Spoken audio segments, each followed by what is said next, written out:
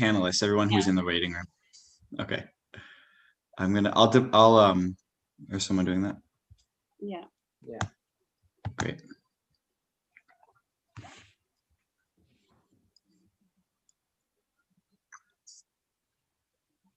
Ok, el YouTube está funcionando ya mismo. Ok, lo comparto en hasta ahora. ¿Cuándo comenzamos a grabar? Una vez que empecemos, ¿verdad? A grabar, sí. Ok, Ya ya está estamos grabando también. Ya está grabando. Sí. Pues En Cloud y en YouTube, de hecho. pues nos removemos entonces ya, ¿verdad? Estamos a 4 minutos todavía de empezar.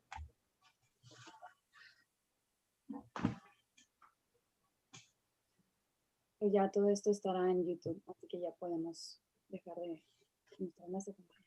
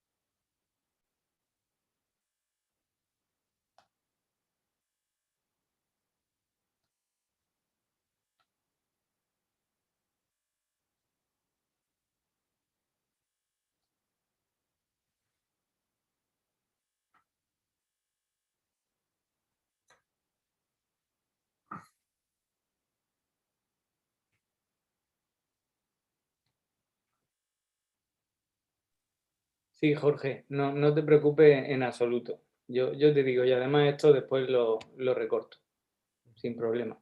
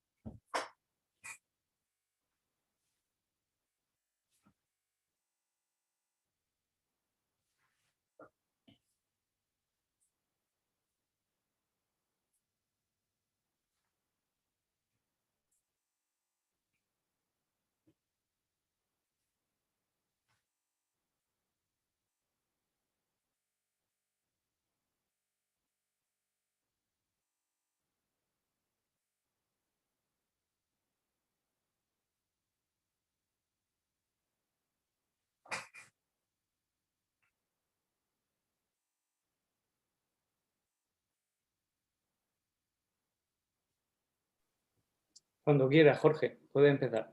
Okay. Good morning, everyone. I'm Jorge Perez, the chair of the Department of Spanish and Portuguese at UT Austin, and it is my pleasure to welcome you all to the 24th biennial graduate student colloquium here at UT Austin. And first of all, I'd like to acknowledge the efforts of the organizing committee, because they persevered to make this happen and keep the intellectual dialogue going in the middle of a pandemic and a major energy crisis here in Texas. and that takes resilience and organizational skills. So bravo to the whole group. They managed to put together a program of 2 full days of interesting presentations and 3 excellent keynote speakers. It's nice to see that a lot of the presentations are actually tied to this year's theme, which is hegemonic ideologies, resistance in Iberian, Latin American, and Latinx languages, literatures, and cultures. It's also nice to see the variety of topics, methodologies, and objects of study. There will be presentations on linguistics, literature, cinema, video games, and my own personal favorite, fashion. It's also impressive that there's a variety of presenters from many places. Apart from in-house graduate students, there'll be presenters from institutions in Arizona, California, Delaware, Ohio, as well as many international presenters from Brazil, Germany, and Spain. Well, that's impressive. I have to confess that thinking about what to say today made me nostalgic, because it made me remember that the very first academic paper I gave was in the graduate student colloquium in my own grad program at the University of California, Santa Barbara, back a couple of decades ago. I gave a paper that had nothing to do with my main focus or area. I do Spanish cinema, and I'm pretty sure that that paper was about Portuguese literature. It was about José Saramago's novel Ensayo sobre la ceguera, and it was a paper in English. My English was not that great at that time. The paper also led to my very first publication. So it was the seed of my first everything. That's what I mean. I'm nostalgic today. I do remember that I was very nervous before my presentation. And I imagine that for some of you, this might be your first time as well. So if you have some nerves or butterflies in the stomach, don't worry, that's normal. To this day, I still get nervous before every single presentation I give. Even today, you're just worried but that everything goes well. And it means that I care. It means that what I do still matters to me. It's not a routine task. The day that I don't get nervous before a presentation or a paper, or the day that I stop caring about what kind of feedback I might get about my work, well, that will be my cue to start thinking about retirement. I know that the online format via Zoom is not ideal for networking, for sharing your work, for building your academic community, especially because you miss the best part of conferences, which is socializing with friends and making new friends. I mean, the best professional networking, hands down, always happens at the conference hotel bars, hands down. But I still hope that even though you don't have that in this colloquium, but I still hope you make the most out of this event and have productive dialogues. I'll try to come back throughout the colloquium, but I have to apologize in advance because I cannot stay for all of it. I teach this morning at 11, so the rest of my morning belongs to preparing for that class, and it belongs to the undergrads. And I will also step out because I have administrative meetings. It's the joys of my current position, but I'll try to come back, to see some of the presentations. Again, welcome to the graduate student colloquium, and congratulations to the graduate students for putting this together during difficult times. And I will see you hopefully later today. Thank you and welcome again.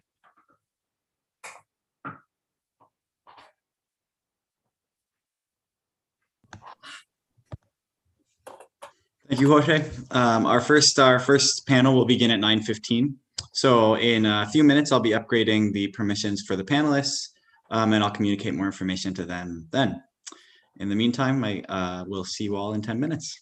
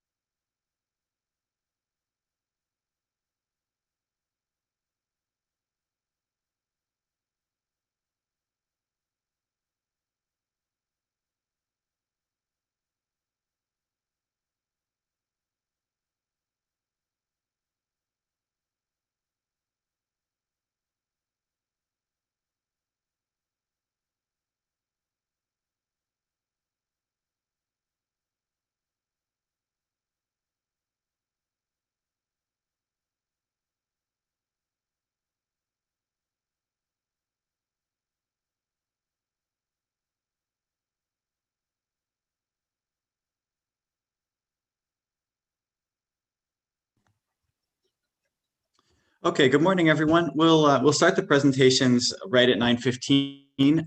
But in the meantime, since we have a couple minutes, I wanted to go over some format things and clarify some of the tech specs, if you will, of how this will work. My name is Luke Bishop, and I will be the moderator for this session. I'm a grad student here at UT. And these are the following things I wanted to remind you about the format. Each presenter will have 20 minutes to present, and then we will have a combined Q&A after all three presenters have finished. In the meantime, I'd encourage you all to ask your questions throughout the presentation. Don't do it in the chat format down below, do it in the Q&A. I'd encourage all of you to be following along with those questions as we go, because you'll be able to upvote them if it's something that you'd especially like answered as well. One other thing about the questions is that as you ask a question, please specify who you're asking it to, since we'll be doing all the questions in a combined format at the end. Regarding timekeeping, instead of sort of holding up the typical 5 minutes left, 1 minute left card, I will be briefly unmuting myself to say 5 minutes, 1 minute, and time for each of our presenters. So don't be alarmed. We just figured that was the easiest way to do that with Zoom. Just so everyone is aware, this is being recorded and it is being streamed as well. And I believe that that's it. So we'll begin here in a moment. We have 3 exciting presentations in this session. This session is entitled Migration and Linguistics. We have presentations from Juan Rosas, Teresa Blumenthal, and Rubens Lacer Dagisa. Our first presentation from Juan Rosas is entitled Not Mexican Enough, Narratives of Exclusion, Policing Figures, and Stance Taking Among Second and Third Generation Mexican Americans. Juan, whenever you're ready.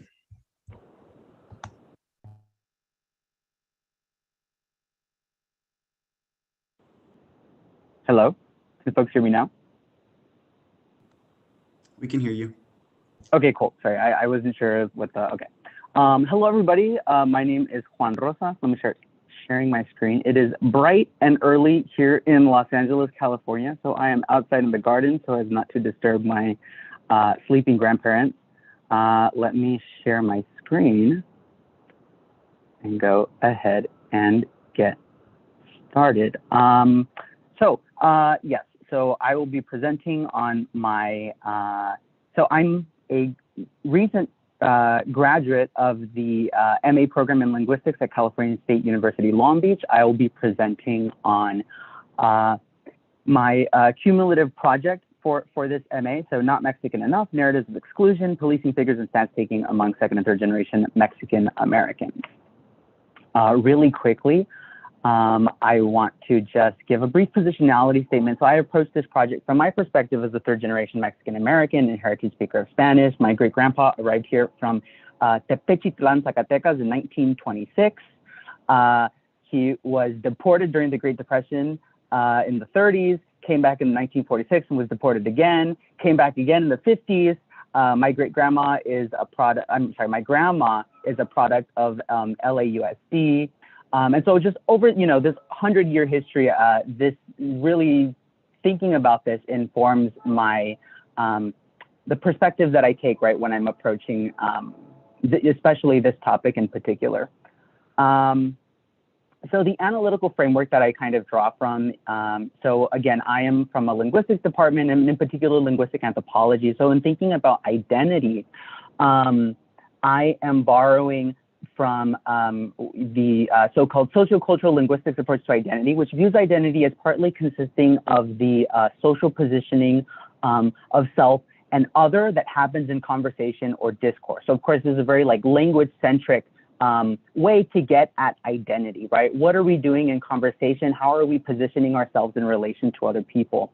And so really building off of that, right, one kind of tool then to look at this is this idea of stance, which really isn't too different from the layman's or the layperson's understanding of stance as taking a position on something. Really, the difference comes in what are we defining stance as? And this is, again, a very linguistic and in particular sociolinguistic approach. So viewing stance as linguistic action and social action invoked in the evaluation of a stance object, right? So whatever it is, the thing that you are presenting on. There's a helicopter out here, so if you guys can't hear me, just bear with me. Figures of personhood is another thing that I want to briefly bring up. These are basically the idea is that these are behaviors that become linked to certain types of people, right? Categories of people. Another way to think of this might be sort of like archetypes, right? So I'm going to be talking about narratives, and I'm going to be talking about particular figures that appear in this in these narratives, and just the types of behaviors that are linked to these figures, and in particular policing figures. And then again, this idea of racial linguistic enregistrement is very it's very similar, except when we're talking about what behaviors get linked to what kind of people, we're talking about what linguistic behaviors get linked to what particular kind of racialized people. Right, so the kind of stance taking that I'm going to be talking about in particular is this idea of authentication or de-authentication, right? And these are honestly also, I think, very kind of straightforward. Authentication or authenticating stances are moments in language when we are staking a claim to realness, right? So if I want to claim a real Mexican identity, you know, quote unquote, right, real Mexican identity, I might say, I'm Mexican, right? As simple as that. I might say, soy mexicano, and maybe the fact that I'm saying in Spanish gives it like a little bit of like extra leverage, right? It's very contextual. And then de-authenticating stances are sort of the opposite thing, right? You are denying a claim to realness.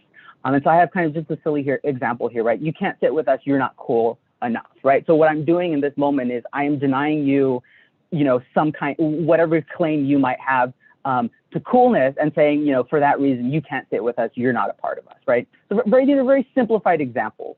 And so the question that I was really looking at in this project was, how does stance taking figure into the identity construction of a group of second and third generation Mexican Americans, and really focusing on these authenticating and de-authenticating types of stances.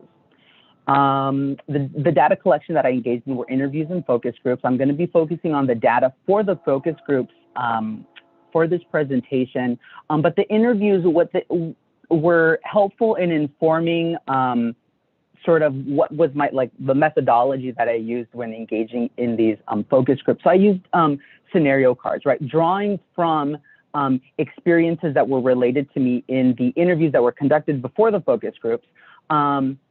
And I use these stance cards as sort of these scenario cards, I'm sorry, as a conversation starter, right? So here we have a card that says, Sarah doesn't feel as connected to her Mexican heritage as she thinks she should. She wishes that she could connect more, but does not know how. And this was very open-ended. It was a stack of cards. Participants drew these cards. I had 4 participants in this focus group. And it was really just, what are your thoughts about this, right? You know, it wasn't, do you agree, do you disagree? It was really just, what were your thoughts? And it was a way to elicit these kinds of stance taking that I was interested in capturing. Yes, so narratives of exclusion. This was kind of what emerged from the data. So these were narratives where participants were related being positioned, right, outside of Mexicanness. And again, this is a group of second and third generation Mexican Americans. And these narratives had the following features. So they always have the presence of the participant, right, who is, I mean, they're telling the story. And in these stories, right, they are being positioned outside of Mexicanness by what I'm calling a policing figure. The policing figure were third-party individuals, often unnamed, who sort of play like the bad guy in the story, right? They, through the attribution of stance, and we're going to be getting to that in a little bit, they construct, these policing figures are constructed as policing the boundaries of Mexicanness. And then the last thing we have here is what I'm calling the Mexicanometro, the Mexicanometer, right? This is criteria by which Mexicanness is judged. So this sometimes showed up, but it didn't always. I have a couple of examples here of just criteria that were brought up in terms of like the ideological like bundling of like, what does it mean to be Mexican, right? And then there's all of these things that end up coming up. So language, physical appearance, length of time in the United States, with the idea being that the longer your family has been in the US, the less Mexican you become. Geographic origin, right? There was talk of like, you know, Mexicans from Mexico and US Mexicans, and right, just all of these different kind of categories came up. So I want to jump right into like just this first narrative or this excerpt that I had here. So this is Shakira. This is a pseudonym, by the way, not the actual Shakira. And so Shakira says, in terms of like, I mean, there's a lot of that sentiment in the community, especially here where like, oh, you're not Mexican enough, this or that, or like if you don't speak Spanish. So in the first 4 lines, Shakira's providing commentary on what she evaluates as, right, just commonplace sort of policing that happens in the Mexican community. And what's really interesting is that so in line 5, she contrasts her voice as narrator through this use of so this is like a linguistics term, right? A quotative discourse marker, right? This discourse marker is signaling that she is then voicing somebody else, right? So, oh, you're not Mexican enough, this or that, right? And in voicing this figure, right, she is attributing this stance to them, this de-authenticating stance. So her Mexican identity is the object of evaluation, and it's being judged against, right, Spanish, right, is what she brings up in line 9. So I want to go to our next excerpt. So here we have Jolene. And so again, it's a very, similar kind of narrative. So people told me I wasn't Mexican enough because I didn't speak Spanish, or I don't necessarily look completely Mexican either. And so again, now here we don't have a direct, like a quotative O, right? She is just kind of, it's a description of this kind of policing behavior. So people told me I wasn't Mexican enough because I didn't speak Spanish, right? So again, she's attributing certain types of de-authenticating stances towards this particular type of figure, this policing figure is what I'm calling it. So again, so from the narratives of the policing, then what we get is we get 2 actually figures are involved here. I'm focusing a little bit more on the policing figure, but we also have the policed figure, which is the participant themselves, right? So this is all interesting, right? But then I think what's even more interesting is that participants didn't leave it at that, right? This wasn't just the simple recounting of these narratives and then it's like, oh, well, like, I guess we're not Mexican enough, right? Participants actually, so I argue that this is sort of strategic, right? They create these characters, right? These narratives as a strategy to engage in what I call self-authentication, but through meta-stancing. So just, it gets a little bit complicated, but the idea of meta-stancing is really that they are taking stances on these other stances that they have constructed, right? So they have like sort of created this little narrative, right? And now they are taking a step back from this narrative and commenting on, the types of individuals in this narrative. So for instance, Jolene, this is actually the same excerpt that we just saw, just with a little bit more included at the end. So Jolene says, people told me I wasn't Mexican enough because I didn't speak Spanish, or I don't necessarily look completely Mexican either. So people don't believe me when I say I'm Mexican. And I'm like, I am, I swear. So it is in those lines 7 to 9 where she's then taking like a step back from this narrative and addressing the other people in the focus group, right? Sort of looking for like ratification of like I am, I swear, she's laughing about it. And And this becomes even a little bit more clear with Tater Tot, another pseudonym that was chosen by the participant. So Tater Tot says, definitely, I agree with you that like, it doesn't matter what you do. You are always gonna receive pushback, and I always push back. And I just say, what are you, the culture police? So this is here she's even like flipping the script, right? She is de-authenticating the de-authenticators, which I think is really interesting in asking this. What are you, the culture police? You know, what gives you the right is kind of what she's getting at here. And this elicits laughter from myself and one of the other participants. And so she goes on, I can have as much pride as I like. I don't let them dictate. Their opinions dictate what I feel I believe I belong to. So this is then, right, that a series of self-authenticating stances that she's taking here, right?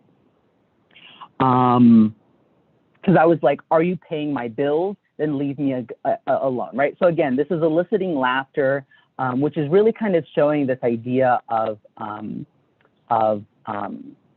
sort of like solidarity almost between the participants. Like, oh yeah, like I understand that.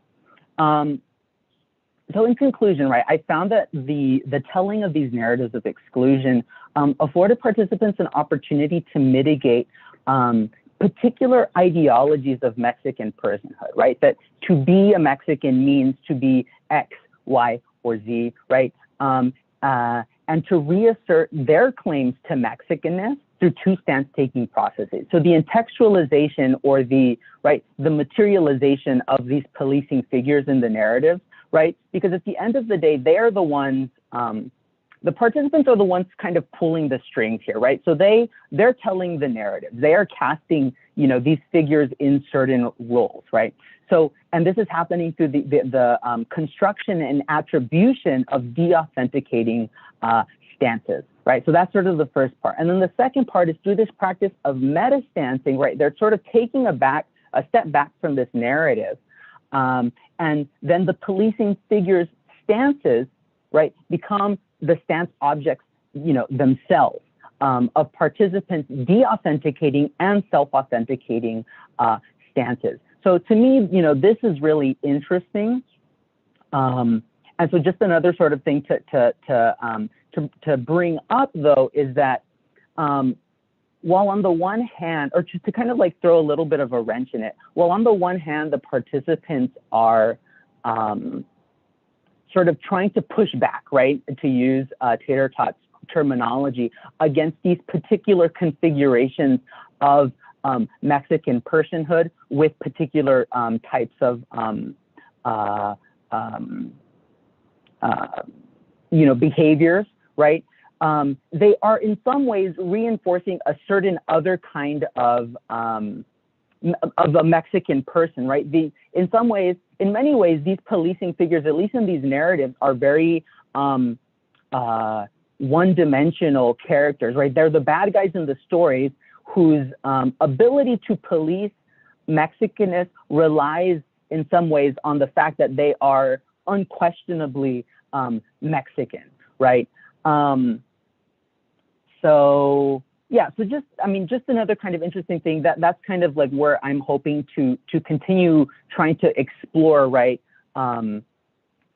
These types of stance taking, you know, what does it mean to position other folks, right? Other Mexicans are policers and I am policed. I'm really interested in exploring just kind of like that, that sort of like stance taking and in these types of narratives. So yeah, that's it. I think I'm a little bit under my time, but I am Great. done. Thanks a lot. Thanks a lot. That was a very exciting presentation, Juan. A lot to think about internal dynamics. I have a lot of questions myself, but I'll hold on for now. In the meantime, if you have questions for Juan, please go ahead and put them into the Q&A now, and we'll get to them later. Thanks a lot. Next, thank you so much. up, coming to us. You're welcome. Yeah. Yeah, exactly. Please try using the Q&A there for for that. I think the only people who can't use the Q&A are the panelists themselves. Our next presentation comes to us from Teresa Blumenthal, one of our own here at the University of Texas at Austin. She will be presenting on voceo retention in the Uruguayan population in the United States. So whenever you're ready, Tess.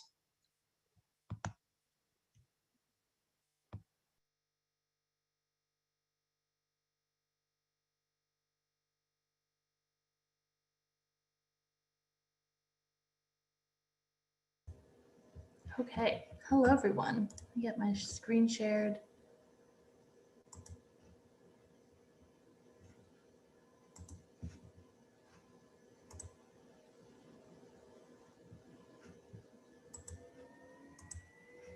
Okay. Can everyone see this? Everything looks good. Yep, it looks good. Okay, perfect. So let me get my timer started here. Okay, so yes, I will be presenting on voceo usage among Uruguayans in the United States.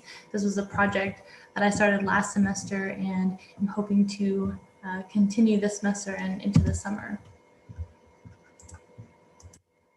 So a quick layout of how we're going to go through this presentation. It will basically be a walkthrough, kind of a paper. So I'll have a quick introduction of why I'm interested in this population and how I've come to learn a little bit more about the population. And then we'll have a quick literature review where we talk about voceo a little bit and language accommodation in general forms and one of the readings that really informed this study. And then my methods, some brief findings. I won't go over everything just for the sake of time. So many things we could talk about. And then a brief discussion of some of my findings and then a quick conclusion, including some things that I might look to as I continue to develop the study. So one of the principal reasons I'm interested in this population is because I did study abroad in Uruguay. It was really great. And that's also where I first encountered really frequent use of the voceo, which is the second person informal address. And I started using this and I had friends who used it and it was very interesting. When I came back to the US and was living in Texas, of course, I really didn't encounter this population a lot. I knew a few members of the population living in the same town I did, but much smaller and much less. But I started thinking about Spanish populations in the US. I also took a Spanish in the US course when I returned. And so that also affected how I saw the ways that different varieties of Spanish in the United States interact with English as some would say the dominant language, with other languages, but also amongst each other. So how do different Spanishes in the US interact? And then as I was reading and learning a little more about this last semester, I came across some papers. Some were just by Rivera Mills, but two were by Woods and Rivera Mills. And this kind of talked about language accommodation and voceo retention among different populations, not among Uruguayans specifically. And this really made me think about smaller, less dominant Spanish-speaking populations living amongst other types of Spanish. So really fast, what is the voceo? This is a second person address. Certain verb forms are not different. Some are. I would say the most easily recognizable is using the pronoun. There's kind of an interesting hybrid voceo tuteo used in Montevideo, and then there are even pockets of just solely tuteo used in Uruguay. So you can see that in some places there are really lots of different ways to use the second person. So we can use the usted, vos, tú, or a hybrid form in Montevideo. Eastern, maybe it's just tú and usted. In Western Uruguay, it might be vos and usted. So there really definitely is some variation. But I was putting that all kind of together and generally looking at just voceo usage when doing this pilot study that I'll talk about today. So I just have here a quick list of what is generally known as the dominant varieties of Spanish in the US. So we have Mexican Spanish, Puerto Rican Spanish, Cuban and Dominican Spanish. Of course, the location and area really does determine what population you're in. So if you're in New York or Chicago or Houston, the Spanish majority or the dominant Spanish variety is going to change. Miami, these are areas that there are pockets of different varieties that are the dominant variety in that area. But overarchingly, the Voceante varieties are not dominant. So there are not many places, maybe a few small pockets. I know New Jersey has a few pockets where, you know, it's all the Uruguayos and Argentinos, but generally speaking, this is not the case. So I kind of make that overarching statement that wherever these Voceante varieties go, they're most likely not the dominant group. And then, of course, what are the reasons for language accommodation? So the biggest one is kind of fitting into this community. And Juan had a great presentation kind of about what does it mean to be Mexican American and what are ways that people or individuals other individuals, right? And so this can even happen in Spanish-speaking communities where there's a marked form of Spanish and all of a sudden is that negotiating my acceptance or my othering into or outside of a certain group. So my general research questions for this pilot study was kind of just to get an understanding of what Uruguayans are experiencing. So being interested in sociolinguistics, I was interested if certain factors played a role in voceo usage. One of the Woods and Rivera Mills studies found that women treated voceo differently than men, even within married couples. These individuals felt differently. I was interested with whom do participants use voceo? Is it strictly at home? Is it out and about? Is it I'm Uruguayo and I'm going to use vos, and if you use tú, we'll figure it out. Or, and then, you know, or something else, some other variant. And then my third question was, is language accommodation taking place among this community? So I thought, you know, there's a chance that language accommodation is or is not happening, and I'd like to learn more. So generally I had a pilot study. I'll talk a little bit more about this at the end and my future steps. The only group that allowed me to post my survey I tried to time it so it'd be about 10 minutes. And the only group that allowed me to post it was an Uruguayos in Manhattan. And this group I had been familiar with before because I actually did a small study a long time ago of voceo usage just on their Facebook page. And I was able to be accepted into some other groups. I was also originally hoping to look at Argentinos, but they would not allow me to post. I was trying to communicate. I simply am trying to learn about the community, not infringe on anybody. But that was one of my issues I had. So I was only able to post to one group for a few days. And I had English and Spanish links. I was, you know, unsure of how comfortable people would feel in either language.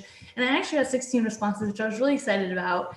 And there were kind of two parts to the survey. So the first one, I built a modest sociolinguistic profile. So it couldn't be super long because I wanted people to stay engaged and answer my questions and not get, you know, have that fatigue of answering a long survey.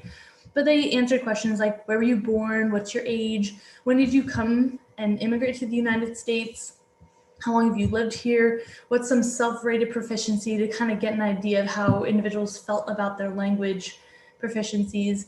And then the second part, which was just as important, were these questions related to voceo usage.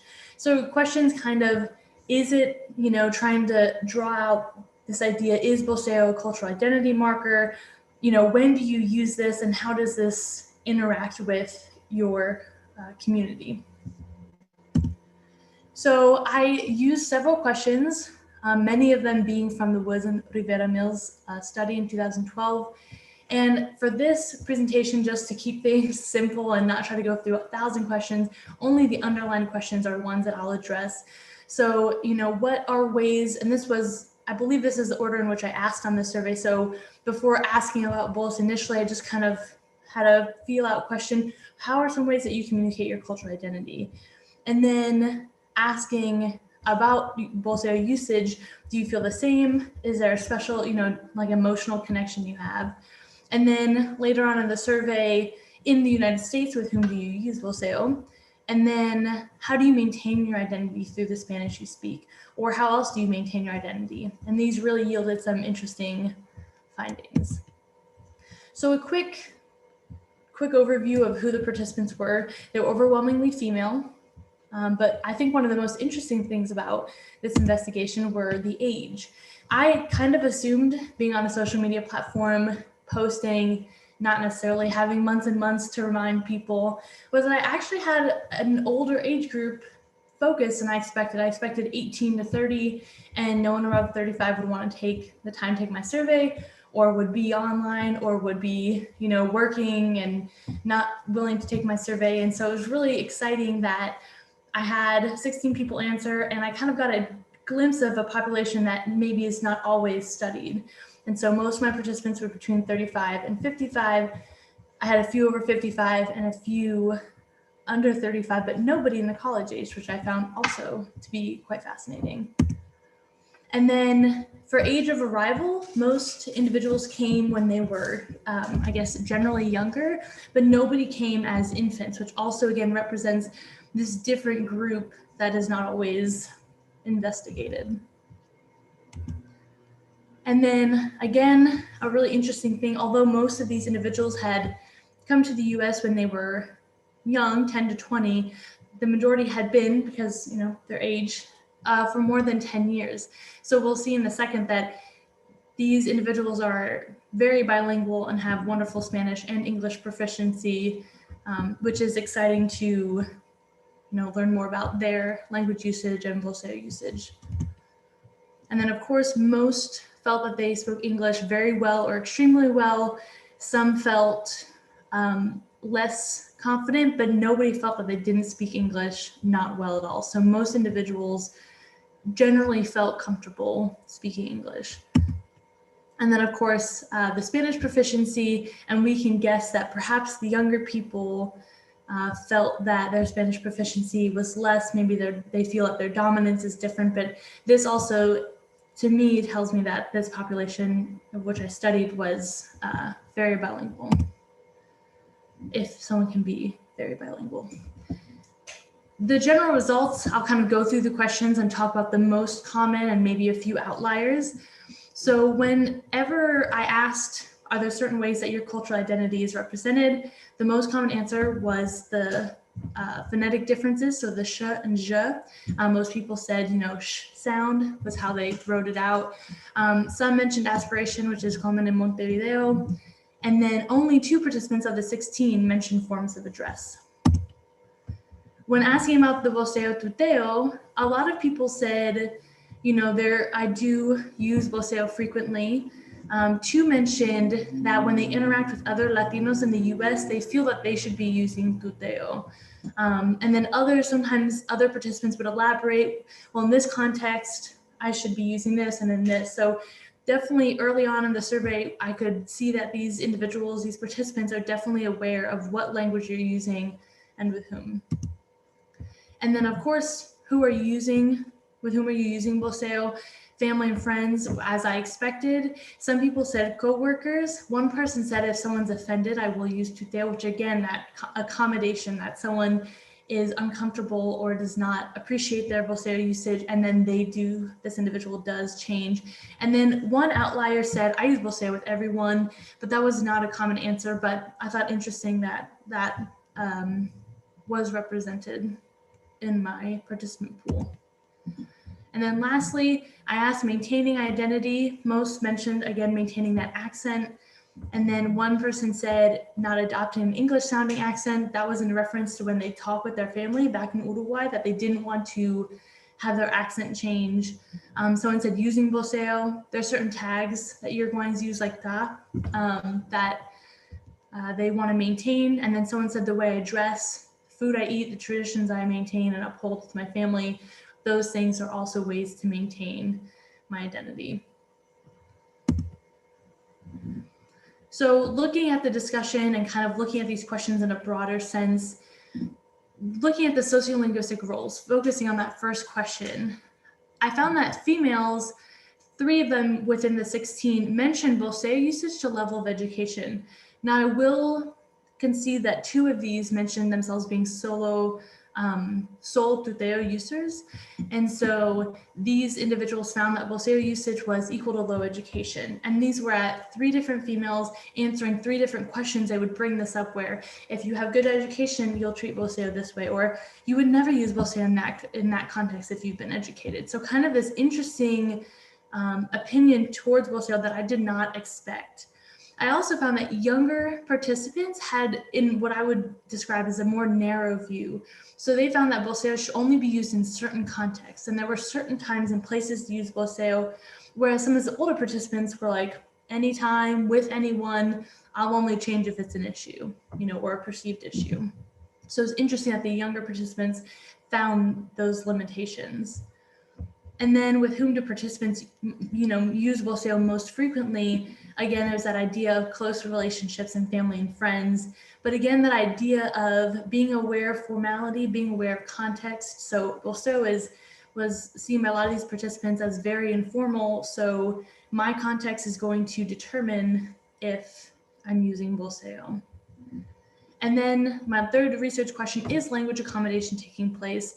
I would say yes. So I think that participants are aware of other varieties of Spanish. And although I don't elaborate a lot on this I don't include quotes from the participants' surveys, they do mention at work, I will not use Bolseo, or I wouldn't use Bolseo in this context, or if someone's offended, I'll change and not use Bolseo. So this definitely, these participants are aware that they're not the dominant variety, and I would say that they don't feel like everything they say is marked, but they're definitely aware of their differences.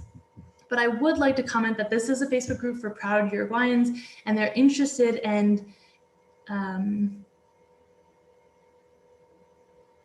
don't want to say determined, but they're invested in maintaining their cultural identity through the ways they speak, food they eat, clothes they wear. So they definitely are active in maintaining distinct features of their variety and identity. And so looking, maybe assuming that the larger population may not feel the same way, I would assume that some linguistic accommodation is taking place in these communities. Yes, you have 2 minutes left. 5 minutes? Okay.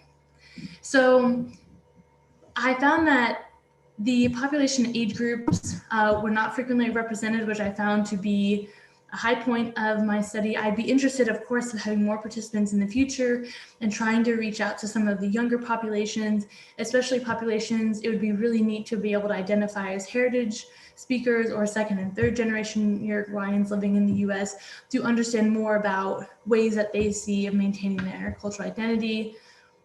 Of course, I find that the small population is accommodating to the larger populations in this case. Again, I think that there is room to seek a large Uruguayan population in the US and study that population, but I still think even in the largest group, they're still dwarfed by other varieties of Spanish.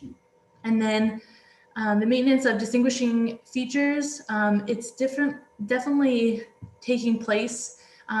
One participant mentioned that if her daughter uses tuteo, she's always corrected. She's only instructed to use Bolseo at home. And so she really wants to maintain that with her daughter. And so there are definitely features being maintained. But I still overall think that linguistic accommodation is taking place with Uruguayans in the US. In the future, I've thought about asking more questions, maybe even asking, because these individuals were so willing, I posted and within a few days had so many responses, that maybe some of these individuals be interested in interviews. Hopefully once the vaccines and people are regularly vaccinated, I could interact with these individuals and conduct interviews. I've also thought about reaching out to Argentinos, but I am not completely sure how I can take some of those steps. If anyone is Argentino and has an in on Facebook groups, please let me know. So I think there's definitely room for future growth with this pilot study, but I'm excited about the findings so far. And I think that's it for me.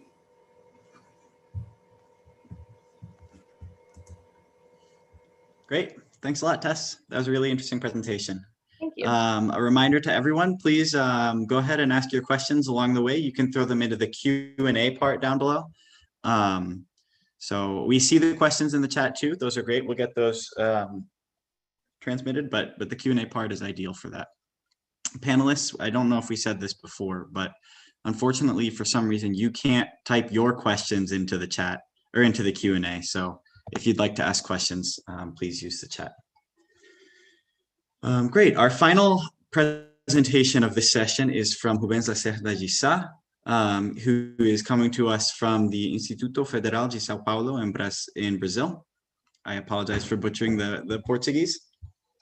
And Rubens will be presenting his talk entitled Migrantes Bolivianos, Ideologias, Identidade, Invisibilidade e Exclusão.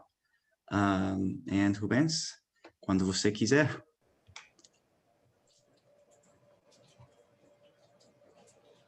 Bom, então eu vou testar o português de todo mundo agora, Luke, fazendo a apresentação em português, tá ok? Poderia me dar um feedback se meu áudio está bom, por gentileza? Tá bom. Tá bom, perfeito. Bom, eu gostaria de agradecer pela oportunidade, né, de estar aqui com vocês e de poder compartilhar um pouco do meu trabalho nos últimos quase 10 anos, né? Essa pesquisa com os migrantes bolivianos, ela iniciou quando eu comecei o mestrado, né, eu morava até então numa região aqui no Brasil, em São Paulo, com muitos migrantes bolivianos, e eu fazia parte da comunidade de imigrantes quando comecei a perceber as dificuldades e as situações que envolviam esses migrantes, né? Então, esse trabalho ele começa com uma pesquisa de mestrado. Depois, no doutorado, eu estudei a situação dos migrantes num cenário de universidade. Depois, no pós-doutorado, eu voltei à comunidade para falar um pouquinho mais para entender melhor a situação deles e orientei alguns trabalhos nesse assunto. E agora eu estou desenvolvendo um projeto numa cidade próxima a São Paulo, na região metropolitana, em que há muitos migrantes bolivianos com dificuldades envolvendo a questão da inclusão na escola. Então, os meus trabalhos, eles estão todos relacionados a essa questão dos migrantes bolivianos nos últimos anos, né? Então, vou falar muito brevemente sobre a questão das ideologias, um pouquinho identidade, um pouquinho invisibilidade e um pouquinho exclusão, né? Esses trabalhos, como disse, são desenvolvidos no Instituto Federal de São Paulo e na Universidade Federal de São Paulo, onde eu atuo na pós-graduação, orientando mestrandos e doutorandos nessa universidade, iniciando os trabalhos nessa universidade agora. Qual a razão do meu interesse? Por que esse assunto é um assunto que começou a chamar a minha atenção? Daí eu trago aqui para vocês alguns breves recortes de notícias na mídia brasileira, aqui em São Paulo, sobre a condição dos bolivianos, dos migrantes, né? Uma notícia chocante, fala de um garotinho de 5 anos que foi morto no colo da sua mãe. Assaltantes invadiram a casa e a criança chorava muito e os assaltantes se irritaram e acabaram matando a criança de 5 anos no colo da mãe durante um assalto a migrantes bolivianos aqui em São Paulo. Numa outra notícia, nessa notícia aqui, a gente já vê, já é possível ver, né, como numa outra situação de assalto, um imigrante boliviano, ele é agredido, e no caso desse imigrante boliviano, essa notícia é bem recente, né, ele ficou em estado grave, com traumatismo craniano, foi internado, ficou muitos dias hospitalizado também numa outra situação de assalto. Nessas duas notícias estava envolvendo o assalto, porque acredita-se que os bolivianos têm muito dinheiro guardado em casa porque trabalham bastante, né? Então se tornaram um alvo dos criminosos aqui na região. E essas outras duas notícias estão associadas às crianças na escola, né? como as crianças bolivianas elas são vítimas de bullying e de violência verbal, às vezes até física, nas escolas ou em algumas escolas públicas aqui em São Paulo. Né? E a notícia é a seguinte, como esses alunos eles se organizam para combater o bullying e a xenofobia aqui em São Paulo. Então, esse tipo de notícias é que me despertou, chamou a minha atenção para olhar a situação dos migrantes bolivianos aqui em São Paulo. Muito bem. Então, eu comecei a perceber, né, que esses migrantes bolivianos, eles vivem, muitas vezes ainda, né, num processo conflituoso que envolve invisibilidade na sociedade atual, né? Eles, embora estejam geograficamente presentes na cidade, mas eles são invisibilizados, são guetorizados, né? Isso provoca uma crise identitária, né? Muito séria nos bolivianos, né? Um pouquinho relacionado com o primeiro trabalho apresentado pelo Juan, quando ele fala sobre essa questão da identidade dos migrantes que estão aqui, dos que vão e dos que chegam. Né? E tudo isso, para mim, ela se transforma numa grande incógnita, isso tudo está dentro de uma grande matrix, né? Eu chamo assim, num dos trabalhos que eu fiz, eu digo que é como se eles estivessem numa matrix que precisa ser compreendida para poder ser desmantelada, já que os migrantes eles estão nessa situação de exclusão, de invisibilidade, desidentificação, né? Nesse emaranhado, nessa matrix, que eu chamo num dos meus trabalhos, né? Eles estão numa situação desesperadora, né? Num entre lugar, para usar aqui um termo de Homi Bhabha, né? Bom, então, nesse trabalho ao longo dos anos, né, o que tem me movido é uma citação interessante de Michael Halliday, quando ele fala que muitas vezes nas cidades nós resolvemos problemas envolvendo lixo, contaminação de água, contaminação de ar e outros tipos de necessidades da sociedade, mas nós não conseguimos resolver ou não damos a devida atenção aos problemas ou às ações preconceituosas e que destacam a animalidade de raça, cultura ou classe. Né? Isso há mais de 30 anos atrás, quase 30 anos atrás, mais de 30 anos atrás, Michael Halliday falava sobre isso. Então, é exatamente essa condição dos bolivianos, no meu entendimento, na minha percepção, estando inserido na comunidade. Né? Problemas de ordem estrutural ou de infraestrutura são atendidos, mas no que diz respeito à estereotipagem, preconceito e discriminação e animosidade em relação aos bolivianos, esses problemas não são resolvidos. Então, eu quero entender, né, estou procurando entender quais são os processos sociais e linguísticos envolvidos nessa condição dos bolivianos. Né? Quais são algumas barreiras que eles enfrentam, quais são os desníveis ideológicos e excludentes que eles enfrentam, como é que é o processo de construção e desconstrução e reconstrução do sujeito e da identidade desses sujeitos, né? Como que é o processo de invisibilidade desses bolivianos aqui nesse locus que eu pesquiso. Né? Então, essa é a origem e a ideia central. Né?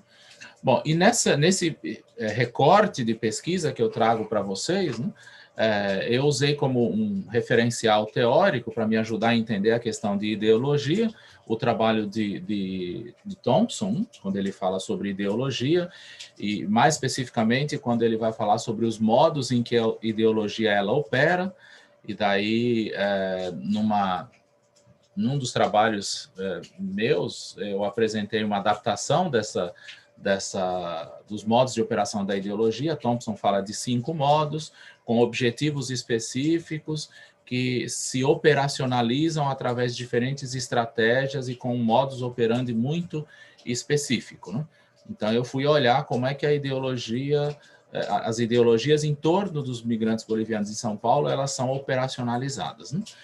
E depois, para considerar o aspecto linguístico, né, as escolhas linguísticas feitas pelos bolivianos, né, inicialmente, né, eu preferi utilizar um recorte, né, da linguística sistêmico funcional, que é o sistema de avaliatividade, e alguns subsistemas e o que eu chamo depois de níveis de delicadeza. Então, dentro da linguística, do quadro teórico da linguística sistêmico funcional, o meu recorte está no sistema de avaliatividade e no subsistema atitude, e dentro de uma categoria que é chamada de afeto, né? Então, essa é o referencial teórico que eu uso para poder começar a entender esse movimento envolvendo os bolivianos aqui, né? Então, aí eu trago alguns exemplos, né? Lógico que não temos tempo de ler, nem analisar em detalhes, né? Mas parte desta pesquisa eu realizei numa atividade, um grupo focal, uma tarde inteira de atividades com os meus participantes, né? E nesse momento aqui eu mostrei inúmeras imagens da Bolívia para os meus participantes, né? Entre os participantes havia adultos, pais e avós, havia casados, havia solteiros e solteiras, homens e mulheres, evidentemente, né? Havia jovens e havia adolescentes também no grupo, né? Todos nascidos na Bolívia e que migraram para o Brasil em diferentes etapas e idades, né? E aí, depois de trabalharmos algumas imagens e falarmos bastante sobre a Bolívia, o que é a Bolívia, né? E eles puderam falar muito sobre a Bolívia, né? Eu pedi que eles escrevessem um pouco sobre a Bolívia, né? Sobre o que havíamos discutido, um parágrafo, né? E aí, nesses parágrafos, aí eu trago excertos aqui, que depois posso compartilhar com vocês, né? Em que é muito perceptível como as ideologias elas se operacionalizam na própria fala dos migrantes, né? Como eles legitimizam, tentam legitimar, através das suas narrativas, os processos de invisibilização e exclusão a que são submetidos, né? Como eles tentam dissimular, como diz Thompson no trabalho dele, né? Por meio de deslocamentos ou por suavizar os maus tratos e as ações de exclusão a que são submetidos aqui na comunidade, nesse cenário, né? Depois, num outro momento, nós assistimos a um vídeo, né? Sobre a Bolívia, um vídeo que falava de turismo, e eu pedi que eles, nas narrativas deles, que eles fizessem um desenho sobre o que representava a Bolívia para eles e essa relação entre o ser boliviano e viver no Brasil. E aí eu trago 3 exemplos para vocês, né? Nós temos o caso de uma participante, que eu chamei de Mariana, né? Como ela tentou depois, ela explicando, né? Eu também posso compartilhar com vocês, no desenho, como ela tenta unificar o ser boliviano com o ser brasileiro e estabelecer padrões para eles, né? Aí ela explicando o desenho, ela mostra isso, né? Um outro participante, o que a gente chamou de Juan, né? Ele menciona na narrativa visual dele, ele explicando a narrativa visual dele, né? Como ele vivia esse movimento duplo entre Brasil e Bolívia, né? Se ele deveria vir para o Brasil, se ele deveria ficar na Bolívia, e nos 2 momentos ele entendia que ele deveria ficar em ambos os lugares, né? E como ele se sentia fragmentado e, ao mesmo tempo, excluído nos 2 países, né? No país de origem, que é a Bolívia, e no país acolhedor, ou que os acolheu, que é o Brasil, né? E um outro desenho que também me chamou bastante a atenção, e esse tem bastante a ver com o trabalho que o primeiro apresentador, o Juan, apresentou, né? É o trabalho de José. Ele decidiu fazer um desenho da Bolívia, da bandeira da Bolívia e brasileira, né? E aí ele apontou as cores, misturando as cores da bandeira brasileira com a bandeira boliviana, né? E aí ele vai reificar, né?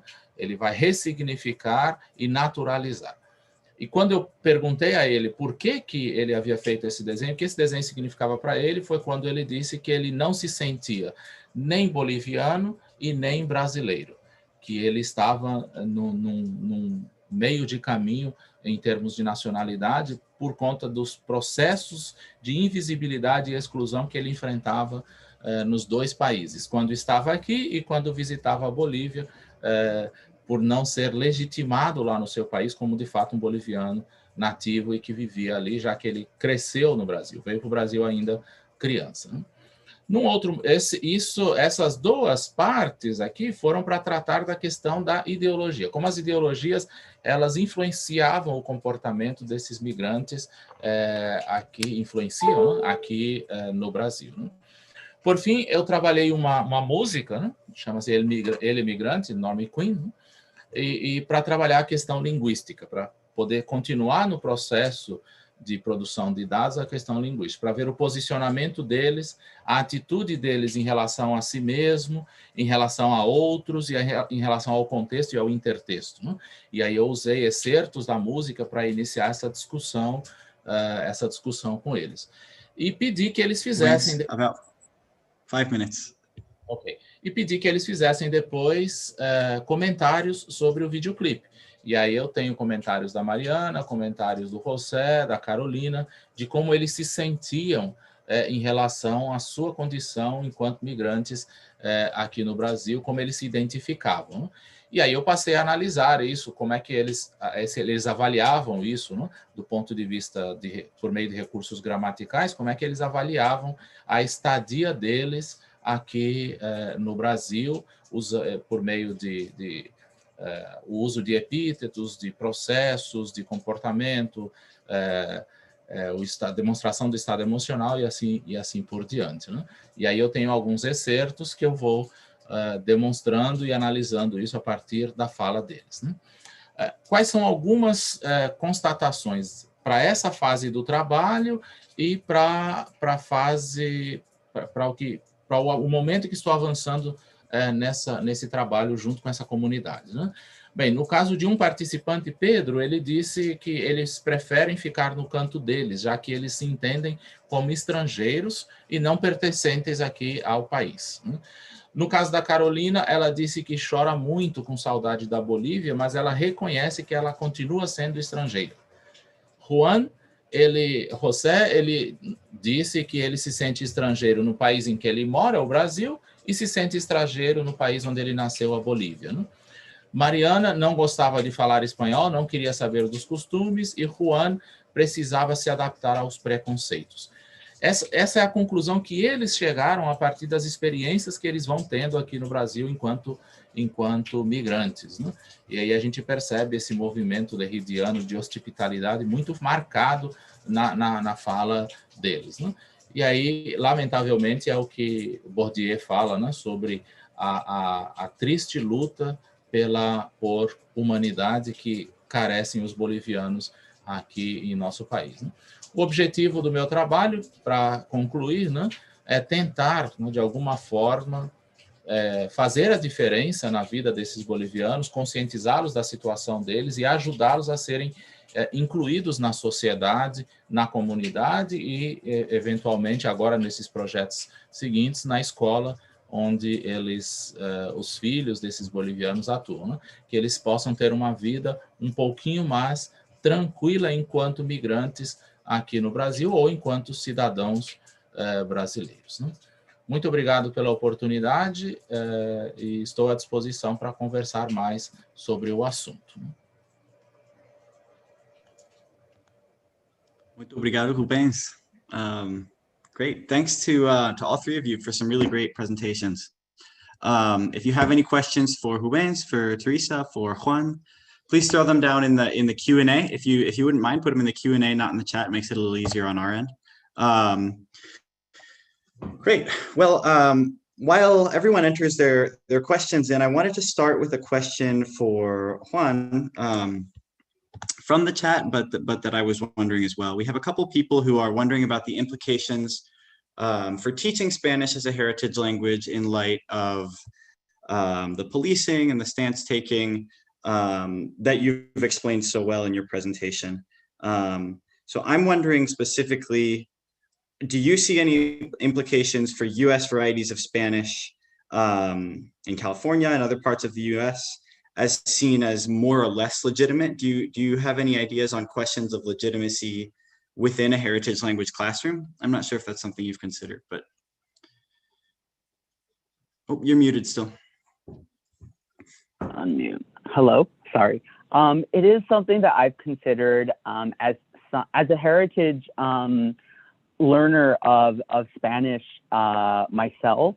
A little bit less sort of, I mean, I haven't done any research in that area myself, but I do think that there is something to say, because I mean, the thing about stance, so I mean, I think about stance taking, but right, these stances do not, they're not just stances, right? I mean, they have like really real sort of implications in terms of how it makes, you know, students feel, in terms of, I mean, there's a lot of, I mean, and I speak about this like from personal experience, this idea of shame that really comes with like being told like you're not Mexican enough because you don't speak Spanish.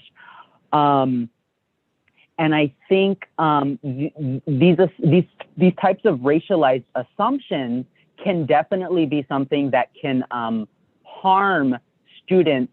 So just to give you an example, I was, so this is thinking about high school. I was taking Spanish because, right, this is my first opportunity to take Spanish.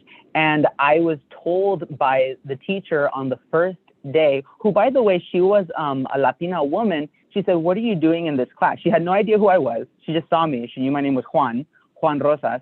And she said, "You need to be in Spanish for Spanish speakers." And I was like, I don't need to be in Spanish for Spanish. Like, you don't understand. Like, I can't speak Spanish. And she sent me to the counselor, right, to go, you know, change and be in Spanish for Spanish speakers. And because I was so scared that first year, I ended up not even taking Spanish class. I was like, she wants me to take this class, but like, I don't want to take that class. So instead of like dealing with this sort of uncomfortable situation, I was like, I took some other elective. So right, these types of stance taking have real effects on heritage language learners, right? These kind of like racialized assumptions, and especially in the context of like learning Spanish, right? So I hope that kind of answers the question, right? I've thought about this less like in like, I haven't done any studies on it, but I mean, I've reflected a lot, you know, on my personal experiences, and these have like really guided kind of like my research interest. Yeah, so I hope that answers the question. Yeah, that's great. Thanks for that. And speaking of stance taking and sort of sociolinguistic variables and things, I wanted to sort of ask Tess something about voceo versus tuteo usage in Uruguay. So you mentioned that tú versus usted versus vos can vary based on geography, but I'm wondering if you see other sociolinguistic constraints or these sort of variation as stance taking, A, in Uruguay, but then B, as transitioning that into stance taking within the US, or as a way to assert a certain demographic beyond being from Uruguay or from the region in general. Is that something you see, Tess? Teresa? Okay, there we are. I couldn't see myself. It was strange for a second. So I guess I hope this answers the question. There are a few studies on language use with sociolinguistic factors in Uruguay. So I know that even within Montevideo, there have been people from Montevideo who say, I can show you on the streets where, you know, someone is tuteo voceo hybrid, someone's just voceo, someone's just tuteo. Like, it really is, even within the city, you know, within the country, being able to parse out where hybrids take place and voceo tuteo are, even within the capital city, where a lot of the population is condensed. But I'm not sure about the sociolinguistic factors that affect that. And I'm not sure how people come to the US and then index that potential hierarchy based on their language use. I will say that some of the statements from the participants were strong about bolseo, as in it's not appropriate, not acceptable, or there are only certain situations or certain contexts where bolseo usage is acceptable, but I'm not, besides all of those kind of stronger education-based comments coming from women, I don't know about the sociolinguistics and hierarchy in the US nor in Uruguay. So I hope that answers your question, / I don't have a great answer for that, just because right now the studies, as far as I know, don't really dive into that a whole lot. It's mostly just bolseo exists in Uruguay and here's some information. It's not as focused. Awesome. Thanks a lot. Yeah, and I think there's a related question about that Professor Koike mentioned in the chat about sort of shifting in these demographics. You know, there's of course the other layer of contact with other varieties of Spanish within the US. So I imagine that would be a factor post-migration. Right. Rubens, I wanted to ask you something about your presentation, specifically sort of in light of Juan's notions of policing within the community, and sort of that made me think about within Sao Paulo, the treatment of Bolivian migrants. How is that internalized, and are there ways in which this sort of erasure of Bolivian identity is then taken on by migrants themselves and sort of becomes internalized and projected from within the community? Is that something that you see? Olá, Luke. Sim, acontece isso, exatamente isso, né? Especialmente com os mais jovens na comunidade, né? Eles começam a absorver essas ideologias excludentes, né? Que eu chamo assim de ideologias excludentes, né? E eles começam a tentar reproduzir isso dentro da comunidade com outros bolivianos. Então, a agressão que eles sofrem fora da comunidade, eles internalizam e reproduzem em alguns momentos as escolhas, especialmente eu olho muito as escolhas discursivas e as escolhas linguísticas que eles fazem, eles indicam isso. Isso gera um problema bastante sério, não só dentro da comunidade, mas fora, porque eles acabam, como no caso de um dos participantes, o José, né, chamado de José como participante, eles não se identificam nem com a comunidade, né, a comunidade boliviana no Brasil, eles deixam de se identificar com os brasileiros também, porque são excluídos pelos brasileiros nativos, né? E também sofrem mais um processo de exclusão quando vão, por exemplo, visitar os familiares na Bolívia, porque eles vão, essa identidade, né, ou esse sujeito vai sendo diluído nessas práticas ideologicamente excludentes que eles vão vivendo, esse movimento que eles vão vivendo sem perceber, né, sem se dar conta, evidentemente. Então, o objetivo da minha pesquisa também é esse, né, ressignificar junto à comunidade como eles podem fortalecer a identidade deles e conviver com a identidade brasileira sem precisar suprimir uma ou outra. Então, esse é mais ou menos o objetivo do meu trabalho com eles, né? Não só com os migrantes, mas agora também com os brasileiros envolvidos no trato com esses migrantes. Agora eu estou acabando de iniciar um projeto em todas as escolas públicas de uma cidade próxima a São Paulo. Então, isso vai envolver todos os professores, todos os funcionários das escolas, nesse processo também de inclusão dos migrantes, né? Eu não sei se respondi sua pergunta. Yeah, great, thanks a lot. Can I add please. a comment? Please. Sure. So bouncing off of what Rubens just said, and actually, if this is okay, I'll speak in Portuguese as well. Eu acho que esse tipo de policiamento que acontece nas comunidades mexicanas também representa o policiamento da identidade mexicana que vem das as instituições aqui nos Estados Unidos, sabe? A ciencialização, assim, que o mexicano fala espanhol, o mexicano tem que aprender inglês, e todo esse policiamento realmente vem, assim, das nossas instituições educacionais, e inclusive outras instituições. Por exemplo, no caso da minha família, a minha mãe falaram para minha mãe, né, os médicos aqui, que era importante ela só falar inglês comigo. Tipo, não falar espanhol para não me confundir, sabe? Então, esse policiamento na comunidade mexicana, eu acho que como você falou, é uma coisa reproduzida e que reflete, né, o policiamento que está acontecendo numa escala muito maior no contexto político, sociopolítico aqui nos Estados Unidos.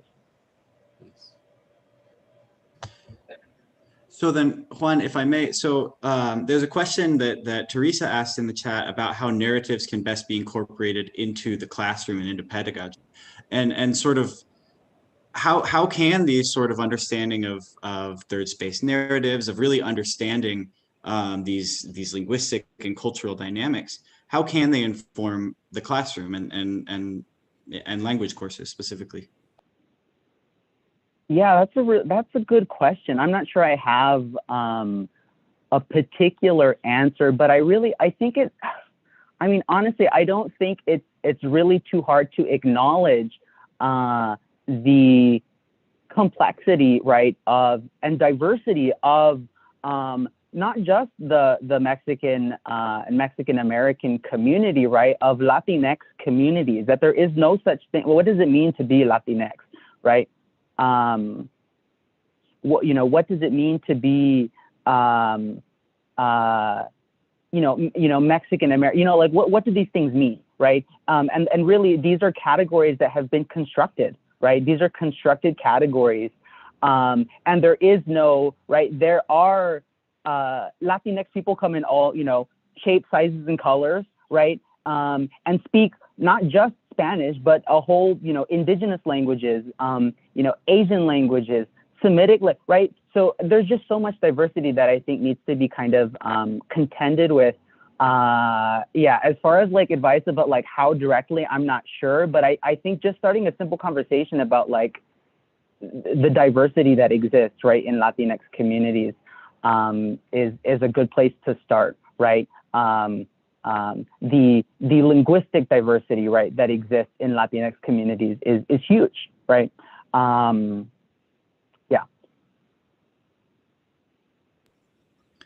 Thanks a lot. Switching back, Teresa, there's a question in the chat from Eddie, who asks, what impact on the results of your work would you believe would develop if you were to expand the scope of your questions to a pan-Hispanic perspective? Would you wish to include other US communities that use voz? And maybe this would be a good time to address, if you'd like, sort of variation within voz throughout Latin America and how that might sort of translate into a US dynamic, if you are comfortable speaking to that. So I would have to first say that I'm definitely not an expert. I'd be really interested in expanding to include other Bociante varieties. I know that Rivera Mills has done a few on the Honduran and Salvadoran communities in the US. I believe specifically in the Pacific Northwest, I want to say in Oregon and Washington, that her studies were focused, and Woods has helped a bit on that. They have a few articles together, maybe like 5. And so there are other people studying the community, which is exciting. I think first, I'd have to understand the different uses. So, do hybrid situations, is it mostly pronominal use? Is it, are verbs and pronouns always being used? Is it really você, usted? So there are a lot of things to look at. I'd also be interested. So yes, the short answer is yes. I think these minority communities, it'd be interesting to, see language accommodation and look at different generations. So, what our 4th generation speakers compared to first generation, and that varies also first generation time in the US. So looking at all these different variables. The other thing I'd be interested in is a lot of my participants mentioned that when they heard someone using voceo, they immediately felt this connection with them. And one person mentioned sometimes they'll say voz and see like what happens. And then if so, it's kind of like this exciting, and they're like, they said something like, and then I never let them go, like we stay friends, and that's really cool. And I'd be interested to see if voceante communities from different countries, how they felt interacting with each other, if they still felt that connection just for being voceante, or if there's something else where if it's voceante en Uruguayo or voceante Rio de la Plata and then voceante, in a different region. So many things left to study. I do think there would still be high solidarity, but the information really will be shown through future research. Thanks. Looking forward to future presentations then. Rubens, Dandara asks, many Bolivians work in the Brazilian industry, often as illegal workers. Have you investigated how this situation affects their identity? Bom, Dandara, primeiro, a gente precisa identificar o que são aqui a indústria brasileira, né? No caso dos imigrantes, dos migrantes ilegais. Então, os migrantes que são indocumentados no Brasil não trabalham na indústria formal. Eles trabalham em indústrias têxteis informais, ou seja, são oficinas de costura cujos proprietários são brasileiros, mas atualmente tem havido uma mudança. A maioria dos proprietários são bolivianos, que chegaram anos atrás ao Brasil. Então, esses bolivianos mais antigos têm a sua oficina de costura, que prestam serviço para a indústria têxtil no Brasil.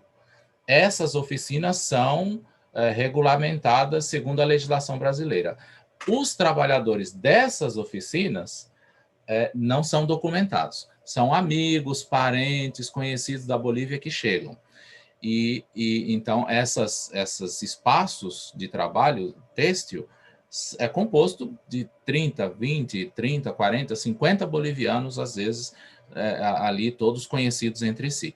Esse segmento não faz parte do complexo industrial brasileiro, reconhecido pelo governo e assim por diante, né? E aí, respondendo a sua outra pergunta, né, se eu investiguei a situação desses trabalhadores nessa indústria têxtil, né? Não investiguei. Existem muitos poucos trabalhos no Brasil sobre a condição dos migrantes bolivianos, são pouquíssimos, né? Os textos que eu tenho escrito mostram que são poucas as referências. Sobre a situação dos migrantes no trabalho têxtil, na indústria têxtil, nas oficinas de costura, como chamamos aqui, né? Há um trabalho muito conhecido, que é do Sidney Silva, da Universidade Estadual de Campinas, mas já é um trabalho de pelo menos 8 anos, ou 10 anos, 9 anos atrás. Então, não tem havido muito trabalho.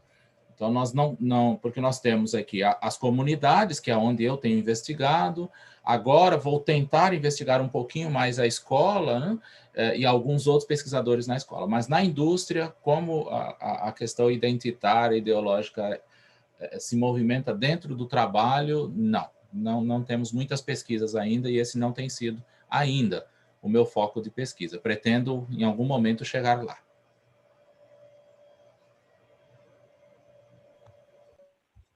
Thanks a lot. Another question from Dandara, this time for Juan. Dandara asks, I wonder if your participants feel the pushback is stronger when they reenact the situation instead of using indirect speech, like some sort of theatricalization of the idea of culture police. That's an interesting question. I mean, I think it's possible. It's not something that I like explicitly address in the paper, but I will say this. So in that quote, that pushback, the person speaking, their chosen pseudonym, Tater Tot, is actually a very interesting kind of a character. Like in the space of the focus group, she is kind of like, I don't want to say theatrical, but she's just very funny. She takes her stances tended to be very strong stances. And one thing about ideologies is that we're able to hold conflicting ideologies. And I bring this up because while on the one hand, Tater Tot took the hardest kind of like line stance against these culture policers, in another moment, one of the scenario cards was meant to kind of elicit just thoughts, right? To really, my idea was like, let's flip the script. And the card says something like, Lorena believes that she doesn't need to teach her children English. She's going to raise her children only in Spanish in Los Angeles, right? And so again, this was just to flip the script, right? To see what would my participants say, you know, as second and third generation Mexican Americans, what are their feelings about this? And so Tater Tot, the same person who takes the hardline stance against these culture policers, says something along the lines of, you're low-key in the wrong country if you're only going to be speaking Spanish to your children, right? So it's a really interesting kind of moment. And I mentioned this because I think I want to complicate, right, this narrative, right? Again, these narratives, the identity policers, who are these kind of unnamed bad guy figures, it's very one-dimensional kind of a character, and it positions the participants as like, oh, like darn, we have it really bad. Like there's these people who want to police our identity, you know, because of all of these XYZ reasons. At the same time, like, what does it mean to position yourself as policed, as being policed in one moment, and then in another moment to be policing people about some different kind of thing, right? Members of the same community. So this is, something that I think I want to, this is like an avenue that I'm interested in exploring, because this idea of the policed self, I think is kind of like a figure in the collective Mexican American imagination. I think of the quote from the movie Selena, right, where they're in the car and Selena's talking to her father, and her father, Abraham Quintanilla, says something along the lines of, we got to be more Mexican than the Mexicans and more American than the Americans, both at the same time. It's exhausting, right? So this narrative, I mean, that movie is like what, 1997, I think, right? So this figure of like the police self, I think, is something that's like very, it's very true, but I think there's a more complex stuff going on, right? It's not, these same people who are police are in other moments policers for different things. So, sorry, I think I went on a little bit of a tangent there, but yeah, I just, kind of the interesting kind of what that question got me thinking about.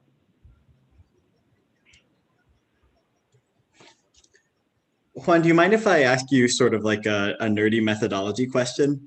Sure. I was really excited. I hadn't seen those. You talked about those scenario cards, and I was wondering if you could explain how you developed and chose the scenarios that you used. Were you inspired by someone else, or is that something that you created? So this is actually something, so I'm not sure. So I'm in linguistic anthropology. My advisor at Cal State Long Beach was the late, great Misty Jaffe. So her whole thing is stance. And this was kind of like her idea, or she kind of conceptualized it. She was like, these stance cards is like something that's really interesting. And I kind of just went with it. So what I did was in the interviews, I just really, right, the idea is I want to elicit stance. So this was like stance as methodology, right? I was really focusing on stance. So I just wanted to get conversation. Thinking about stance, it's very complicated, right? And it's something that I'm still even thinking about, because these cards have like characters. These are narratives where people are taking stances themselves, right? And so then the idea is then to get the participants taking stances on these stances, right, which they did, and then right, they end up making these figures, and then they take another step back and they're making stances on those. So it was very effective. It was very effective, and it was really something that my mentor had kind of suggested, right? Because really a great chunk of her life's work was stance. And so, yeah, that was just kind of the conceptualization, and I ran with it, and it was very effective, you know, this kind of like stance as methodology kind of yeah. Great. Well, we are about at time. So I wish that we could all give everyone a big round of applause for Teresa, Rubens, and Juan. Thank you for 3 really interesting presentations and for some great discussion afterwards. I'm sure that everyone is clapping for you in their own homes. So thanks a lot.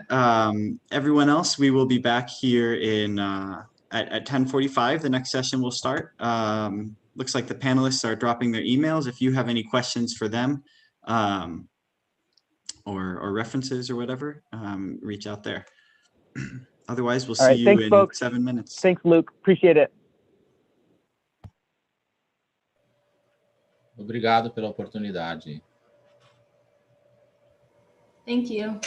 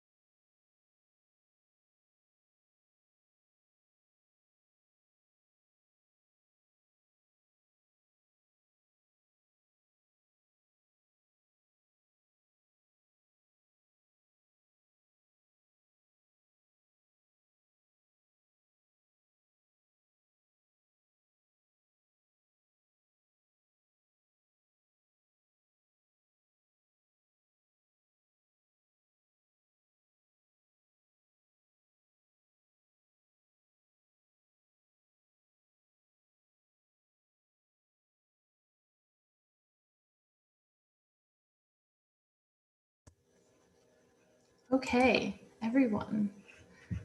We are getting pretty close here to starting the second session, and I want to go over some technical aspects and some things to expect in the second session that will be starting at 10:45. And first, as you probably all know, with you being here, that this is all taking place in Central Standard Time. I'm hoping a few of our participants come in here in the next few minutes. We will be, first I'd like to introduce myself. I'm Teresa Blumenthal. I'm a student at University of Texas at Austin, and I'm excited I'll be the moderator for this session. And so you all should be able to, if you're a presenter, have screen sharing abilities, and you should be able to share your screen. If you want to test that out, we'll have it in a minute here. We can make sure that you have all those capabilities. All the sessions will be recorded. We also are doing a live streaming on YouTube. Just wanted to make sure you guys were aware of that and know that that is taking place. Additionally, each presentation will be 20 minutes. I will be unmuting myself at the 5-minute mark to tell you that you have 5 minutes left, and then again at the 1, we'll try to be unintrusive, but of course just is the best way to help you remember to keep us on the 20-minute mark so that everyone has time. And we ask that you, if you have questions, to use the Q&A function. And if you're not able to, if you are a presenter, you might need to use the chat. It's fine to send a message to the panelists. And if you could use the person's name you'd like to address, that would be wonderful, because we will be doing a joint Q&A at the end after everyone has presented. So if you say, Paige, I have a question for Paige, and then you can list your question, we can keep those organized. Is anyone interested in doing some tests to make sure that they have all of the screen sharing abilities? Yep. I can test. Should I? Yeah, Piero, you can.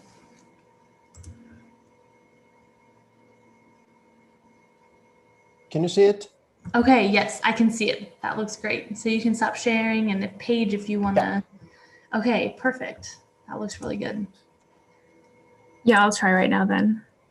Okay. Just to make sure it's just the presentation, right? Not my notes. Yes, I don't see them. Okay, cool. Thank you. Great. And then make sure that I don't see Sergio on here. I don't see Ashley or Anna tampoco. Okay. We're here. Oh, okay. I see you now, Ashley. Okay, great. So let me. Okay. So Ashley, I've moved you to be a panelist. Let me see, Anna. Okay. We're here together. Okay, I was just gonna say, I don't see the name, but okay, that's perfect. Do you guys want to try really quick the screen sharing? Sure. Mm-hmm.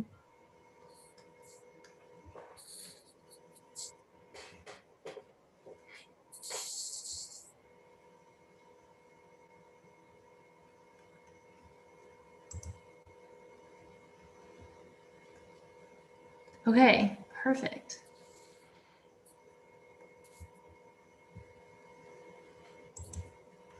Okay. Okay, sorry, Ashley. Okay, so I don't see Sergio right now, but we'll keep a watch out for him.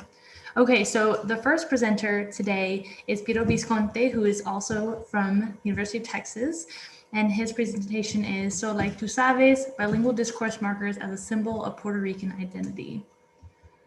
Piero, whenever you are ready. Yes. Can you hear me? Yes. Okay, so I'm going to share my screen.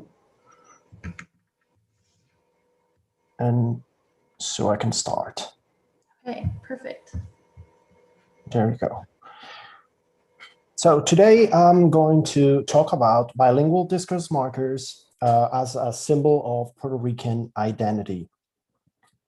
The layout of this project includes an introduction, goals and research questions, a little bit of background literature, discourse markers in Puerto Rican Spanish, and then so the study, like methodology and data, results and discussion and conclusion.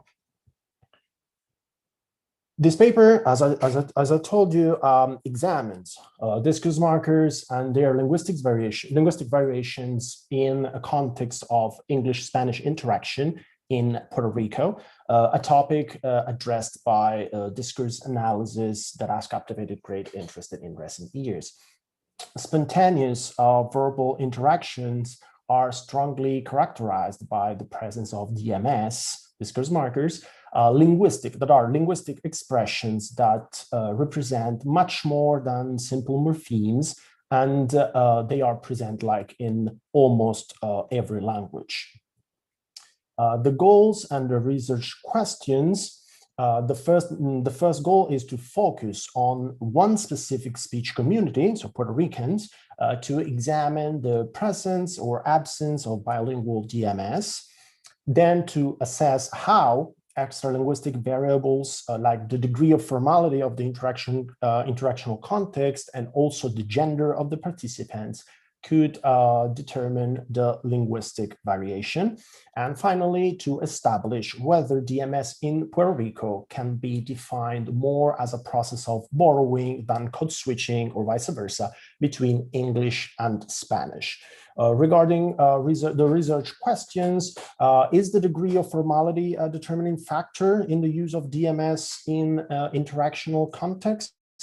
Does the gender variable influence the frequency of DMS in context of interaction in Puerto Rico? And is the peculiar context of linguistic contact in Puerto Rico prone to phenomena such as borrowing or code switching? Considering the background literature, growing interests have led several scholars to have a large number of definitions on DMS, also known as hesitation markers, muletillas in Spanish, like fillers, discourse connectors, discourse operator, or discourse particle, or marcadores de interacción.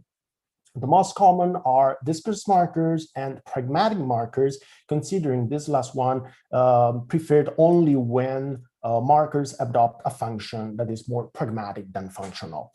In fact, besides connecting part of the discourse, many scholars have pointed out the indexical function of DMS, that is that property that establish a relationship between DMS and the communicative intention of the speaker, increasing in this way the expressiveness and creativity of language.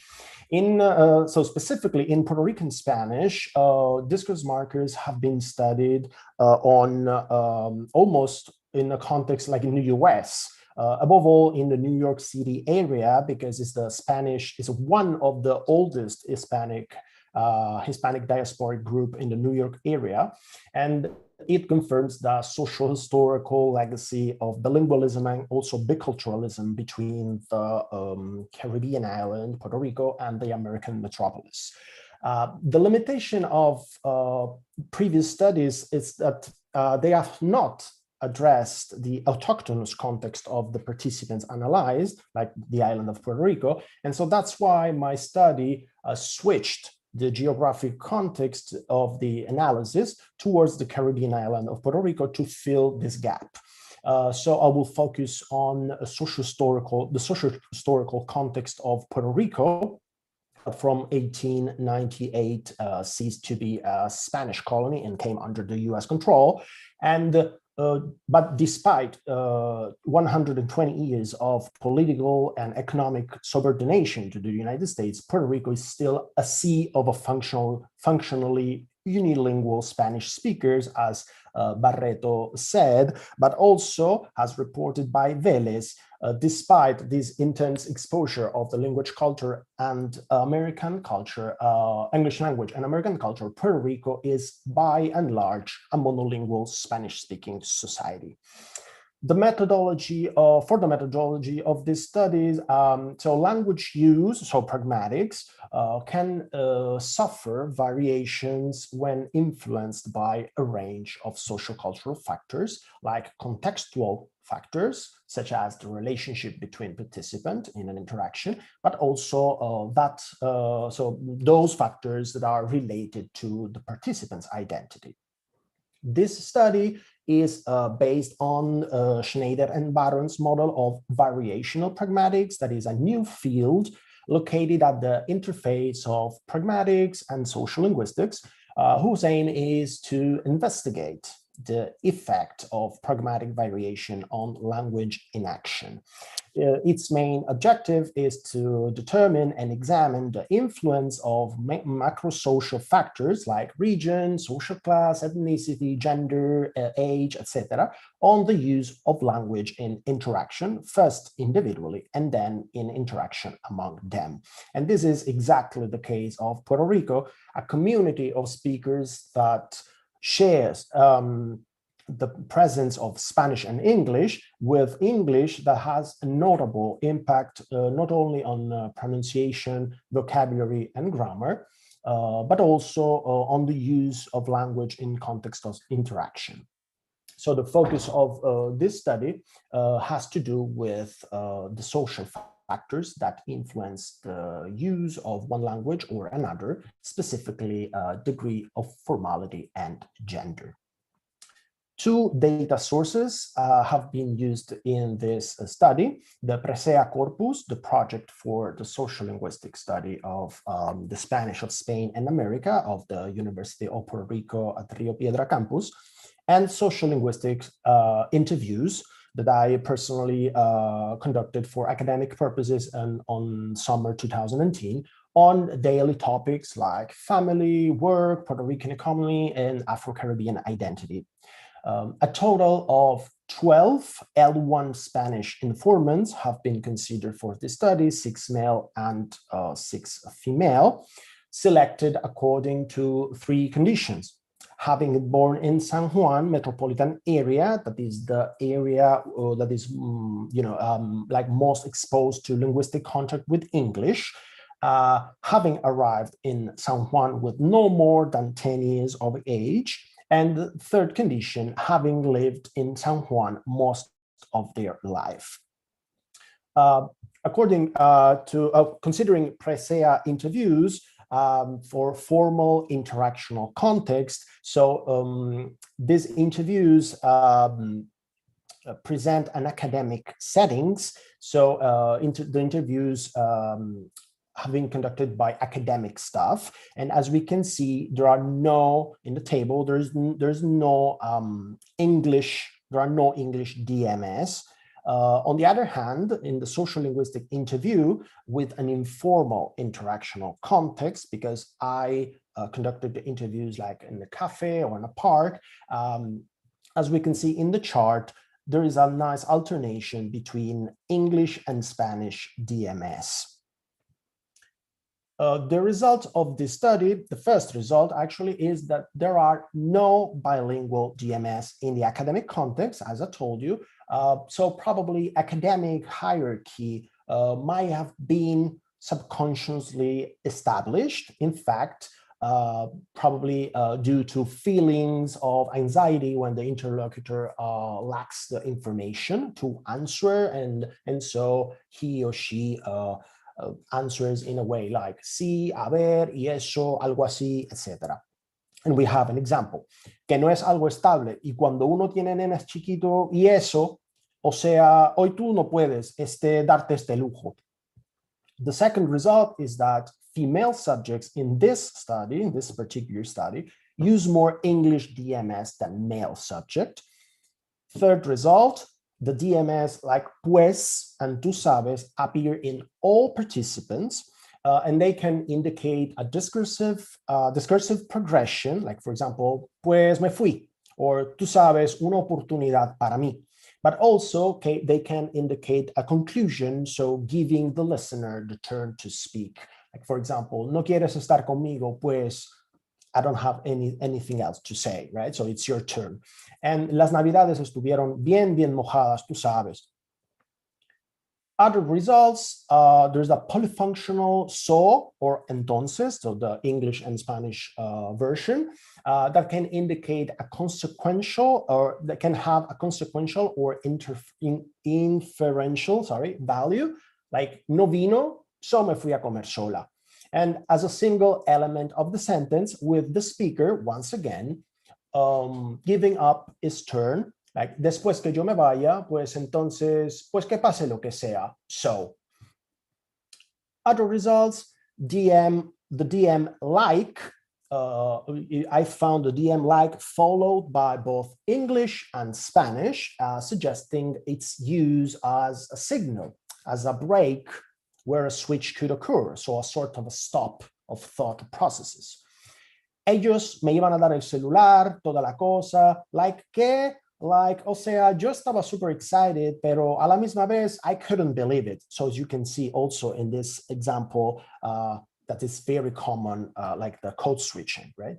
And the last result is about como que as a vagueness mitigator to express serious thoughts, feelings that were not clear in the speaker's mind. And we have an example, como que cuando simplemente me salen cosas bien random, naturales, pues ahí. Sí, yo siento que también tú eres una persona que como que usa mucho como que sus manos y pelo y todo para hacer muchísimas expresiones. Sí, y es súper funny. Desde el momento que yo te conocí, yo dije como que I want her to be my friend. So once again, we can see the code switching. So are DMS phenomena or borrowing or code switching? Well, actually, there's a great uncertainty when determining DMS in a linguistic context situation. According to Torres and also Lipsky, DMS are inserted in Spanish, English, Spanish code switching sentences like no sé, so, no puedo decir, you know. But on the other hand, according to Aaron, DMS are integrated borrowing in the sequence Spanish, Spanish, Spanish. So respetamos una tradición del uno al otro. Again, according to Lipsky, bilingual so insertion is technically a type of intrasentential code switching, but is qualitatively different from code switching patterns that are normally studied in the Spanish-English bilingual community in the US. So answering the research questions, first, is the degree of formality a determining factor in the use of bilingual DMS? Definitely yes. Is gender a variable that influence the frequency of DMS in the context of interaction in Puerto Rico? Well, according to this study, yes.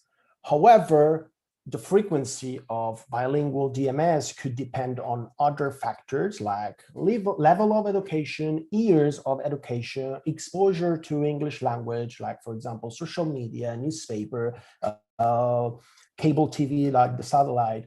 And question number 3, is the context of Puerto Rico, like this peculiar linguistic context in Puerto Rico, prone to phenomena like borrowing or code switching? Well, English influence, of course, is constant in Puerto Rico since 1898. So according to Hawk, it can be assumed that in context of intense contact, like in Puerto Rico, the reduction of potential structural conflict can gradually decreases while the reinforcement of compatibility among 2 or more languages increases. Until today, Spanish in Puerto Rico is strongly associated with Puerto Rican identity, according to Posada 1999, and the resistance to English, and of course, the counterparts of the loyalty to Spanish language are generally indicated as the reason why around 85% of Puerto Ricans do not speak English fluently, according to Centella 1998 and Posada 2009. So Puerto Ricans sometimes could feel like a linguistic insecurity that induces them to interact only or mostly in Spanish. And yes, as we saw in the examples, Puerto Ricans are pretty conscious of switching between English and Spanish. Yeah. Yeah. You have 5 minutes left. Okay. like in this, like we can see in these interviews, like como que mira, it's not only what you're creating this little project. Oh, sorry, que yo siempre estoy flipeando del inglés al español. Oh, está en Spanglish, no importa. Así hablamos, indicating this consciousness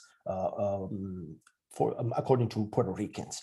So, to conclude, the present study reveals that, on the one hand, in a formal academic context, Puerto Ricans show a general favor towards the use of DMs in Spanish, supporting the thesis of Spanish as the main language of public education on the island. But on the other hand, bilingual DMS are more commonly found in informal settings like cafe, bar. So this shift is considered fully accepted, since it does not compromise the meaning of the sentences in which they appear or negatively influence the follow-up of interaction in Spanish, as we saw in the examples. So the participants do not show differences in the use of DMS due to gender, which moves the interest of future studies towards other variables in order to offer real and more concrete data. And that's all. Muchas gracias. Great. Thank you so much, Piero. So I think I stopped sharing. All right. If anyone has questions for Piero, you can use the Q&A function. Make sure to put his name so we can, when we have our question time at the end, that everything can be sorted out. We know where the questions are going. If you are a presenter, you might not be able to use the Q&A function, and you can use the chat and send the questions to the panelists, and we will keep track of those. Next is Ashley Lenz and Ana Marrero Rivera from Arizona State University, and they are presenting Perceptions of Bilingualism in the Southwest, a Thematic Analysis.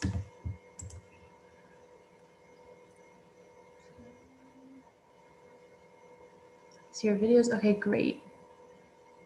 Can you see us and hear us? Yes, that's okay. Great. Whenever you guys are ready. Okay, thank you so much for having us. We're presenting today on Perceptions of Bilingualism in the Southwest, Thematic Analysis. So today we're going to talk to you, we have our introduction, our literature review, context of our places that we got data from, research questions, methodology, and finally the results and a conclusion and discussion. Okay, well, they're all over the place. So for our introduction, currently in the United States, around 40 million people speak Spanish at home. And this makes it the country's second most spoken language. However, there have been attacks on Spanish and other heritage languages, which has led to an increased number of Hispanics who speak only English at home. Some of the ideologies that we found in our project and that are represented in the greater context of the United States are the monolingual ideology and the standard language ideology, which also has to do with mystification, which I'll explain in a little bit. The ideologies can then be reproduced or challenged through language practices. And looking at our history in the United States, American history has swung back and forth between attacking languages other than English and ignoring them. And this kind of thing is demonstrated through legislation such as English-only policies that promote monolingualism and conserve nationalism. And they say that speaking one language, specifically English, promotes nationalism in the country, and anything else is attacking that. So we also discuss in our project the language attitudes and ideologies of bilinguals in the Southwest states, in Arizona and Texas. And we ask them about their use of English, Spanish, bilingualism, and then we're looking at the potential effect of this legislation on participants' beliefs. Okay, so we know that people have attitudes, feelings, beliefs about language in general, but also about their language and the language of other people. So Gardner says that attitudes are an individual's evaluative reaction to some referent or object inferred on the basis of the individual's opinions about the referent. So attitudes are personal beliefs, but they are also patterns of attitudes throughout a community. And language attitudes are the feelings people have about their own language variety or the variety of other people. And a lot of research studies indicate that attitudes towards language don't really have a lot to do with someone's intelligence or their language aptitude, and more to do with the factors in an individual's environment. So from a socio-political perspective, some varieties, as we know, have more prestige than others, but from a linguistic perspective, all varieties have equal value. All of our participants are participants whose variety is the Spanish of the United States. So this is very important to keep in mind, all of the stigma that comes with the variety spoken here. In a study conducted in Nuevo Mexico, authors found that bilingual participants are less likely to have positive attitudes towards Spanish because of the prejudice experienced by individuals from the dominant language marginal group. So a person's environment plays an integral role in the perspectives and practices, which include language ideologies and attitudes, as well as language maintenance. And attitudes cannot be observed directly, but they are demonstrated through actual behavior. For example, the way that people treat other people by avoiding them or approaching them, or their desire or not to learn another language. So attitudes towards the minority language, the dominant language, and bilingualism in general are a product of language ideologies. Okay, so talking about language ideologies and attitudes are very similar, but they can't be used in the same way. So language ideologies are defined as abstract systems of thought that are related to language and linguistic behavior. So these can target languages in general, specific languages or varieties, and then different ways language is used in specific context. These also affect decisions in terms of language use, and they can impact the interpretation of communicative interactions. One of the main features that separates them from language attitudes is their relation to power to either serve, to promote, or and legitimize or suppress the status of specific groups. So the subordination and the promotion of different groups is what makes language ideologies this powerful force that kind of drives attitudes. And similarly with attitudes, the notions about language do not actually refer to the language per se. Instead, language is used as a guise under which individuals and groups are subordinated. Language ideologies are a little difficult because they become these common sense notions that provide minority groups with the idea that speaking exclusively English, for example, will lead to Americanization and success. Other examples of language ideologies can include ideas about which language is correct, or one language is prettier than another language, and these all have to do with deeper rooted ideologies. So ideologies are really behind the legislation that is passed to fix this perceived threat of minority languages that views them as a problem. And furthermore, the complacency of minority groups and the devaluation of heritage language propagates these dominant ideologies, and they show that their own heritage language or varieties are unimportant to learn, which also furthers the promotion of this legislation. As we talked about before, some of the main ideologies that we looked at in this study are the standard language ideology, which says that there is one preferred way to speak, and this is the language that needs to be spoken. Typically, this is this language taught in schools, so an academic variety of a language, whether it's English or Spanish. The academic variety is the standardized version that people aspire to reach. And the idea of mystification goes along with that, which says that you aren't really proficient in a language unless you've studied it extensively. So people that speak Spanish, for example, as a home language think, well, I don't have enough background in the academic Spanish, so I don't speak Spanish. That's kind of this standard language ideology and this mystification of you don't know a language until you've studied it. And then also the monolingual ideology, which again refers to that nationalism idea of, well, we're in America, we have to speak English here because we can only have one language. And if bilingualism is seen as this threat of, oh, well, you're not being American if you speak more than one language. Okay, so the participants in this study are from 2 southwestern states, Texas and also Arizona. So we're going to give you a little bit more context about both states. So currently the Hispanic population in Texas is 39.7%. And in the public schools, there are over 500,000 English language learners, which constitute over 9% of the overall student population in the state. And it is important to talk about the Bilingual Education Act, which required public schools in Texas to use native language instruction to promote learning and facilitate the transfer of the language minority child to the English-only mainstream program.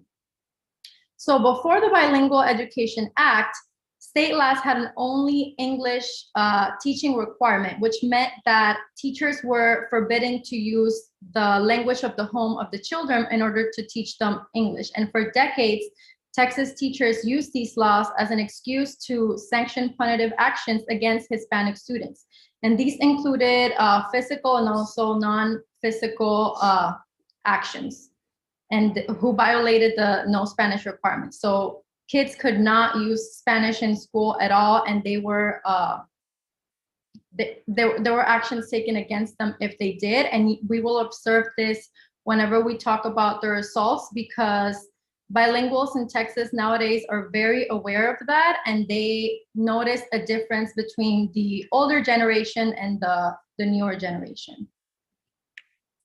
And then in Arizona, we have a Hispanic population of 29%. And as of 2017, there were over 83,000 ELLs enrolled in Arizona public schools, which makes up about 7% of the school population. Arizona lacks an educational policy that supports these students. And this is mainly because of Proposition 203 that was passed in 2001. And it's important to kind of understand the background of this proposition. It was brought to the state ballot by a Silicon Valley entrepreneur, Ron Unz, who did not have any background in education.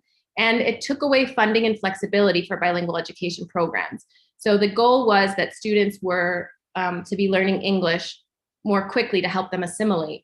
So what it did is it required students to participate in a 4-hour English language development block. And in order to be released from this requirement, they needed to prove their English proficiency through a state-mandated oral examination or a waiver signed by their parents. And the same ballot, the same argument was brought on the ballots of 3 different states. And Arizona is the only state that currently still has some kind of form of this children or English for the Children initiative. Other states such as California and Massachusetts also passed similar laws, but they were also repealed. And so Arizona is the only state that has this English only policy in education, which is important to take into consideration. With our participants that we looked at, they grew up with this kind of thing in place. So the research questions that guided this project were, what are the linguistic attitudes that bilinguals have towards Spanish, English, and bilingualism in general in 2 southwestern states of the US, and what underlying language ideologies do participants hold towards English, Spanish, and bilingualism? So our participants, the technique was a friend of a friend, people that we knew. We had 5 participants, 3 females and 2 males. From Arizona, we had 2, and from Texas, we had 3. They were all ages 22 to 33. They were all high school or college educated, and they were all 2nd generation Mexican Americans. And they were all English dominant. So our procedures, we did a questionnaire and also an interview. The questionnaire asked them about their background, linguistic history, use of Spanish and English, proficiency in both languages, and cultural identity. We used the questionnaire to determine their language dominance, which is why we came to the conclusion that they were all English dominant. In the interview, there were 28 questions, which prompted participants to discuss their different opinions, perceptions towards Spanish, English, and bilingualism. And in order to analyze these interviews, we use thematic analysis. And the main goal of thematic analysis is to identify, analyze, organize, describe, and report themes found within a data set. So we looked at the transcriptions, and we just were thinking about what were the common themes among all of the participants from both Arizona and Texas. So themes and patterns were identified through a meticulous analysis of transcription, pattern development, and revision. Okay, so in our data, we found several overarching themes that we then related back to ideologies. So one of the themes was that academic Spanish is the best Spanish, and this goes along with that standard language ideology. And one of the quotes that we used as an example is, in my experience, the best Spanish is spoken among, the academia, the professors, the institution of higher learning. Again, mystification, which is that idea that it's similar to academic Spanish, saying that someone who doesn't have extensive training, specifically in the academic setting, isn't an expert in the language. And this comes about in an example. I don't speak Spanish, or I don't speak perfect Spanish as someone who studied Spanish, like, at a college level or was born in, a Spanish-speaking country.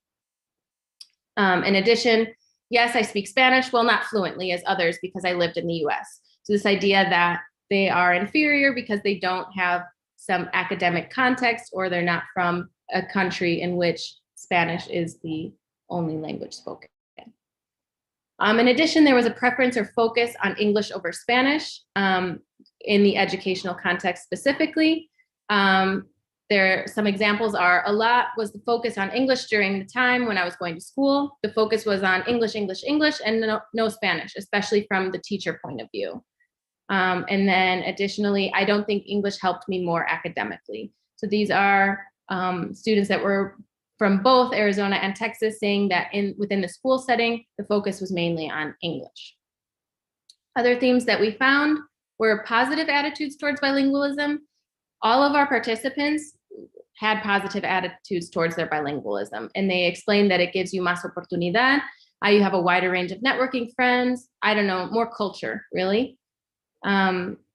And there was a shift in awareness of language attitudes. So a lot of our participants said that at first they weren't necessarily aware, or they didn't have the desire to speak Spanish.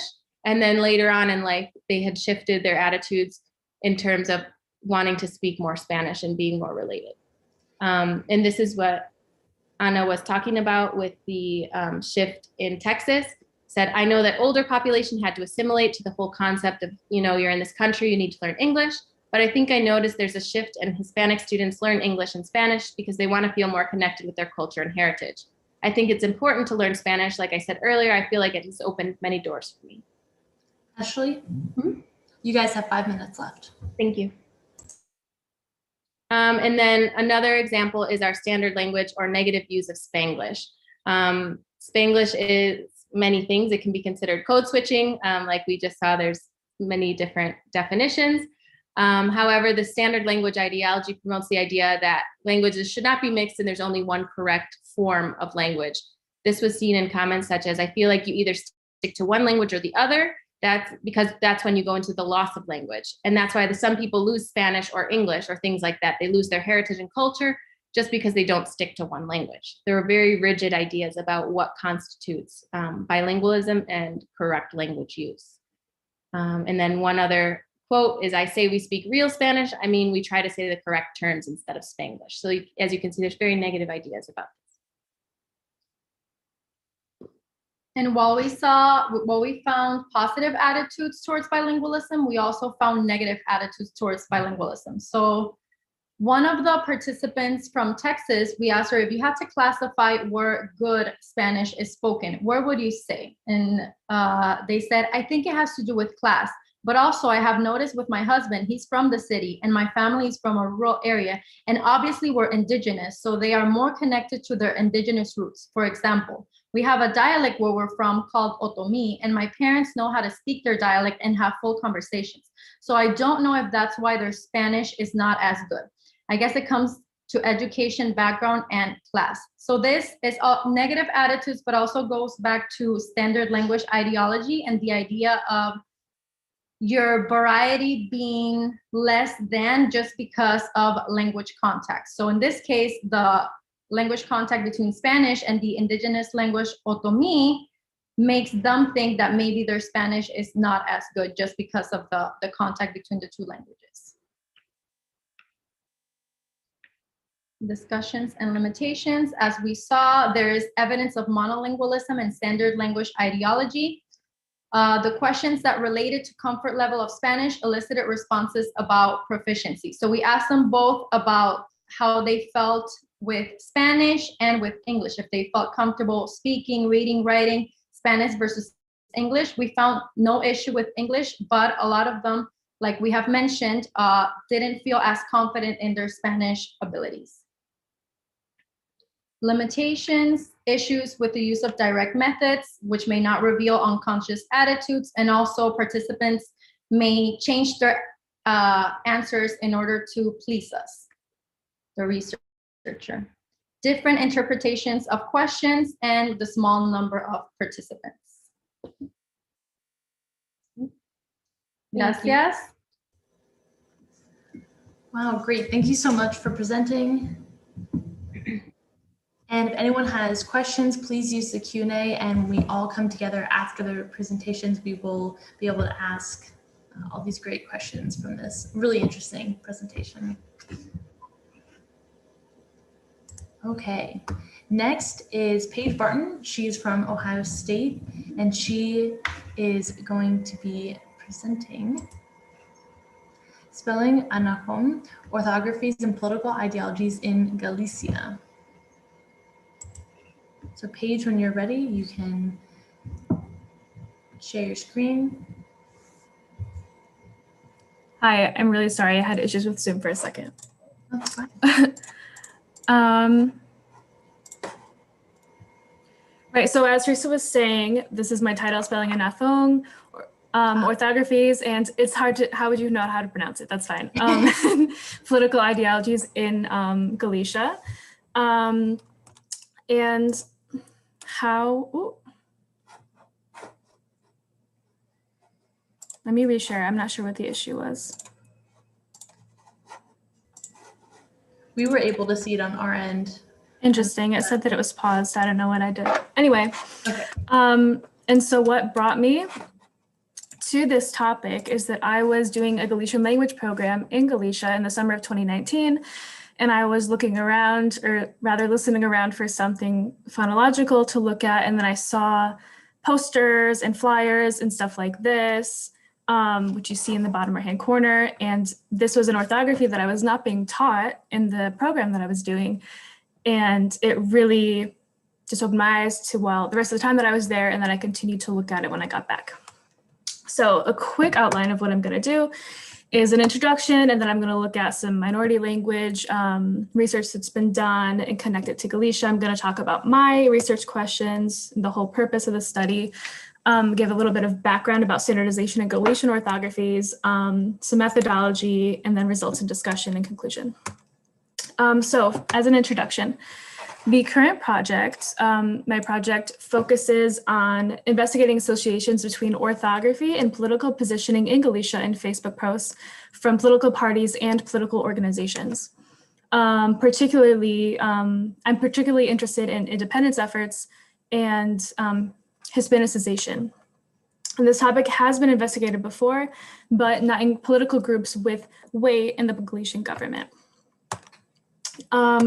So to get a little bit into minority language varieties and orthographies, orthography can be symbolic of identity for minority language speakers, and can serve as not just linguistic preservation of that variety, but also as a preservation of the minority group itself. And standardization and the creation of a uniform orthography can offer an opportunity for the preservation of the language, namely in its allowing of the language to be used in institutional settings like government and schools, for example. And yeah, the inclusion of specific graphemes or diacritics can help to create linguistic distance between the minority language and the majority language. For example, here we have the toponym Hawaii, and in Native Hawaiian, the okina, this diacritic here, is used to represent the glottal stop that is present phonologically in Hawaiian, which is not present in the English pronunciation Hawaii.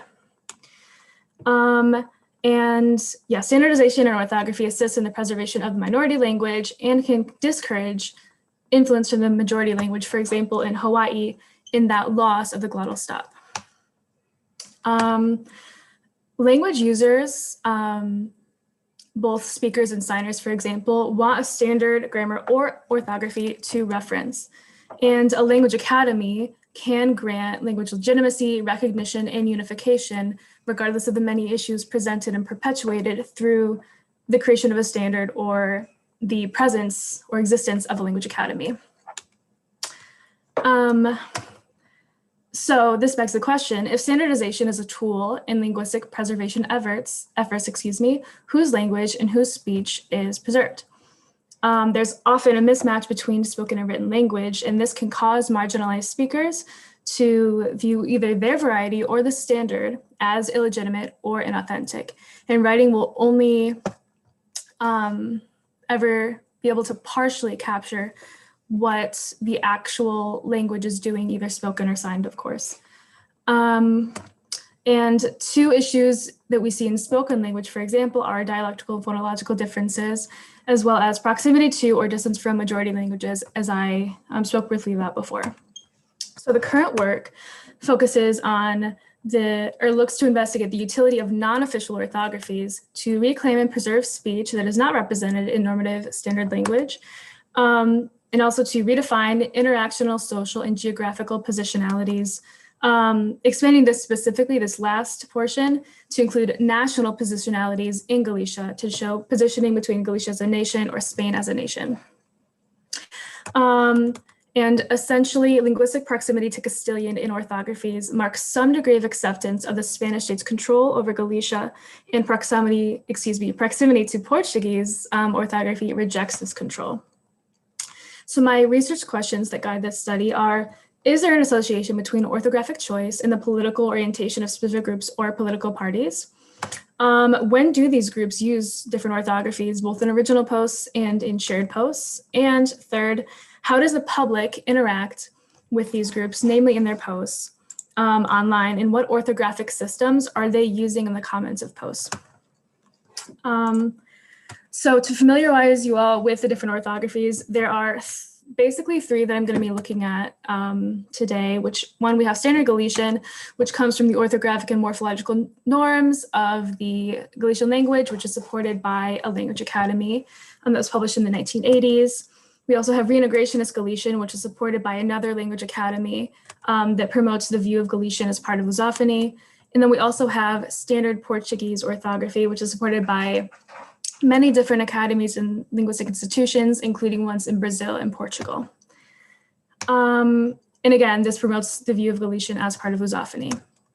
And so this representation that I have here is not in any way based on quantitative data, so please do not assign any type of percentages or anything to where these appear on this line. But Reintegrationist Galician is closer in proximity, orthographic proximity to Portuguese, and Standard Galician is closer to Spanish or Castilian Spanish. Here's a table that I've adapted, and we're not going to go over everything because that would take a very, very long time, but I want to draw attention to this section right here, which we have the thia, and the sa, which would be present in a word like manifestación or manifestación, for example. So here at the top of this chart, we have the more standard Galician forms. And at the bottom, we have Portuguese. And in the middle here, we have reintegrationist Galician forms. So it's going from most Castilian-like to most Portuguese-like. And here, let me start here, actually. At the top, we have more Castilian-like in that we have the glide included here in a C. And if we move down to the bottom, we have C cedil for Portuguese and C cedil for the reintegrationist spelling here in manifestação and manifestación, or thong. So the importance of the C cedil here is that it's really present in a lot of other Romance languages like French and Catalan, for example. However, it is not present in Spanish anymore, at least. It was a few hundred years ago.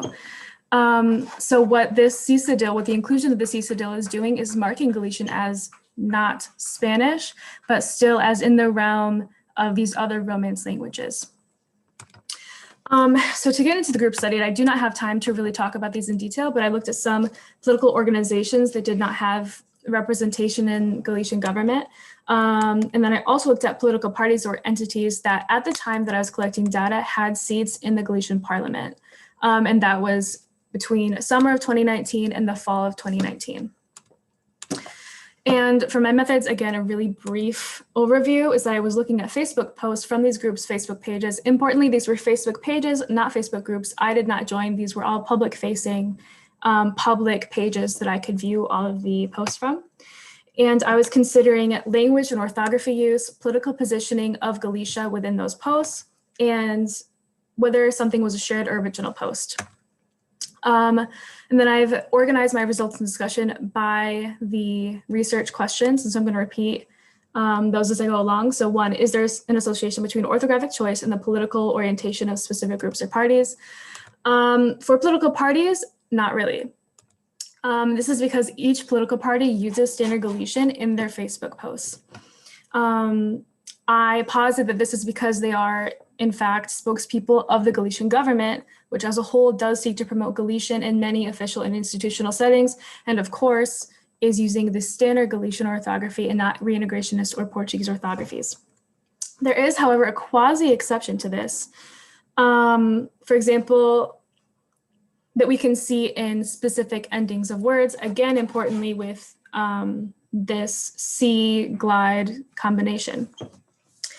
For example, the Royal Galician Academy, which published the first norms, uses CIA, and so do other government entities like the Xunta de Galicia and the Parlamento de Galicia.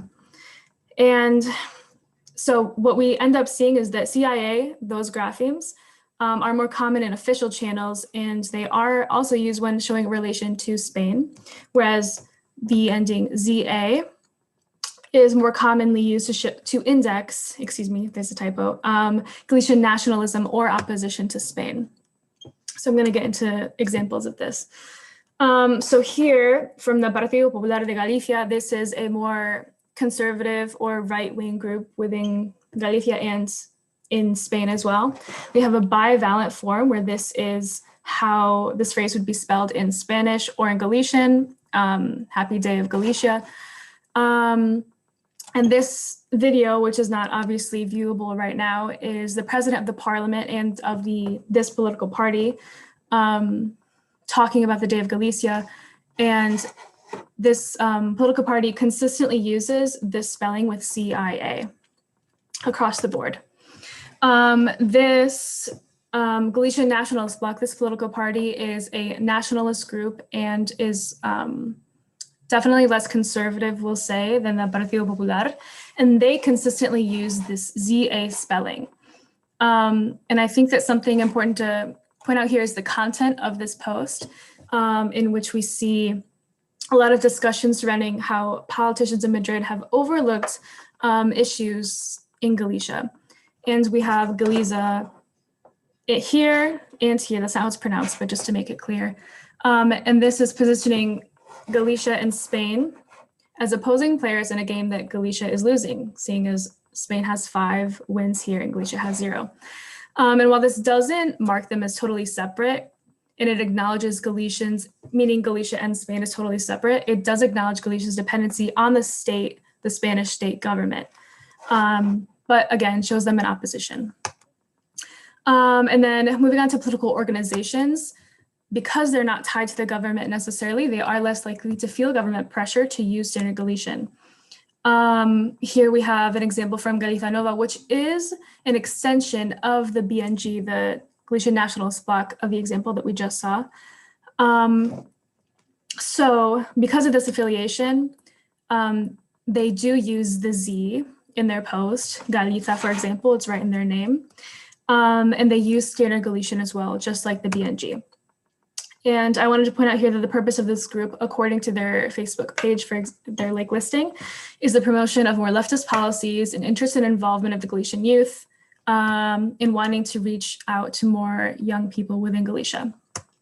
Another political organization is Causa Galiza, which is the only group that I looked at that never used any Galician at all in any of its posts, in any context, like in flyers and graffiti, etc. The content discussed is definitely the most obviously independentist or consistently, and the most common formatting is this bracketing with the main topic or theme, followed by a summary or more commentary.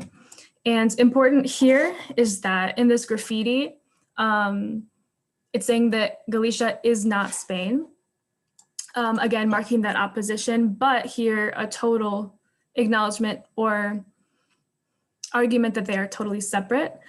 And we also see the organization's name here, meaning that they are endorsing not only the statement, but also claiming responsibility for the graffiti itself. So moving on to research question 2, when do these groups use different orthographies, both in original posts and in shared posts? Most groups are consistent with their choice of orthography, and a lot of the deviances depend on the intended audience or source of the shared content. Generally, shared content is accompanied by commentary in the group's favored orthography.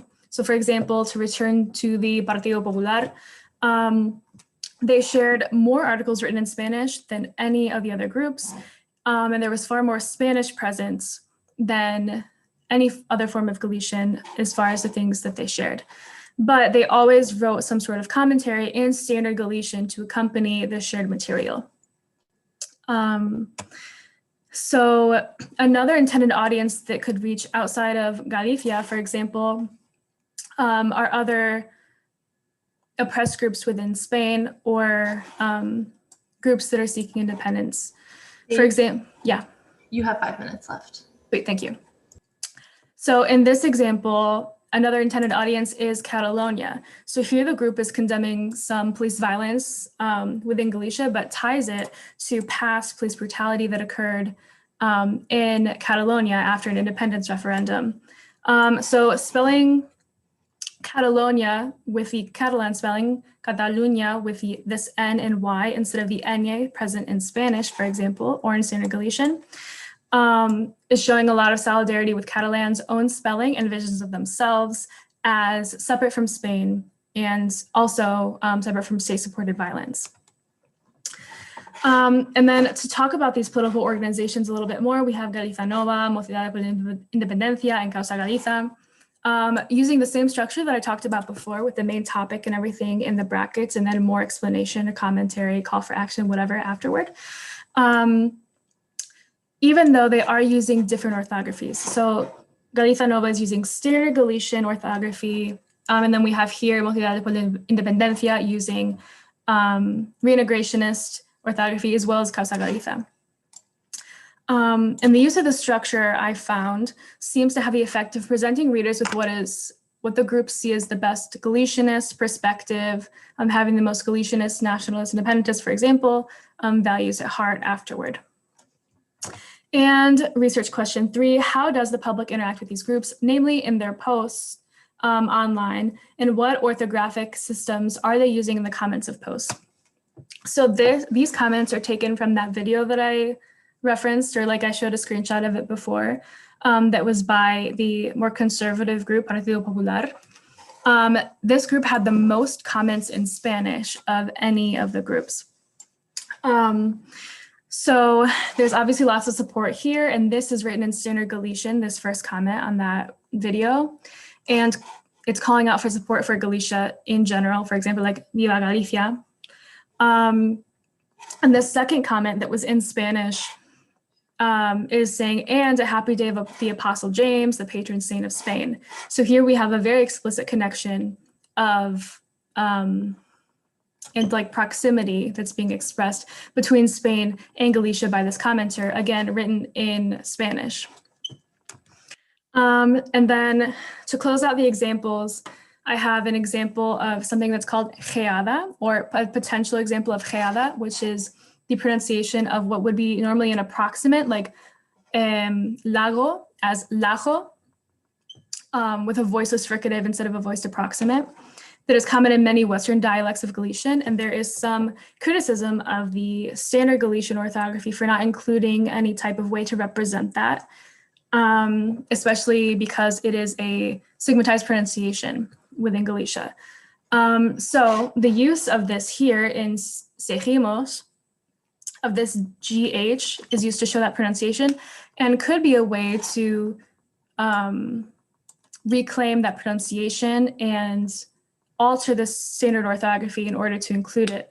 However, I know that we're all on our computers. If you look down at your keyboard, you can see that G and H are right next to each other, and this could easily be a typo. However, I know that other people, I've witnessed this in other areas too, other examples of this use of language outside of this study.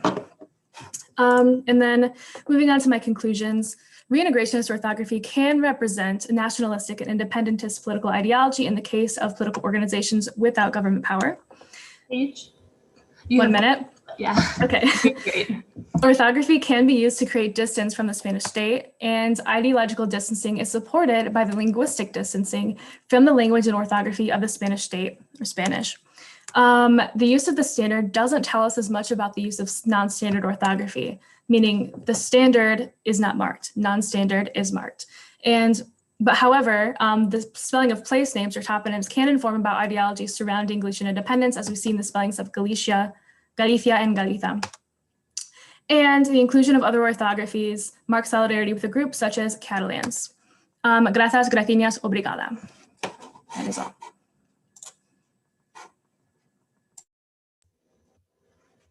Okay, perfect. Thank you so much, Paige. So many interesting presentations today. If anyone has questions for Paige's presentation, you can use the Q&A function, and we will come back at the end of this next presentation and talk about them. If you are a presenter, you might not be able to use that function, and of course you can put it in the chat, and we'll keep track of that and be able to ask questions after. Our last presentation for this session is traditional women's patriarchal relegation in the differential gender-based swearing trends in current Spanish, and that's by Sergio Yahweh Pasemon, and he's a graduate student at the University of Córdoba in Spain. So Sergio, whenever you're ready, you should be able to share your screen. Yeah, my screen. Okay, perfect. Okay, let's see. Let's see. Okay, there we are. Okay, Can you perfect. can you Yes, say it properly? Perfecto. Yeah. Okay, thank you very much. So, good evening from Zaragoza in Spain, conference organizers, presenters, and participants, and welcome to this presentation with the traditional women's patriarchal relegation in the differential gender-based swearing trends in current Castilian and Spanish will be analyzed. Before proceeding with my presentation, I would like to thank all the participants interested in this lecture, of course, and also I would like to ask you to download a QR code scanner so you can consult the research body deployed for my presentation towards the end of my intervention. Okay, so let's get started. Okay, yeah. Early human proto-communities organized into a horizontal operativity where men and women would serve the common good with their distinctive biological features in a collaborative way. So, but the growth of these proto-communities would bring about a verticalization, a hierarchization, which prioritize men's protection and resources provision duties over women's gestation and care for the dependent members of the community. So, to this regards, language would play a crucial role in the fulfillment of men's expressive needs while communicatively articulating unprivileged women, leading this female collective to develop a derivative language version that promoted sorority to counteract women's patriarchal relegation. Gender tensions within sociopolitical constructs would materialize in the ideological intentionality pursued by both gender groups in communicative acts. So the contemplation of the establishment of intergender and intragender relationships of dominance, submission, and collaboration by means of swearing would be particularly relevant due to the potential of curse words to reflect on specific collective social and historical circumstances, as well as the prejudices embedded in them. The analysis of these linguistic resources within their particular linguistic context may permit to discover offensive swearing as a contemptuous attitude concerning a group of people identified in terms of its origin, race, sexual orientation, ethnia, religion, or gender, which basically befits the definition of what we colloquially call as a discrimination, group-based discrimination. Okay. To me, analyzing gender as a factor in language variation is especially relevant as it rarely integrates the scope of linguistic research. As far as I'm concerned, it is certainly paradoxical to consider such a questionable lack of attention from linguistic research to gender-related issues, provided the intrinsic weight of gender in the rest of these social variables that we see in the presentation, topographic, diachronic, and social strata. In fact, these social factors for language variation, again, topographic, diachronic, and social strata factors can be explored in isolation from other variables. There are thousands of studies that manage to isolate these three conditions, these three circumstances, but by contrast, gender issues inevitably co-occur with all these variables, and consequently, gender considerations cannot be easily separated from them when conducting research on these matters. Therefore, it is nearly impossible to discern which of the conclusions obtained from the study of linguistics within topographic, diachronic, and strata environments are to be attributed to the belonging of speakers to specific gender groups and not to the focal point of the research itself. Okay.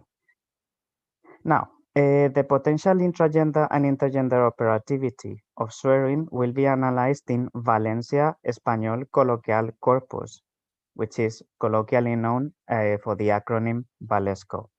This contemporary colloquial Spanish corpus, which was collated by researchers at University of Valencia in Spain at the turn of 21st century, will permit us to survey whether women's variety of language, which is technically referred in scientific research as genderlect, still reflects women's socio-historical displacement despite the gradual incorporation of women in the public sphere and the efforts carried out by the institutions to stimulate socio-political gender equality within the framework of democracy.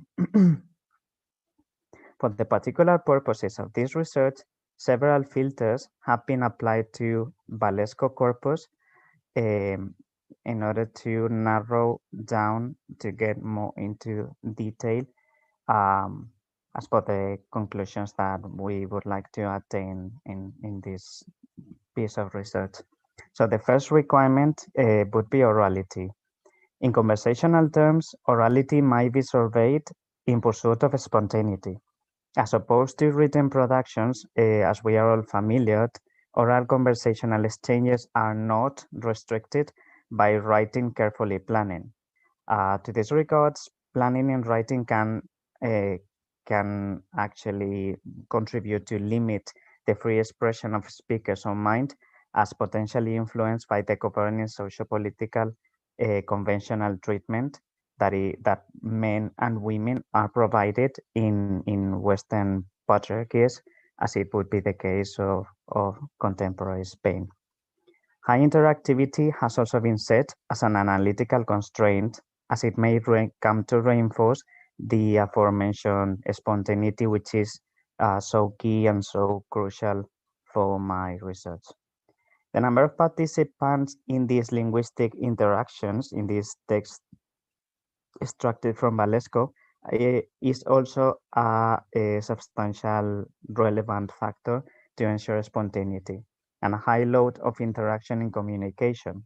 Understanding that an excessive or an inadequate number of participants could either contribute to force or hinder a prorated participation. So here, equal participation from all the interlocutors is key in order not to get biased results from the that may derive from the greater prominence of one speaker over the others.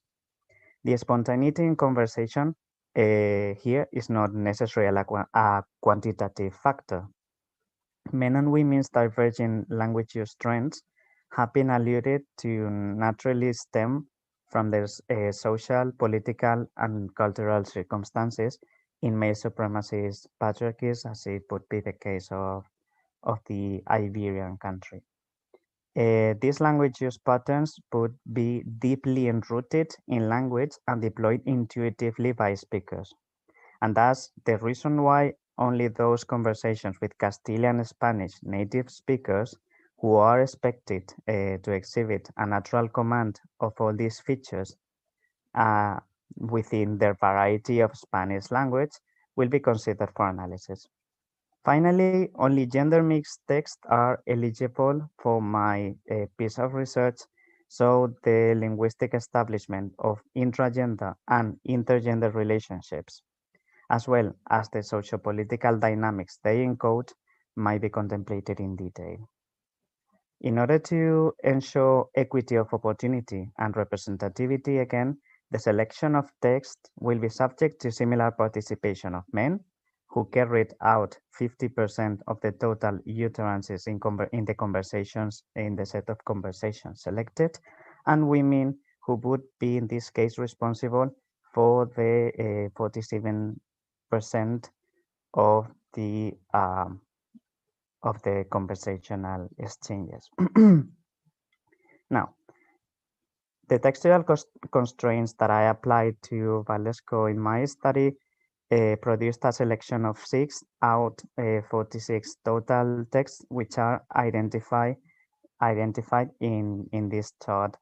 Surprisingly, according to the data processing information in Valesco corpus, the only identifier that conversations have is the conversation number as they were recorded in order to create this corpus. So there's no identifying number, or there's not even a title that identifies the content of the conversation itself. Now, upon the implementation of the aforementioned filters, 6 texts, as mentioned before, namely conversation 9, 32, 34, 40, 45, and 46, have been extracted for the more in detail exploration. Okay. Now, denotatively, the most essential requirement for lexicon to work as curse words is its potential to damage the addressee's right to negative phase, which in other words is the right of speaker to be to keep himself or herself free of communicative impositions, as offensive swearing will be explained to be. Swearing format, as you can see in this mind map that I prepared here, swearing format varies according to the illocutionary, or intentional load of the utterance and its effects on the addressee, which is also known as perlocutionary force. So it would be this balance between the illocutionary force and the perlocutionary force that somehow decides the resulting instance of swearing that we might be dealing with in each particular case. Now, all those instances of offensive swearing, as you may see in the mind map again, may have a potential to offend. They all have this factor in common, and it's not only that they have a potential to offend, a potential to damage this negative phase of the interlocutor, of the addressee, but also they have to manage to work these effects on the addressee. They have to manage to damage the target addressee, to make him or her feel offended or hurt.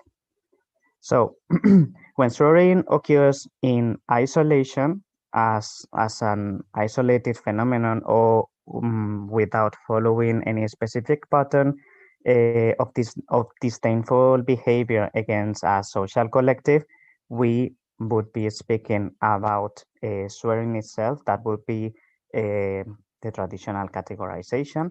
Or in the case when swearing follows some sort of a series of consistent patterns from one collective to another, we would be dealing with what some researchers denominated that as slur. Thus, depending on the functionality performed by the crossword linguistic devices, two types of swearing might be distinguished. On the one hand, we would have a supportive swearing, which would comprise the use of taboo terms, taboo within this cultural and socio-political framework where the conversation is taking place. And these taboo terms, in this particular case, in the case of supportive swearing, would exploit the strong swearing, the emotional factor that is inherent to swearing, to create a spirit de corps between the interactors. Sometimes this facet of affectionate swearing looks a bit controverted on the one hand, because it all depends on the interpretation of the by the addressee, but it is also a bit contradictory as well, because it is really interesting to observe how we may insult the others to praise them and to reinforce their social positioning. This modality of supportive swearing would imply a non-offensive conative attention call, which relies on the addressee's complicity, who tacitly accepts to be cursed at the sake of the speakers and the addressee relationship. So it can strengthen as a result of this interactive modality. On the other hand, offensive swearing would deploy verbal violence to depict the addressees through taboo characterizations and place them in a sort of ideological quarantine with powerful relegating effects. These characterizations would summon the conventional behavior within socio-political establishments to criticize a deviation, a behavioral or conductual deviation, which shall deserve contestation, criticism, or ethical punishment. And more often than not, this ethical punishment that is practiced, these people deviating from the norm, usually translates into isolation, displacement, and ostracism. The successful use of swearing would have embedded a meta-message of superiority, which dictates, I'm entitled to impose on you because you're inferior to me. When we imply that the addressee is inferior to you, we indirectly achieve to gain a relative status with regards to the addressee with the minimized interlocutor. That means basically you're inferior than me, you're inferior to me, so I'm superior to you. Sergio? Yes, 5 you have minutes. 5 minutes left. Okay, thank you very much for your notification. To this regards, it shall be noted that offensive swearing might only be carried out by speakers who acknowledge themselves as privileged members of the social construct and rely on the backup on the backup community's recognition. Otherwise, the swearing user status would be affected upon the imposition rejection by the addressee. So let us move closer to the results now. The filtered scanning of the selections of text from Valesco would have revealed the existence of 66 total swearing realizations. Upon the analysis of swearing instances in the conversational context, affectionate swearing is observed to mainly establish intragender relationships.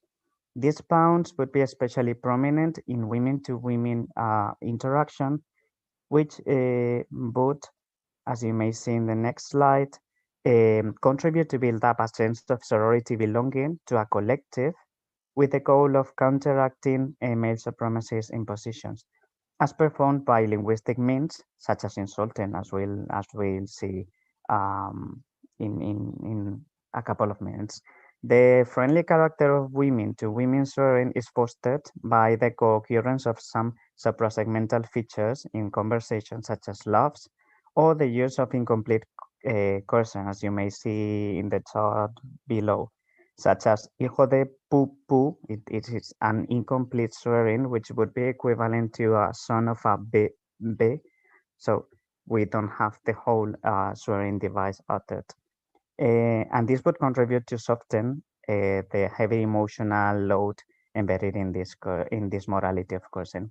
By contrast, getting to the end, by contrast, 2/3 of offensive swearing examples are observed to motivate intergender interactions. Men-to-women swearing would contribute to widen the intergender gap that sustains patriarchies by decreasing women's sociopolitical consideration and reputation.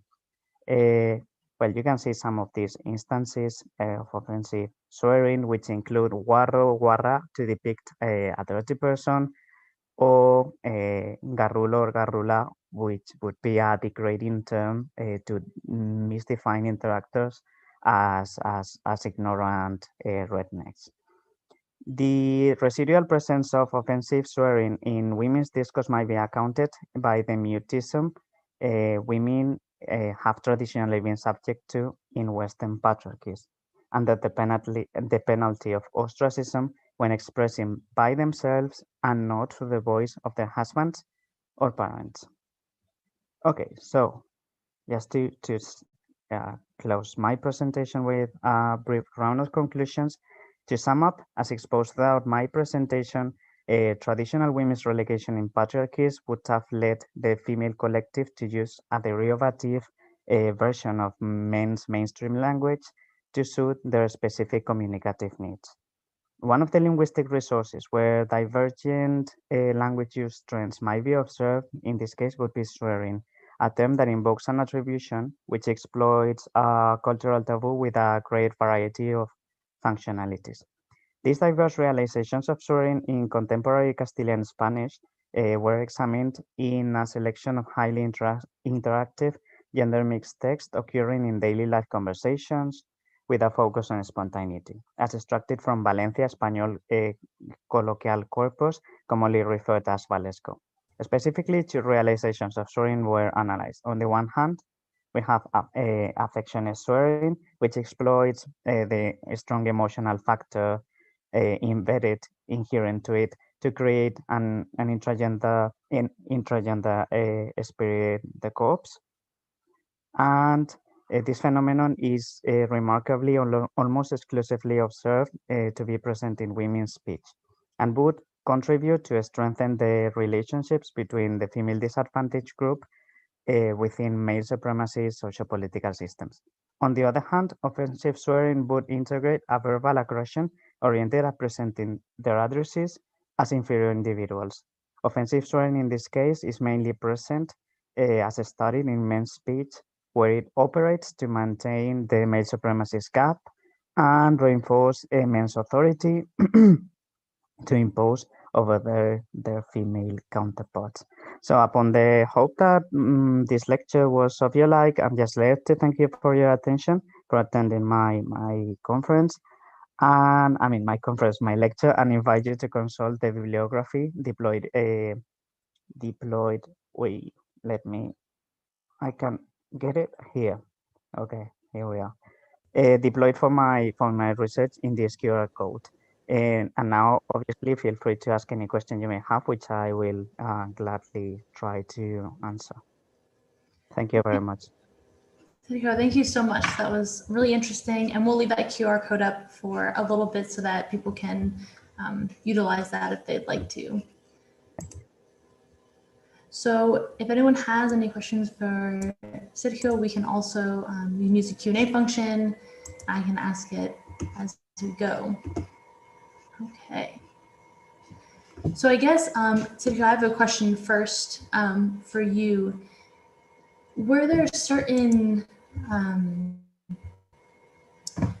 when you were looking through this and you were finding the women's crossing solidarity, were there certain words that always functioned in one way? Or was it really, you know, there were many things that created that feeling of solidarity, or were there always, you know, you could make a list? Did it come out to be that way? No, actually, no. They say this particular analysis was not as easy as searching just for key terms, because it all depends on the functionality, on the what Austin in his conference in 1968 defined as the illocutionary force. So this illocutionary force, which would be basically translated into colloquial words, the intentional force is one of the main factors. Let's say it's the 50% of the resulting utterance. So it is not only that you have to use certain words in order to reflect on this socio-political deviation of the addressee of any given individual, but it's also that you have to obviously you have to pursue it actively. You have to desire to offend that person if you mean to do that. And the same goes for these instances of affectionate swearing. I can be very flattery with any of my friends with compliments and beautiful words, but I can, as I said before, paradoxically, I can achieve the same effects sometimes when I use some words that taken out of context would be for sure pretty conflictive. Okay, I just was wondering if any patterns happened to arise, even though I knew, of course, it was more than just a word search. I just didn't know if patterns happened to come up that you found interesting with that. In this case, in the case of while we have while I studied some other linguistic devices and their operativity when it comes to gender, intragender and intergender relationship establishment. In this particular case of swearing, again, we could say it is pretty random. You have to observe the linguistic context specifically and try to infer with the assistance of the suprassegmental features to see if an offense was meant, or if we are trying to befriend and to soften down the tone when using that specific word.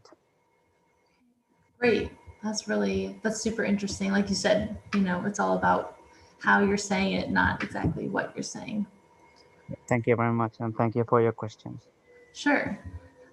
It looks like Ashley on the Q&A, Ashley Garcia has a question for Ashley and Anna.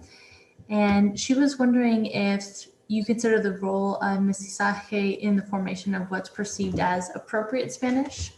And she elaborates and says, I do know that it takes a huge role in Mexican education system, so I'm wondering how it affects Spanish language curriculum. I'm asking this because I thought it was interesting to those who had a negative view of what is correct and incorrect and only acknowledged educational background in class, but excluded race, despite they had family members who spoke indigenous languages.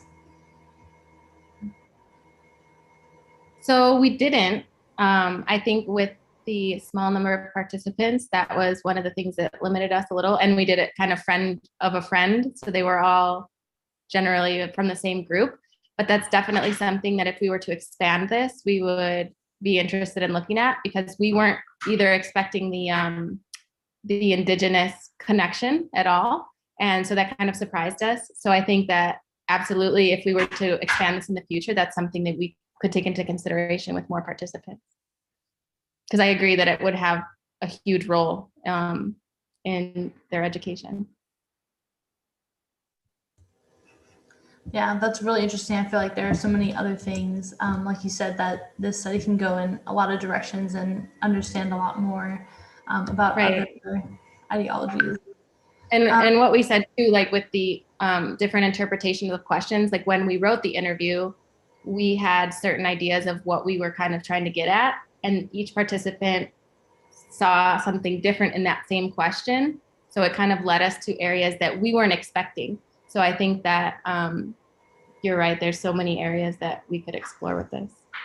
I guess this is kind of my question, as you move forward with this, you mentioned some of the participants having different views of and reactions to the questions you asked. Is there another question that you definitely would include in the future just because of the way that your participants responded in your study? Our interviews in general were kind of semi-structured. So as they mentioned things, we kind of built off of that. I think we might stick with the same questions, but think about the ordering, because once we talked about, we got into like terms of like correct Spanish or education, then they interpreted questions about like, are you comfortable speaking Spanish as proficiency versus the socio-cultural climate. And that's kind of what we had targeted with looking at the legislation and stuff. We had expected more to be around the socio-cultural context. And it was really about proficiency. So I think that maybe changing the order where they're not primed to kind of answer questions about proficiency might elicit different answers. Awesome. Really need to think about that order. Yeah, it's hard unless you start it and you realize, right? So, but it was definitely a learning experience. Great. And Paige, I have a question for you about kind of looking at individuals and how they interact with language. I was wondering how, if you had ever considered looking not just at political organizations, but as in individuals and politicians, and how if perhaps individual politicians, I don't want to say stray from the norms of their party, or if that was something that would be maybe considered in the future, or if it's basically, if you're in a party, you comply. I didn't know if you had looked at anything like that. I haven't looked at like individuals outside of their groups. I know that at least within, or at least from what I've found, when acting for the organization or the party, people are going to follow along those same rules generally. But I am looking for my dissertation to get more into that individual opinion about it and individual use. That's really interesting. And I was wondering also, I know you looked at the Causa Galicia, which was still somewhat politically minded, but are there Facebook groups that exist kind of almost, you know, against standardization in one or another way, political groups really that are just, you know, there to rally up support for their cause? Did you look at those, or do those exist, or what's the situation with that?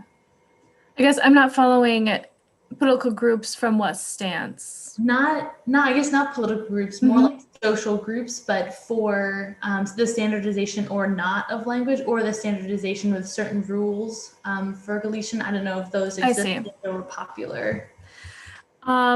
A lot of the stuff on social media that's about that is coming specifically from like the language academies. Like the AGAL, for example, is really active on Twitter in promoting reintegrationist orthography. But as far as other groups, I haven't really seen that as much. Definitely not on Facebook. There's a lot of stuff like saying that Galician is taking over and is being oppressive of Spanish within Galicia. But that's really the only other kind of similarly related thing that happens on like Facebook that I've been able to find. Interesting. That's interesting that, and maybe the social media platform also changes the type of voices that are most prominent, which is an interesting thought to consider. Mm-hmm. Cool. Especially when thinking about age as well, the age of the users. Is it okay if I respond to Luke's questions? Yes, please. Yes, he has several questions, so that's which are really, really good questions. By the way, so I guess where to start is that the GH for the Geada is not considered like reintegrationist and is not included in reintegrationist spelling. In fact, G before a back vowel, for example, would be pronounced as an approximate within that reintegrationist orthography. And then before an E or an I or just front vowels in general, it's going to be pronounced as a sh. Just like in Portuguese, it's going to be the voice sibilant ja. So basically adapting that for Galician phonology. However, wherever I do see this adaptation, like for Siseo, for example, which is another stigmatized pronunciation along with Geada, is that people make these changes only when the rest of what they're doing is in standard Galician orthography. So they're making those alterations to standard Galician orthography, but not to reintegrationist orthography. What I think might be happening there, and I would obviously need to look more into it, is that people who use reintegrationist orthography are sort of acknowledging like, we're not going to have a perfect representation of the phonology, but what's most important is this affiliation or this like, this proximity to Portuguese as opposed to Spanish. And that outweighs whatever erased visibility, like you're saying, of those dialectal features, specifically those stigmatized dialectal features, that the maintenance and promotion of Galician in general, as well as more Portuguese like Galician, is more important than orthographic representations of Geada or Siseo.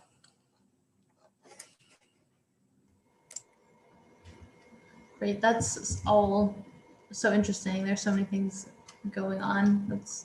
Galicia is really, really cool. And I actually have, if you don't mind, I was going to circle back to Piero. I have some questions. And I guess my first question, I know that you did specifically say that what phenomena of borrowing, how do DMs fit into that? I know there's a lot of literature saying conflicting things, but I was going to say, if you were looking at your information, what would you say? Where would you conclude? How do the DMs function? Are they like a personal conclusion? Yeah, based on your data. Well, I would say I went actually to, I made the same question to myself several times when I was like looking at the data, because sometimes you are more into borrowing and sometimes you're more into code switching. That's why actually I put the example from Professor Aaron, and then on the other side, study from Lipsky and Torres, because I say, well, I'm just justified, because if I have some doubts, maybe, so if they have some, probably, yeah, I can have too, but I will be more into code switching. I will be more into code switching just for a reason, because I found, of course, I couldn't put so many example in the document, in a PowerPoint, but above all with DM like, because I found like person speaking totally Spanish and then and after that that's why I suggest that could be like stop of thoughts, because after the DM I found a go back to Spanish, so like Torres and Lipsky said, so Spanish, English, Spanish sentence, but also I found like a Spanish, and then was the change point, switch point. And after that, the sentence was completely in English. And I remember I have some here that say, sabes lo que te digo? Like, it doesn't make any sense. And so that it doesn't make any sense, I think, or I suggest that it's due to the presence of like. And so for me, it's more about code switching. But yeah, there's like a forever, never-ending fight about code switching or borrowing. But yes, yeah, I think it's code, for me, it's code switching, or at least for the data that I gather for this study. That's really interesting. And like you said, I mean, sometimes it's whenever there's a big debate, that's what makes, you know, our study so interesting, is finding out where maybe certain data sets land. I have one other question about the collection of data, and you were talking about how the informal situation might have, you know, played into using the different DMs. Were you also relationally close to the person? Because my thought was maybe if you had done other interviews, but in a physical context that was more formal, if that would have changed, or if it was relationship based or simply space based. I didn't know if you thought about. Yeah, I perfectly understand. So no, I wasn't related. Like I got to those people that I that I interviewed, just, you know, for friends in common, or for like some kind of group about Afro identity or Afro-Caribbean identity, because I'm working on other project, and so I had the chance to have those people. But no, I think it's important actually to you know, that the relationship, if they're friends, if they're family, or if you just know people or the informants. But no, in this cases, no. In these cases, I didn't know any of them, and I'm pretty sure that, considering that the corpus is like professor on one side, professor or assistant, or graduate students, and on the other side are just students. So I can suggest, or I can say, I'm not sure, but I can say that probably they were not friends either. So. Oh, that's really interesting. And yeah, it sounds like that physical context really played into things. It looks like there's. Okay, yeah, so Eddie said that it's interesting to hear that like might be the trigger for code switching. And there were some questions for other presentations, and if the presenter responded, you can see those in the answered portion. So some have a few sentences, or if you were also interested, those were there.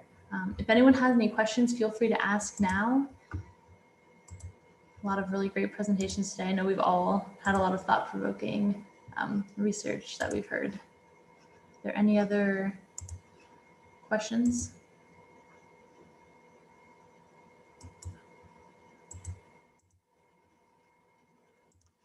It looks like Eddie asked, I'm assuming, Piero, this is for you, that was asking if you're familiar with the online productions of Pero Like. If I'm familiar with what, sorry? The productions of Pero Like. I don't remember actually if I yeah, maybe by Lipsky, but I'm not sure about it. I'm not pretty sure, but yes, I read something about the Pero Like. But what I found interesting, besides, you know, who who published what I found interesting, and that, well, in this case, I found like that English DMs, so discourse markers, are more like present in female speakers. But considering that, like the real the real life, I don't know if it's like, probably it's just a case in this 12 speakers. Well, I had more female, but I think that it's something very common, because as I told in the presentation, this switch is very common, it's very accepted above all, and it's part of Puerto Rican identity. It doesn't matter the gender. That's really neat. And Eddie also commented that if you're interested, there are videos on YouTube by US Latinos who talk about code switching and linguistic context zones. So it looks like that might be thank you. interesting. Yeah, for you thanks. to look into that. Well, if there are no other questions, okay, and Eddie was saying that that's part of the pero-like phenomena. So it looks like everyone had a great time and was really interested in all the presentations today. Thank you so much for coming and being part of this, for taking time to prepare your work and share it with us, and for asking questions, and for being here and listening on and commenting on our hard work. We were really thankful for that. And it looks like right now we're coming up on a break. We're a little bit early, but the break is from 12:45 to 1:30 p.m. And it looks like we will be coming back at 1:30 for our third session about language education. It's going to be great. I'm really excited. Thank you all for coming today. Thank you very much.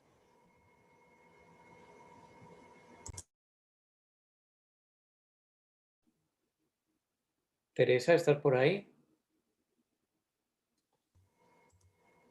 Sí, estoy. Nada, muchas gracias por moderar. Oh. Súper bien. Muchas gracias. Nada, un placer. Nos vemos después del break. Okay, ciao. You did a great job there.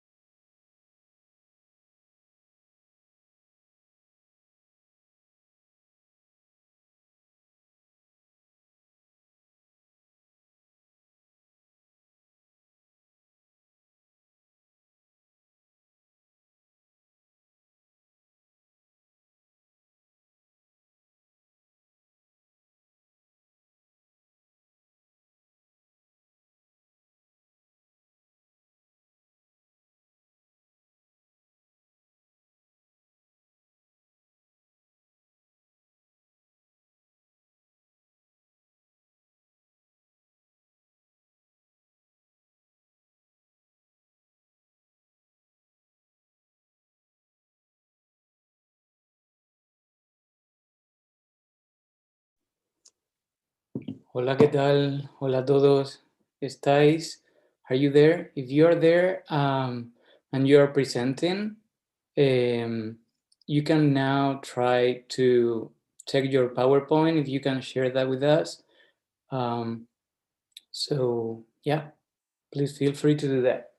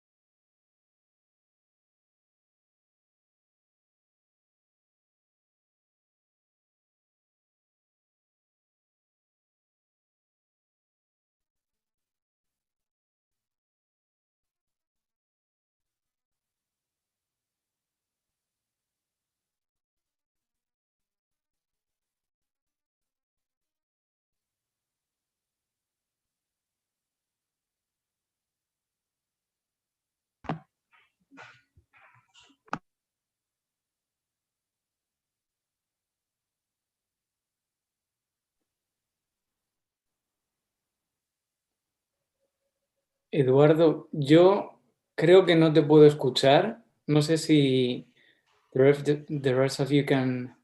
No, you're mute, Eduardo. Okay.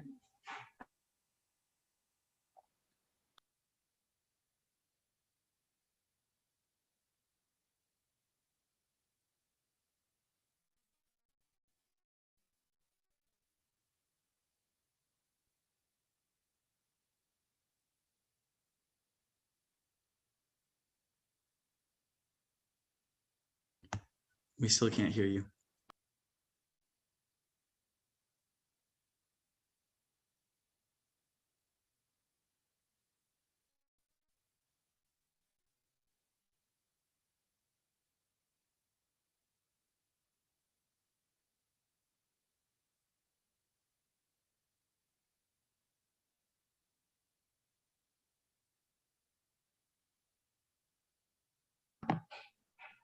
No, sigues mute, Eduardo.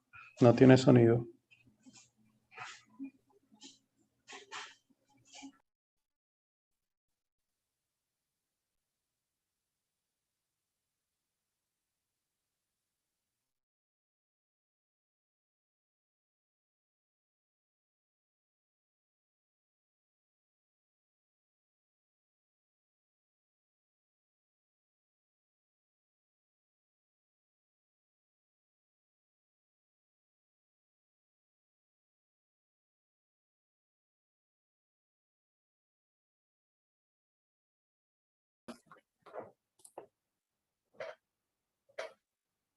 Now you hear me? Yeah, now it's perfect. Yes, perfect. Oh, Gracias, finally. Eduardo. Okay. Oh, thank you. So we're back to the third session of the graduate student colloquium. I am Eduardo Grobetz. I am a graduate student at the Department of Spanish and Portuguese at the UT, and we will be moderating this session. This third session is about language education. Okay. Before we start, I would just remember the format. So you have 20 minutes to present. I'll be giving and just when you yes, 2 warnings and what else? In case you have technical difficulties, we'll wait 2 minutes, then we can pass to the next time for questions and discussions. So please do not do that on the chat, just the Q&A. And remind all sessions are being recorded and live streamed on YouTube, not on Facebook, sorry. So let's go and start with Denner Ferrari, with the presentation Os Colégios Cívicos Militares e os Embates na e pela Linguagem. Denner Ferrari is a graduate student at the Unicamp from Brazil. So Denner, whenever you're ready. Okay, I'll share my screen and can you see my screen? Yeah, thank you.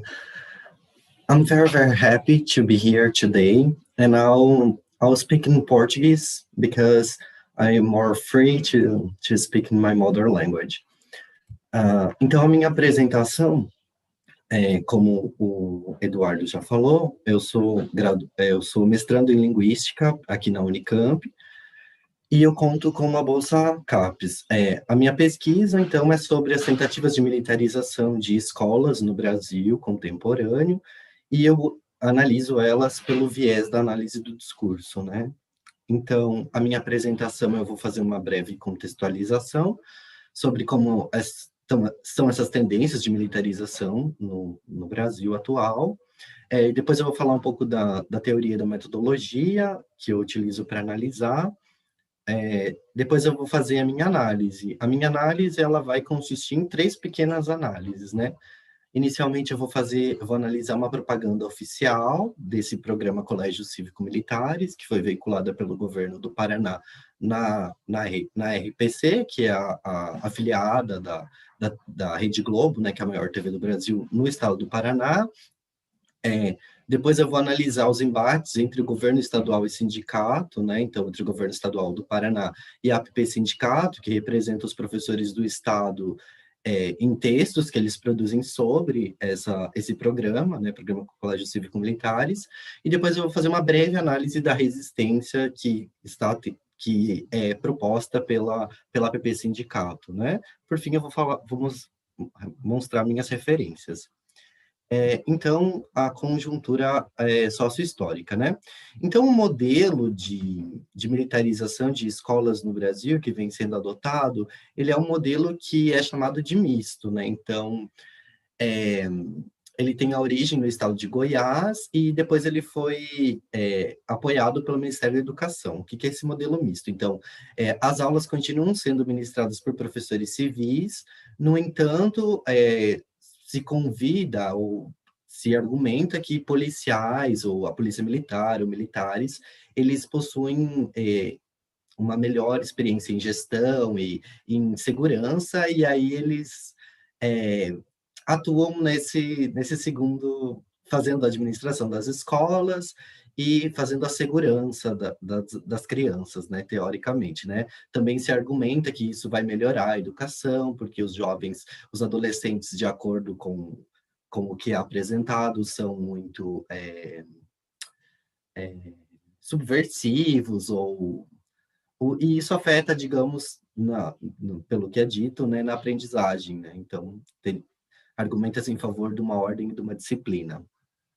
Então, o programa Colégios Cívico-Militares, ele é baseado nesse programa do estado de Goiás, né, que é onde começou tudo, e no programa do Escolas Cívico-Militares, que foi apoiado pelo Ministério da Educação, criado e apoiado, né, que vai... esse programa do Ministério da Educação vai criar 200 novas escolas cívico-militares do Brasil inteiro. O estado do Paraná, ele resolveu criar o programa Colégios Cívico-Militares dentro do estado.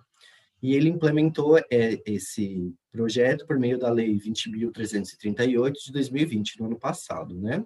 Então, esse programa também faz a cooperação entre a Secretaria de Estado da Educação e a Secretaria de Estado da Segurança Pública, e ele objetiva criar 205 novos colégios, né, dentro do Paraná. Criar não, mas passar esses colégios que são administrados atualmente pela CED para essa parceria conjunta entre CED e CESP, né? Então, 205 instituições vão passar a adotar esse modelo a partir agora de 2021, pelo que eu consegui ver, assim, nos documentos. E o que mais ou menos, né, em torno de 1/3 dos alunos do estado do Paraná vão estar sobre, então, essa educação cívico-militar, né? Em termos de número. Com relação à teoria e à metodologia. Então, os textos que eu vou analisar são textos produzidos pela Secretaria de Estado da Educação e o sindicato, que eles falam sobre o programa, né? E quando eles falam sobre esse programa, eles se desentendem. Então, é um discurso sobre, não é um discurso oficial do programa, mas é o discurso de uma instituição sobre aquele programa, né? Então, eu vou tomar os textos produzidos por essas instituições e analisar à luz das categorias propostas pela análise do discurso, desenvolvida especificamente por Michel Pechet na França nos anos 60 a 80, e depois trazida ao Brasil e continuada com avanços pela professora Eni Orlandi. Basicamente, a teoria do Pechet... E o foco da minha análise vai ser o processo de nomeação do programa. Então, como nesses textos o programa vai sendo nomeado, como ele vai sendo retomado. Então, então a teoria, basicamente, do Michel Pechet, ela se baseia em 3 teses, que são mais ou menos centrais, que são, a primeira é o sujeito não é a fonte do sentido, a segunda, o sentido se forma na história pelo trabalho da memória. Ou seja, então o sujeito, quando ele fala, ele não tem poder sobre aquilo, ele não é a fonte, ele apenas está operando, opera alguma coisa dentro dele. Então, que é a história, né? Então, o sentido se forma na história pelo trabalho da memória. Pela repetição de sentidos e deslizamentos, o sentido vai se formando e vai se transformando. E a terceira tese é que o sentido pode ser perseguido, mas ele sempre vai escapar. Então, por mais que a gente tente fazer uma análise, tentar pegar o sentido, ele sempre vai fugir, porque ele está sempre em movimento, porque sempre que eu falo, eu repito e eu deslizo o sentido. Então, a análise ela vai ter três momentos, né? A propaganda televisiva, 4 textos produzidos pelas instituições disponibilizados, né? Uma notícia do governo estadual e 3 textos do sindicato, e as noções que eu vou me ocupar são a paráfrase e polissemia, que são justamente essa repetição, que é a paráfrase, né? Então, quando eu repito o mesmo sentido, e a polissemia, que quando eu repito, eu crio um sentido novo. As formações discursivas, que tem a ver com o funcionamento da ideologia dentro do discurso, dentro da linguagem, né? Ou seja, o sujeito ele é autorizado pela ideologia a falar determinadas coisas e a não falar determinadas outras. E, por fim, eu vou mostrar um pouco do funcionamento da resistência, que eu vou explicar mais para frente isso. Então, a propaganda oficial. Infelizmente, devido ao tempo, eu vou optar por não apresentar propaganda aqui, mas aí vai ficar o link do YouTube no texto completo, bem bonitinho, enfim. Mas eu gostaria de, antes de começar a análise da propaganda, focar nessa construção. Colégios Cívico-Militares, que é o nome do programa estadual do Paraná, e Escolas Cívico-Militares, que é o nome do programa federal organizado pelo Ministério da Educação. Então, é engraçado, porque cívico-militares, a construção é idêntica, né? E colégios e escolas são palavras que são sinônimos, mais ou menos no português brasileiro, né? Só que há uma relação de hiperonímia e hiponímia, né? Ou seja, escolas, ela é um hiperônimo, ela tem um sentido mais amplo do que colégios. Então, se eu falo colégio, eu posso falar escola, e escola pode designar uma creche, que é uma escola de educação infantil, eu posso designar colégio, eu posso designar até universidade entra dentro de escola, escola entendida como instituição escolar, né? E já colégios não. Então, eu posso falar que um colégio é uma escola, mas eu não posso falar que uma escola é necessariamente um colégio, né? E é essa questão. Então, uma relação de hiperonímia e de hiponímia e hiperonímia, só que não é bem assim tão simples, né? É como se, ao utilizar colégios cívico-militares para designar esse programa, e já foi dito escolas cívico-militares, é como se o governo do Paraná quisesse se ancorar, tipo, naquilo que já foi construído por aquele primeiro programa nacional. Só que nessa propaganda oficial, que vai para a mídia do Estado e para os cidadãos, né? Fazendo a propaganda desse programa Colégios Cívico-Militares, o nome oficial do programa, Programa Colégios Cívico-Militares, não aparece. O nome do programa não aparece. O programa vai ser designado de outras maneiras. Escolas Cívico-Militares do Paraná, escolas militares, novo modelo, e esse modelo, que aí são maneiras de retomar, e novas escolas cívico-militares do Paraná. Então, se antes a gente ficaria só, uma relação de hiponímia e hiperonímia, parece que há um negócio, ou quando se fala escolas cívico-militares do Paraná e novas escolas cívico-militares do Paraná, que é o mesmo programa que está sendo implantado pelo governo federal. O que não é verdade, porque se trata de um programa estadual, com suas diretrizes e próprias do governo estadual, que não necessariamente são as mesmas daquelas do governo federal. Então, me parece que há uma tentativa de... porque o cidadão, esse projeto ele foi proposto e as comunidades escolares precisavam dizer se elas votavam sim ou não ou contra. Sim ou contra, né? Elas diziam sim ou não a esse modelo. E me parece que, ao fazer esse uso, é uma maneira que o governo acha de tentar convencer a população, um mecanismo de linguagem para que a população se sinta vote mais sim do que não, né? Por fim, agora eu vou fazer a análise dos textos, né, veiculados nos sites, primeiro, e como eles vão sendo designados esse mesmo programa, né?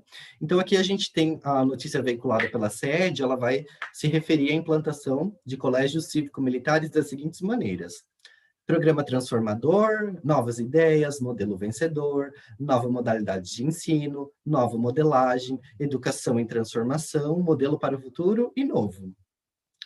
Então, basicamente, aqui a gente tem novo, futuro e transformação. Então, a gente aponta que esse novo modelo, o programa Colégios Cívico-Militares, é um modelo que vai para o futuro, mas vai para o futuro não só, mas vai para o futuro de uma maneira muito positiva, vai transformar, vai ser novas ideias, vai ser vencedor, né? Então, vai se criando, né, nessa notícia, um sentido de que esse programa é muito bom. Em compensação, nos 4 textos produzidos pela APP Sindicato, que é o sindicato que representa os professores da rede estadual, o mesmo fato, né, é designado de uma maneira bastante diferente.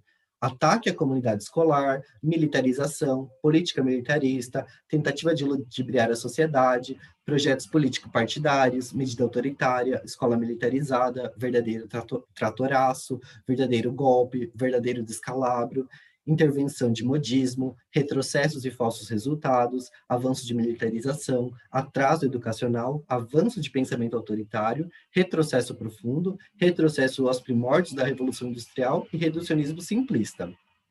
Então, se o governo do estado fala que é um projeto que vai para frente, para o futuro, de uma maneira bastante positiva, aqui a gente tem basicamente justamente o oposto, né? Então, esse programa, ele é um golpe, ele é um descalabro, mas é um retrocesso.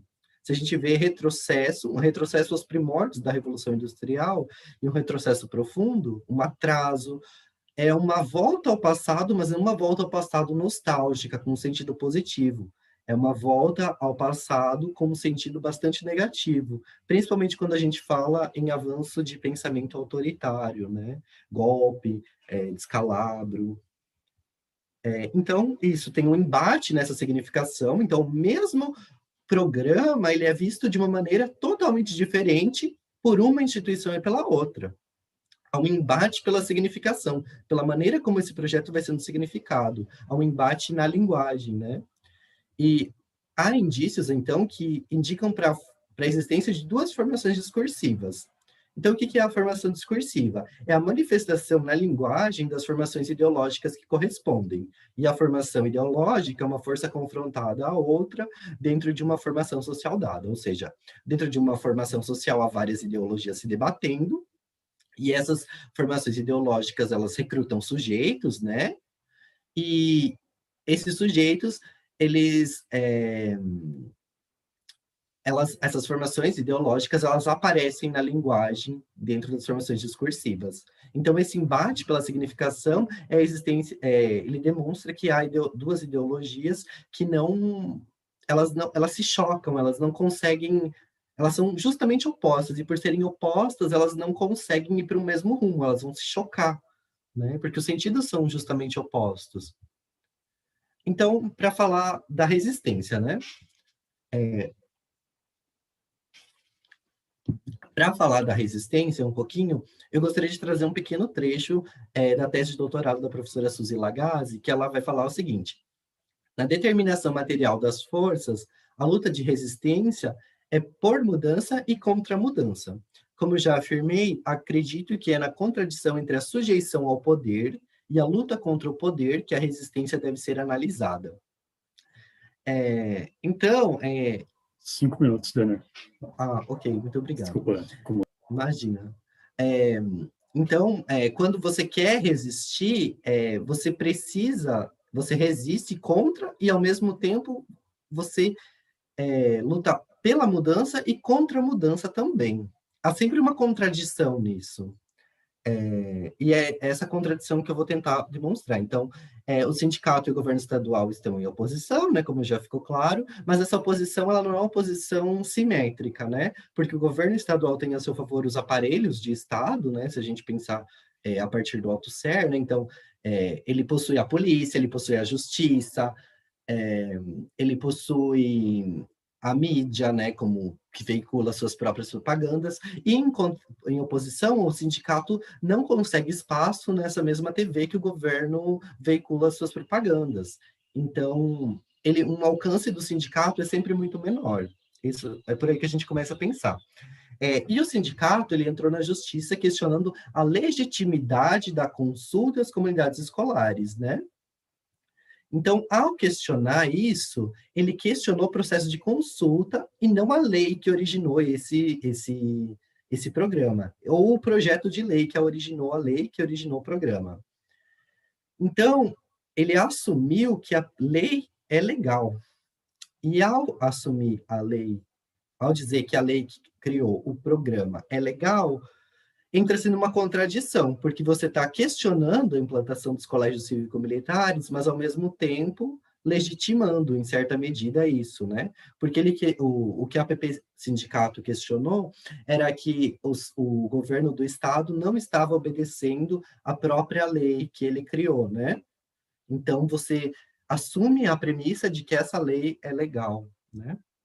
Então, retomando basicamente o que eu falei, né, minhas análises, na propaganda veiculada na grande mídia, o governo estadual se utiliza de designações bastante amplas, que podem vir a confundir o cidadão. Sindicato e governo estadual possuem posições distintas, opostas e irreconciliáveis, que afetam a maneira como designam e significam o programa. E o sindicato apresenta contradições. Ao questionar o programa, assume a premissa da legalidade da lei e, portanto, legitima.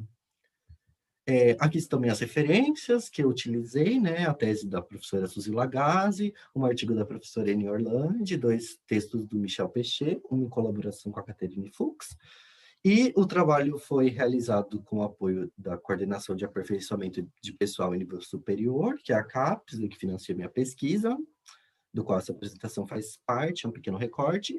E, por fim, muito obrigado, graças, thank you.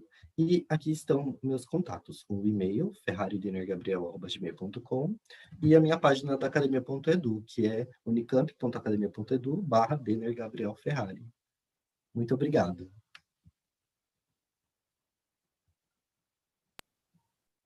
Muito obrigado, Denner. Thank you, Denner. So now we're gonna pass to the next person, next presentation. Just one second.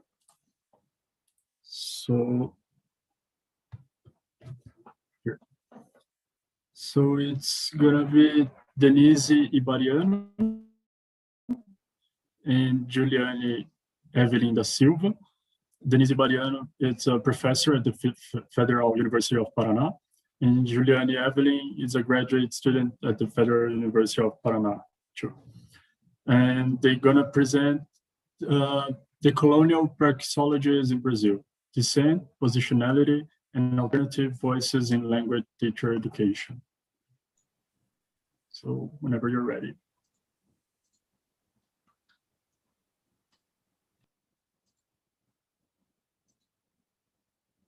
A hora que vocês quiserem começar, fica à vontade. Tá? Okay, can you hear me? Yes. Yes. Okay, thank you. I can't see anybody here, right? So, good afternoon from Brazil. Thank you for participating. My name is Denise Barino. As Eduardo has already mentioned, I'm a professor at the Federal University of Paraná, located in the south of Brazil. And I'll be presenting this talk with Juliane da Silva, my partner, who's this PhD candidate at the same university. And we belong to this research group called Identidade e Leitura. You're gonna see here the link to the group. And this is the title of our presentation, The Colonial Praxeologies in Brazil, Descent, Positionality, and Alternative Voices in Language Teacher Education. So these are our presentation contents. We will start with the goals. Next, we'll evidence our locus of enunciation and theoretical background. Next, we'll show you the questionnaire analysis, the research group questionnaire analysis. And finally, some remarks and food for thought. And lastly, the references. So our two goals are here to present how the colonial studies have been investigated in the area of teacher education in Brazil and bring to the fore which praxeologies have been enacted to face coloniality in the national context. So we understand praxeologies here in the light of Paulo Freire, who argues for the connection of theory and practice. Hence, our readings are a result of the Brazilian references here, okay? So, so to give you a brief overview, we start with this Brazilian researcher called Menezes de Souza, who starts the colonial discussion based on the following groups: modernity and coloniality, epistemologies of the South by Sousa Santos, and gesturing towards the colonial futures. So Menezes de Souza proposes the following movement. It is necessary to identify the coloniality that constitutes ourselves, then interrogate the abyssal line as suggested by Sousa Santos, and then interrupt this colonial violence in our practices. And in addition, the theoretical background is based on Jordão, who argues for the term epistemophagy, which is a reference to the term anthropophagy discussed in the modernist literary movement in 1920. So anthropophagy is the assimilation or digestion of foreign knowledge or epistemology.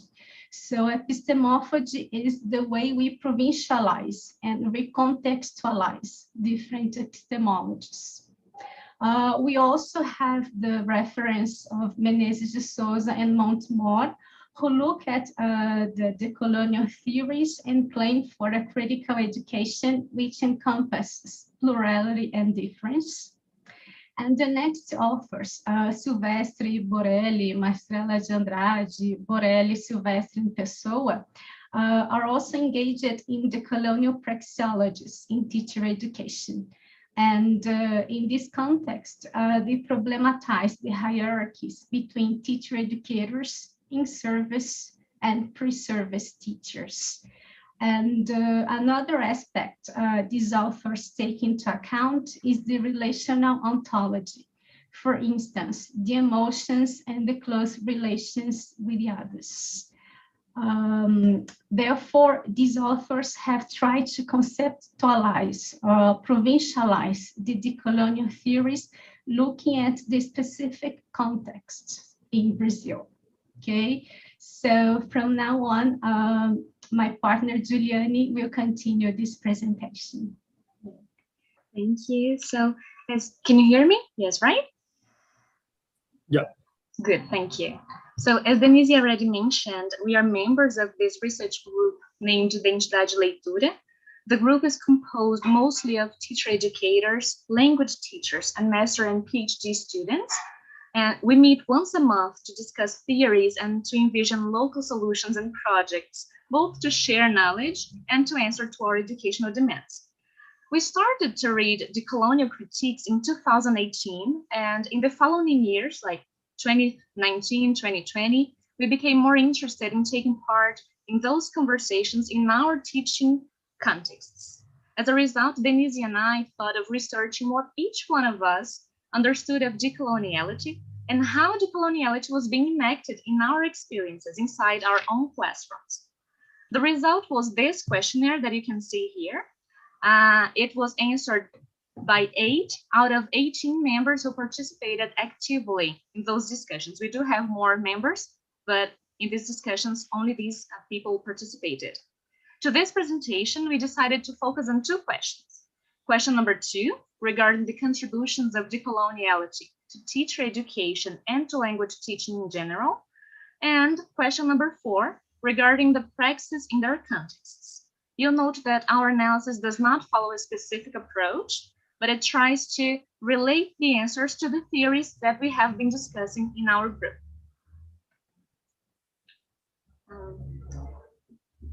Do we have the pie chart, Denise? Yes, thank you. So as you can see, this chart shows that most participants answering this question believe that decoloniality must be turned into a pedagogy to be enacted in their classrooms. When we take a look at the answers that Denise is going to show you, we see that the meaning of pedagogy is put into question, and it is seen in a more flexible way, avoiding any connotation regarding methodology or approach. The participants talk in terms of decolonial strategies to be taught and enacted in their classrooms. The English language teaching area, for example, can benefit greatly with the displacement of the idea of a native speaker in the process of language learning and teaching, as we can see in the answer by participant 1. Participant 4, the second answer, he acknowledges the discussions brought by Mignolo and Boaventura de Souza Santos to resignify the meaning of pedagogy. When he does so, he claims the need to theorize the practice in order to question colonial structures and notions that are reiterated in his practice. When we look at the final one, the last answer, P6, embraces a decolonial pedagogy through the notion of cultural translation, thought by authors such as Boaventura de Souza Santos, Catherine Walsh, and Viveiros de Castro. P6 understands that a translation that welcomes plurality, dissent, and difference, and does not try to reduce these themes to the sameness of the self, can be of great contribution to the area. Looking at the educational endeavor as one gesturing towards the social world, P6 sees decoloniality as allowing positive conflict in the process of meaning-making. On the other hand, the participants who disagreed did so on the basis of their understanding of pedagogy as something that reduces, as something that structures, as if it were possible to teach how to be decolonial or to teach decolonial contents in a classroom. Moreover, when taken as a fixed truth without any questioning, decoloniality becomes equally colonial. So these answers from participants number 3 and number 5 can also be read as a discomfort in working with recipes, reaffirming their position as consumers of theories instead of producers of knowledge. Questioning these views, they agree that decoloniality has a great contribution to the area. For example, P5, you can come back to the slide. Thank you. So P5 underscores the role of languages in the construction of identities, as well as opportunities to destabilize colonial epistemologies that serve as a basis to language teaching practices. As we can see, the difference between the two answers, the people who answered yes and the people who answered no, lies in the concept of pedagogy. When it is seen as a fixed set of norms to be followed, it limits decoloniality and its work of resistance into contents to be taught, like a discipline. This is exactly what is being criticized by these participants. On the other hand, when considered as a way of acting upon and acting with the world, as Walsh and Mignolo contend, even these two participants, P3 and P5, believe decoloniality could be an important asset to language teaching and to teacher education. Now you can go to the next slide, please. So turning to the second question that regards practices that have been enacted in their teaching, participant 1, this first one here, sheds light to the concept of language that grounds her actions. As we are talking about language teachers, P1 makes use of a non-structuralist view of language, which allows her to modify her actions towards the textbook and the teaching of grammar. She highlights how she brings speakers from diverse countries, not to reinforce the native speakerism ideology. She also shows how she deals with intelligibility instead of error, and how this attitude changed the way she assesses her students. Participant 2, the same way that participant 1 does, considers her way of dealing with assessment to gesture towards decoloniality. And she does this because she always negotiates the tools to be used and the criteria that will be taken into consideration. What cannot happen if we are grounded on a colonial? 5 minutes, okay. Thank you. On a colonial and structural notion of language. P4 highlights her work with pre-service teachers and how she cracks the spaces she has to discuss texts that deal with English as a lingua franca, intelligibility, imposter syndrome, non-native speakers, and Brazilian authors who discuss English teaching in Brazil. So both participant 1 and participant 4 mention translanguaging, intelligibility, and English as a lingua franca in their teaching practice. We read this attitude as a way of provincializing, appropriating. Sorry? I made a mistake here. It's not 5 minutes. You have more time. Sorry. Okay, thank you. We read this attitude as a way of provincializing, of appropriating a colonial and imperial language, such as English, which is our area, and using English according to their own demands and contexts. This English then is theirs. This English is ours, right? And it serves different and local purposes. Denise, we can go to the remarks.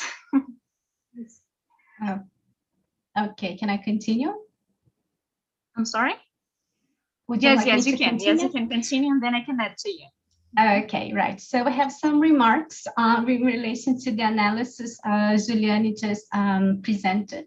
So the first one is the positionality, is to focus on how our graduate students, professors, and researchers at the university are responding to the readings and discussions in our group.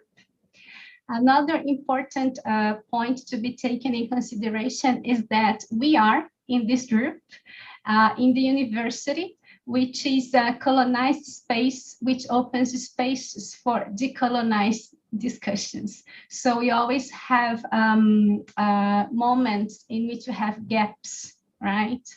It is interesting to add that when these professors, teachers, and students talk about their practices, they problematize this colonial structure of the university, and they use this space to engage in decolonizing discussions without searching for some kind of purity. They identify their inner colonizers, their modern desires, and their implications in the reproduction of coloniality when they deal with language teaching, and in doing so, they show themselves complicit with harm and assume a compromise towards change. So they use the space they have to crack the system, right? Okay, so we also have to mention that the recognition of the coloniality which constitutes ourselves. We are affected by the tensions and singularities of our context, the global South, right? As you have seen in the analysis, we have to identify, yes, recognize and interrupt this colonial violence as well. What else? Another point that the participants identify the research group as a space of resistance, of borders, of grietas, according to Walsh, and legitimization of local practices. And finally, it is important to act otherwise, to theorize acting, act theorizing, and live resisting and re-existing. Yes. So in a decolonial vein, instead of finishing our presentation, we say that we suspend our discussion for some time, right? But we do it with some questions that we find very necessary to begin any change in our contexts and in our ways of living, of experiencing, of sensing, and of inhabiting this world. So we have 3 questions here that we'd like to share so that we can think about 5 minutes. Both now and after. Okay, thank you. How have we encountered the face of the other in our teaching contexts? How have we resisted coloniality in our modern institutions? And which voices, bodies, and discourses are legitimized in our teaching practices? These questions are very important to us, and I think they help us understand, help us in those movements of identifying, of interrogating, in a way to interrupt these colonial practices, these colonial violences. Now, the next slide, you're gonna find some references. As we are very technological nowadays, you can find them at this address or by using the QR code, and you can always reach to us through our emails. So thank you very much. Thank you, Denise and Juliane, for this exciting presentation. So we're gonna pass to the next person. And then in the end, we have time to expand the discussion, to continue the discussion, right? So the last person who will present here in this session 3 is Joel Villahermosa. He's a graduate student at the University of Texas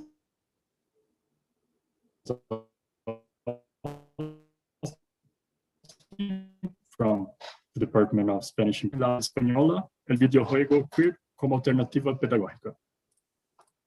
Ya, muchas gracias, Eduardo. ¿Se me escucha?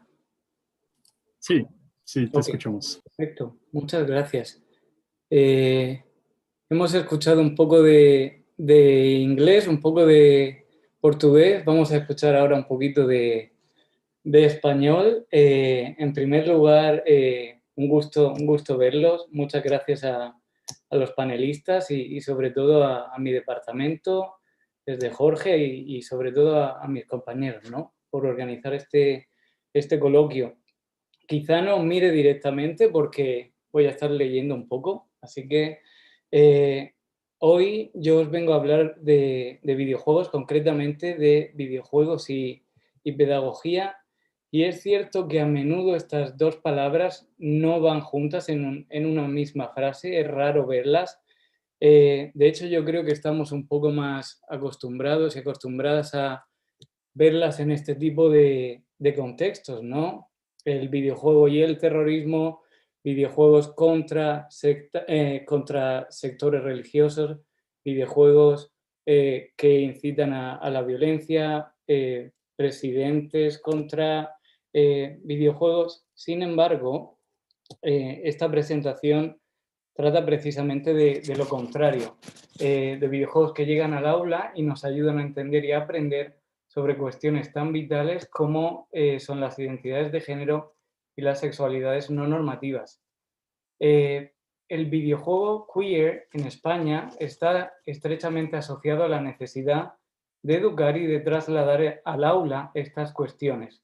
Asociaciones, plataformas y colectivos, como podéis ver aquí, conscientes de la importancia de este medio entre el público más joven, defienden dichas representaciones y se posicionan en contra del acoso escolar, promoviendo la transformación social en escuelas a partir de la cultura y la industria videolúdica. De esta unión nacen los diversos proyectos videopedagógicos que vamos a ver un poquito más tarde. Esta presentación incide en este novedoso vínculo, ya que es una característica única de España. Por supuesto que en lugares como Estados Unidos los videojuegos queer existen, pero no están ligados a colectivos sociales en favor de prácticas no normativas. Colectivos como Ars Gamers, Hogam, en España resultan vitales, son los que proponen y sobre todo, como tenéis en la monedita aquí, son los que financian estos productos culturales. Sumado a esto, la relevancia de dar voz a las identidades queer dentro del aula está apoyada por las propuestas alternativas de reconocidos teóricos como Lucas Platero o Eurídice Cabañés, que han explorado cuestiones pedagógicas queer. Es importante incidir en esta conexión, educación, videojuegos, porque son dos terrenos que, como hemos visto, no se llevan muy bien entre sí cuando deberían ser, y creo, y esta presentación lo intenta demostrar, parte de un mismo camino. Sin embargo, antes de adentrarnos a fondo en este recorrido, quisiera empezar un poquito más atrás en el tiempo. No sé si conoceréis a este personaje. Este es Birdo y apareció por primera vez hace 33 años en Super Mario Bros. 2 y es considerado el primer personaje queer de la historia de los videojuegos. Desde entonces, según datos estimados por la página web LGBTQ Game Archive, que recopila referencias a identidades queer dentro de estos productos culturales, en la década de 1990 se encuentran registradas 91 menciones en la de los 2172 y, como veis, en la década de 2010, un total de 951 videojuegos contienen personajes o referencias a identificaciones queer. No obstante, me gustaría hacer una pequeña aclaración. No es lo mismo hablar de personajes queer dentro de un videojuego que videojuegos queer. Pongamos de nuevo el caso de Birdo, que lo tenéis aquí a la izquierda. Este personaje en el juego aparece como un jefe en la primera fase del juego, pero eso no impide, su presencia no impide que Mario llegue y complete el nivel con éxito, ¿no? Estos personajes aparecen complementando al juego y, como se vio en la diapositiva anterior, se muestran cada vez más en el sector mainstream de la industria videolúdica. Por otro lado, como tenéis en la parte derecha, encontramos el caso de videojuegos en el que esas identificaciones de sexo y género no normativas resultan fundamentales para el desarrollo de la narrativa. Para encontrar ejemplos de este tipo, hay que buscar un poquito más allá, porque muchos de ellos se crean, pero nunca llegan al público general o a las bases de datos. Se refugian en otro registro de la industria videolúdica, que es la escena independiente.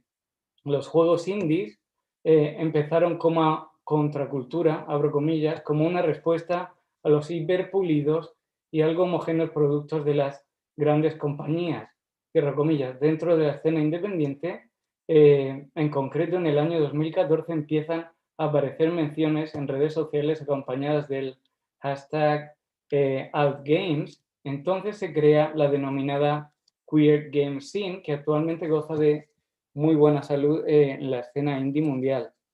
a pesar de el éxito global de la queer game scene, en España la situación es un poquito más precaria. Este hecho llama aún más la atención al saber que el videojuego español está viviendo lo que se denomina una segunda edad de oro,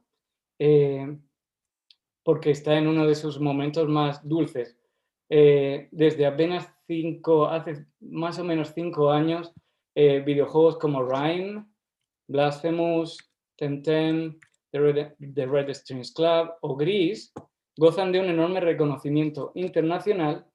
En España, de hecho, se juega y se gasta dinero en videojuegos más que nunca y también se está diversificando el perfil de jugadores de videojuegos. Cada vez juegan más mujeres, incluso ahora el porcentaje está entre 58 hombres, 42 mujeres.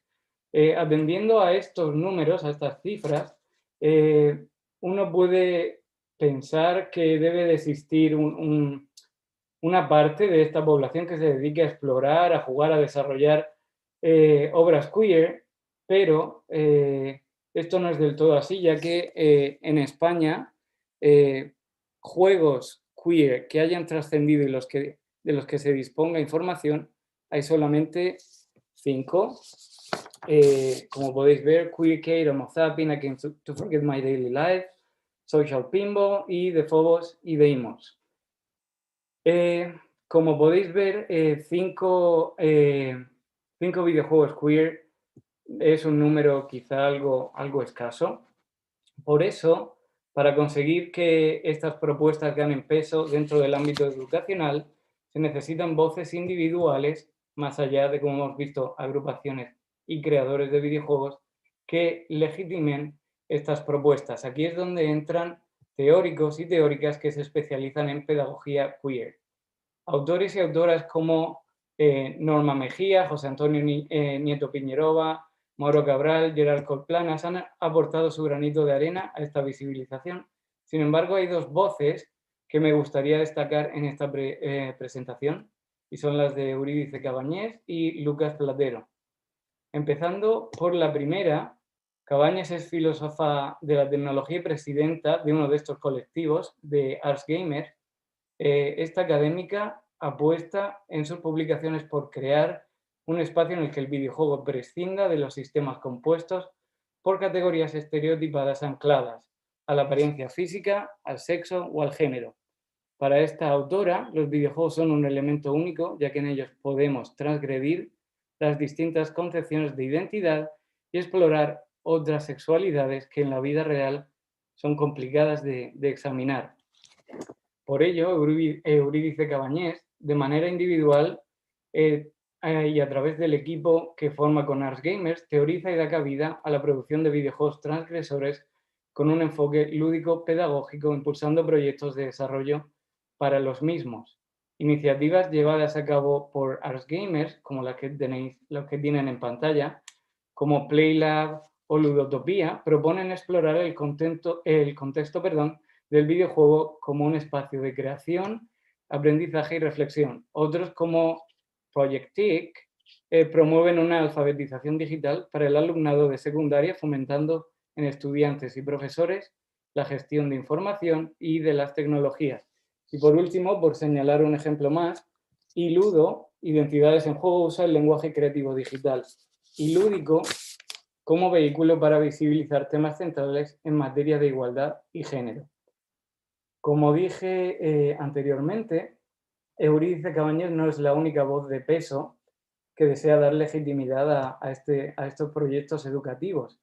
Si la figura de Cabañés, como se ha visto, resulta relevante por todos estos proyectos que propone, Lucas Platero es imprescindible por su trabajo como teórico de la pedagogía queer. Él es doctor en Sociología y Ciencias Políticas y responsable de proyectos europeos de investigación en relación a las políticas públicas sobre el cuerpo, género y sexualidad, estudios y políticas trans, estudios sobre discapacidad y pedagogías queer. Sus propuestas aparecen reflejadas en numerosos artículos y libros, las cuales destacan por su relevancia educacional 2. Herramientas para combatir el bullying homofóbico, de 2007, y transexualidades de 2014. Este último es un libro completamente dedicado a informar y teorizar sobre identidades queer y cómo asegurar su presencia en las aulas de la manera más efectiva posible. La obra se divide en dos partes, siendo la primera la dirigida a discutir las nociones básicas sobre la transexualidad, cómo se define este término, qué derechos tienen las personas trans, etc. Si la primera parte se teoriza sobre las identidades queer, en la segunda parte se lleva a cabo o se lleva la pedagogía queer directamente al aula. Como ya sucedía en su otro libro que estáis viendo, Platero incide en la importancia de usar productos culturales como materiales útiles y efectivos en la enseñanza queer. Por ello ofrece actividades y recursos educativos con una mirada trans. Afichas con poemas cuyo eje central son las identidades no normativas, se le suman testimonios, recortes de periódicos, tiras cómicas y textos narrativos de autores españoles. Además, y haciendo referencia a la importancia del uso de las nuevas tecnologías, incluye actividades y recursos recomendados relacionados con la música y el cine. Como podéis ver, el libro fue publicado entre 2014 y 2015 y el primero de nuestros videojuegos queer en la lista salió precisamente en 2014. Por tanto, a esa lista que nos ofrece, a esa lista de recursos que nos ofrece Lucas Platero, habría que añadirle, sin lugar a dudas, los videojuegos queer españoles, ¿no? Como dije anteriormente, solamente 5 han trascendido y de los que se dispone información, y de entre estos me gustaría destacar el papel de 2 de ellos, que son Queercade de 2014 y de Phobos y Deimos de 2018, empezando por este último. Lo que nos propone Alexander Rodríguez es una aventura de rol por turnos, tipo lo que se llama en videojuegos un RPG. En ella encarnaremos a Joaquín, según describe el propio autor, abro comillas, un chico que ha empezado a estudiar en la Academia de Defensores, una prestigiosa institución nacida con el objetivo de formar a estudiantes. Sin embargo, en su primer día de clase, Joaquín se convertirá en la víctima de una gran injusticia, la LGTBI-fobia. Cierro comillas. Con esta premisa, el creador desarrolla una aventura de más de 10 horas en la que los mensajes contundentes sobre bullying, acoso, xenofobia, problemas de identidad, problemas con el propio sistema educativo se mezclan con mecánicas, combates y entornos de un juego de rol clásico de ambientación medieval. En el caso de Alexander Rodríguez, la intrahistoria con respecto a de Phobos y Deimos, su obra, está basada en compartir y aprender de un episodio de homofobia y acoso que él mismo y su entorno más cercano sufrieron. Es la confianza que Rodríguez tiene en el carácter social y de aprendizaje de las obras videolúdicas lo que le impulsó, junto con su propia vivencia, a crear su obra y a apoyarse en estos colectivos y agrupaciones, siendo su objetivo no otro que el de educar. Además, él sí que pudo trasladar su obra de Phobos y Deimos a diferentes colegios, donde la acogida fue muy positiva. ¿Por qué? Porque los videojuegos, sean del estilo que sean, bajo mi punto de vista, llaman la atención a estudiantes y a profesores.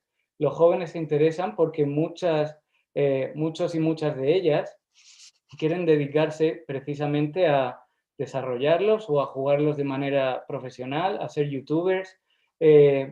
Además, la experiencia se multiplica si estos y estas adolescentes se reconocen en esas líneas, en esos personajes, ¿no? En esas problemáticas. Otro de los ejemplos... 5 minutos, Joel. Ya, tengo 5 minutos, ¿no? Sí. Ok, gracias, Eduardo. Otro de los ejemplos que cabe la pena destacar es el de Queercade. La propuesta de Miquel Calvo, y vais a poder ver el gameplay que he hecho, do not judge, please, no juzguen, nos plantea, la propuesta de Miquel Calvo decía, nos plantea, como su propio nombre indica, como estás viendo, un videojuego estilo arcade, es decir, un diseño simple, tipo Pac-Man, con unos controles muy sencillos, arriba, abajo, izquierda, derecha, para que la jugadora entienda rápidamente las mecánicas y empiece a disfrutar del juego de manera inmediata. QueerCade comienza dándole al usuario, como veis, un personaje sin rasgos corporales definidos, pero con una orientación sexual determinada y un género que se identifica con los colores azul o rosa. El objetivo del videojuego es desplazarse por la pantalla buscando otras figuras que sean compatibles en orientación y o género con el avatar que controla el usuario, para así lograr la puntuación más alta. En QueerCade el contador empieza en 120 segundos, como veis, y va disminuyendo en cuanto se inicie la partida. La dificultad crecerá a medida que ésta se alargue, ya que la identidad de nuestro personaje y su orientación sexual va cambiando conforme sube de nivel, que es ese 1 que tenéis ahora mismo. QueerCade, como bajo mi punto de vista, es un excelente ejemplo de lo que debe ser un proyecto ludopedagógico. Toma como máxima el género arcade, tiene mecánicas muy simples, como veis, ideas claras y partidas cortas pero adictivas. En mi opinión es imposible jugar solamente una partida de QueerCade. Estas ideas trasladadas al aula resultan fundamentales. La alumna expuesta a una experiencia así en clase va a intentar superar la puntuación de sus compañeros, el ambiente va a ser distendido y con esa predisposición el mensaje va a llegar de una manera mucho más clara, ¿no? Porque si bien QueerCade es un juego muy pequeñito y muy rudimentario, contiene un mensaje muy claro. La jugadora, por medio de su personaje, tiene que llegar a un estado de control y de seguridad que le permita discurrir con naturalidad con su propia sexualidad y género. Lo que QueerCade consigue es emular a la perfección el sentimiento de que la sexualidad es libre y fluctuante. En el salón de clase, a medida que la jugadora vaya jugando partidas, está distinguiendo entre orientación sexual e identidad de género a la vez que aprende de manera amena sobre la capacidad moldearse y de cambiar que tienen dichas identidades. En conclusión, a modo de conclusión, como hemos visto en estos dos ejemplos y en los otros tres que desgraciadamente no he tenido tiempo para hablar, estos videojuegos yo creo que entretienen, ¿no? Se puede ver que entretienen, son atractivos y sobre todo educan, ¿no? Tienen detrás los videojuegos queer en España colectivos y plataformas que los financian y les dan un soporte. A su vez, pueden, y muchos de ellos están desarrollados siguiendo las directrices de los distintos teóricos y teóricas que investigan sobre pedagogías queer. La existencia de estos videojuegos en España es de por sí un avance increíble. Hay que seguir caminando porque en España nos encontramos en un punto crítico. Hemos visto que se juega mucho, que se gasta mucho. En general, despiertan los videojuegos en España mucha curiosidad e interesan, pero no lo suficiente todavía como para aplicarlos a nuestro sistema educativo. La puerta está casi abierta y hay que seguir manteniendo esa combinación teóricos queer, colectivos y desarrolladores que ha empezado con estas 5 propuestas a cambiar la forma de entender el videojuego como un mero entretenimiento para ser parte de la educación del futuro. Y esto es lo que hay. Muchas gracias por escucharme. Muchas gracias,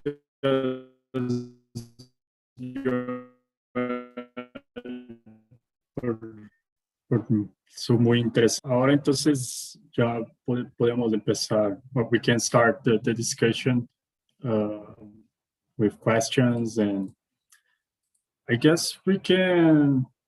I have some questions. I mean, I have one question for each of the panelists. So I guess I can make these questions and then you can answer, I mean, in the same order that you presented, okay? So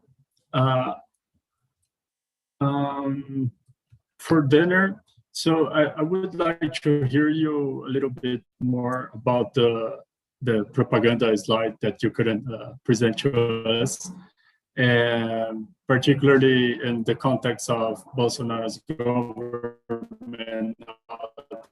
So I would like to hear this, and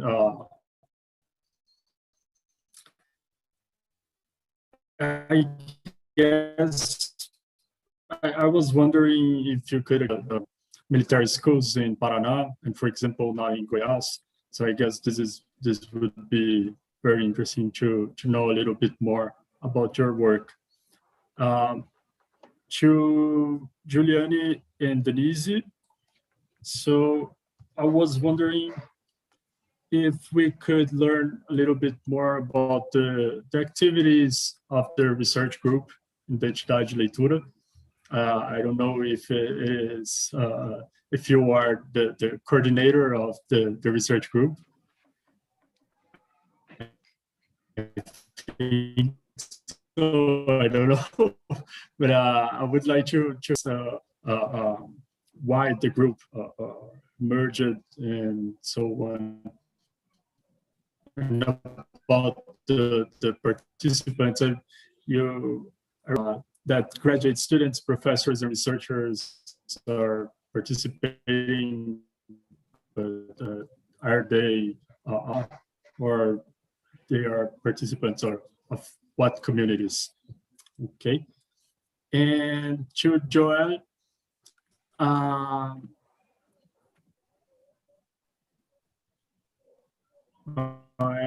asking everybody in English.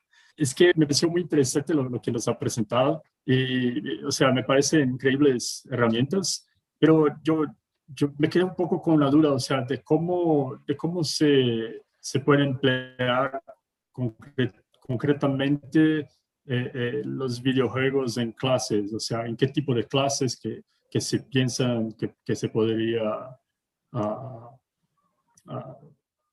tenerlos, o sea, si serían, por ejemplo, en clases más relacionadas a lengua, por ejemplo, a discusiones más generales, o sea, en qué contextos que los videojuegos, por ejemplo, podrían entrar, o sea, como algo complementario a la educación formal, por así decir, o sea, y si hay ya, si tiene o si hay investigaciones que hablan acerca, o sea, un poco de eso, porque me has presentado, por ejemplo, que en el caso de Phobos de Deimos, Alexander Rodríguez ha hecho unos ejercicios en unos colegios y todo, pero me gustaría saber un poquito más acerca de, o sea, de cómo funciona en la práctica, ¿sí? Bueno, gracias. Entonces, bueno, so I guess Dinner, you can start. Pode começar. Ok, então a propaganda ela foi desenvolvida basicamente pelo governo do estado, né, pela secretaria, eu não sei qual órgão desenvolveu, né, e também eu não sei o tempo em que essa propaganda foi desenvolvida, porque uma das coisas pode ter sido que às vezes a propaganda foi desenvolvida antes mesmo do projeto de lei ter sido aprovado, e antes teve o próprio governo do estado o governador falou em uma entrevista que eles estavam pensando nesse projeto Colégio Cívico-Militares desde 2019. Então, o governo do Paraná também é um governo bastante... que pensa muito como o governo Bolsonaro, é bastante similar, né? Recentemente, até o governador falou que estava em guerra com o APP Sindicato, né? Numa entrevista há poucos dias atrás. Então, o fato de talvez essa propaganda ter sido feita, como não tem... Ela foi veiculada depois que a lei foi aprovada, mas ela pode ter sido pensada antes, né? Então, pode ter sido que essas designações tenham ocorrido já, como o nome do programa poderia ser antes, sei lá, Escolas Cívico-Militares do Paraná, né?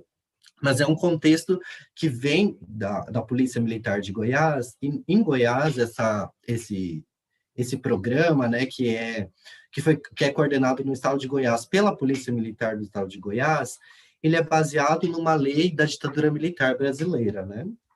Nessa lei da ditadura militar brasileira, que é uma lei de Goiás, né, no caso uma lei estadual de lá, eles propõem que o governo...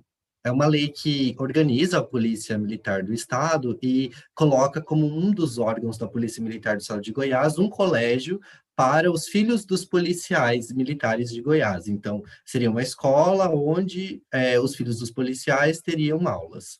Só que acabou sendo interpretado depois, nos anos 2002, né, quando um governo específico, com uma ideologia específica, né, que é o Marconi Perillo, que é um governo de direita, ele interpretou isso de uma maneira mais ampla e começou a adaptar, a fazer com que aquilo que era só uma escola para formar filhos dos policiais virou uma coisa muito ampla para formar vários, né? Então, tem um negócio de ordem e disciplina para os jovens e também tem uma questão de quem vão ser de onde vão estar essas escolas, geralmente como escolas periféricas, né? Eu abri aqui e eu transcrevi basicamente o que diz na propaganda, e eu vou ler, é rapidinho. Então, a propaganda fala o seguinte, né? O Paraná é feito de gente de garra e visão, e com essas qualidades nasce hoje um novo conceito na educação do Brasil, as escolas cívico-militares do Paraná.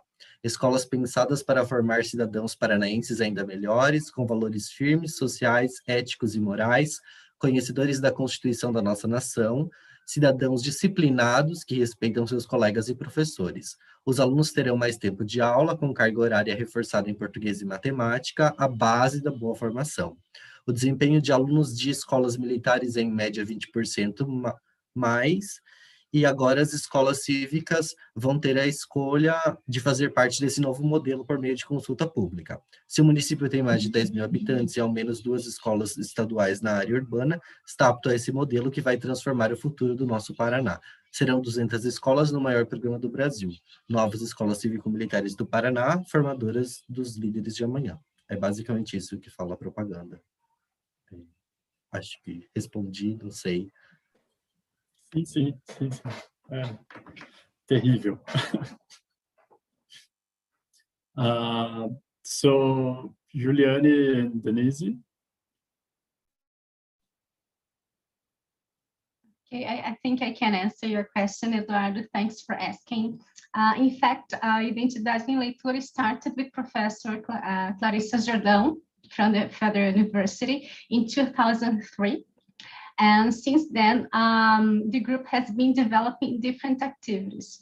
The main activity is the research group meeting once a month, but there are other actions. For example, the group has published the book. There are some chapters, book chapters being published. The group has organized national and international events as well. I think Juliane can complement because she has been part of the group too. Yes. I think a very important thing to comment is that the group focuses on the classroom as well, right? So it always accepts teachers, teachers from diverse institutes, for example. Yes, is right. Public schools, private schools, so that we can talk about anything related to language. And we usually use, yes, and we base our discussions on post-structuralist and decolonial critiques, right? So we always have this this way of reading the world and the word. Okay? But yes, I agree with you, Denise. We have many activities, many events, and we always try to materialize everything that we do, everything that we read into actions. Thank you. And I would like to encourage our attendees to make questions if you want to. While Joel is asking the question I make, you can just write, in the Q&A. I don't know if it's working properly, but anyways, maybe in the chat. So, Joel. Gracias Eduardo por la pregunta. Me decía si hay investigaciones o si se han podido trasladar estos videojuegos al aula y cómo de factible es ese proceso. Hay investigaciones, hay artículos publicados sobre llevar productos culturales al aula, productos culturales en relación a las identidades queer. Por ejemplo, el trabajo de Lucas Platero es precisamente lo que hace. Sin embargo, y como bien apuntas, hay muy poco escrito de videojuegos que se apliquen al aula. ¿Por qué? Pues primero porque no hay, como hemos visto, no hay tantos videojuegos. En España hay solamente 5 y de esos solamente 2 pudieron llegar a algún lugar, ¿no? Entre ellos el que tú has mencionado, el de Phobos y Deimos. El problema, Eduardo, es que es el siguiente. La educación en España, y yo imagino que en general es muy conservadora, ¿no? Es muy tradicional. Intentamos intentamos crear como que los estudiantes salgan y hagan algo, ¿no? Como una fábrica, ¿no? Todo el rato con los mismos métodos y nos da miedo cambiar la cadena de producción, ¿no? A eso se le suma que cuando las escuelas, los colegios, los institutos quieren llevar el videojuego al aula, no hay dinero, que es el otro de los problemas, ¿no? Evidentemente, tienes que pagar a desarrolladores, tienes que pagar, estos colectivos tienen que luchar contra otras propuestas, entonces resulta muy complicado y cuando llegan al aula, llegan a grupos muy reducidos y también en espacios no es como matemáticas o lengua o inglés, ¿no? Es pues a lo mejor en espacios más recreacionales, por así decirlo, en talleres, ¿no? Entonces, contestándote a la pregunta directamente, creo que ahí es donde se tiene que hacer más trabajo. Se están desarrollando videojuegos, los colectivos quieren utilizar el dinero que les da el Estado para eso y la verdadera motivación debería ser intentar llevar todos esos videojuegos a cuantas más aulas mejor, ¿no? Bueno, muy interesante. Gracias. And we have I guess we have time for our last question. We have 2 questions. So the first one is to dinner that Juliane made. Gostaria de ouvir o Denner sobre o debate para a implementação dessa lei. As 205 escolas aceitaram ou foi um aceite à la BNCC de cima para baixo? Foi imposto, né, nesse caso. And we have a question from, I don't know here, it's not, it's from Professor Kelly McDonough.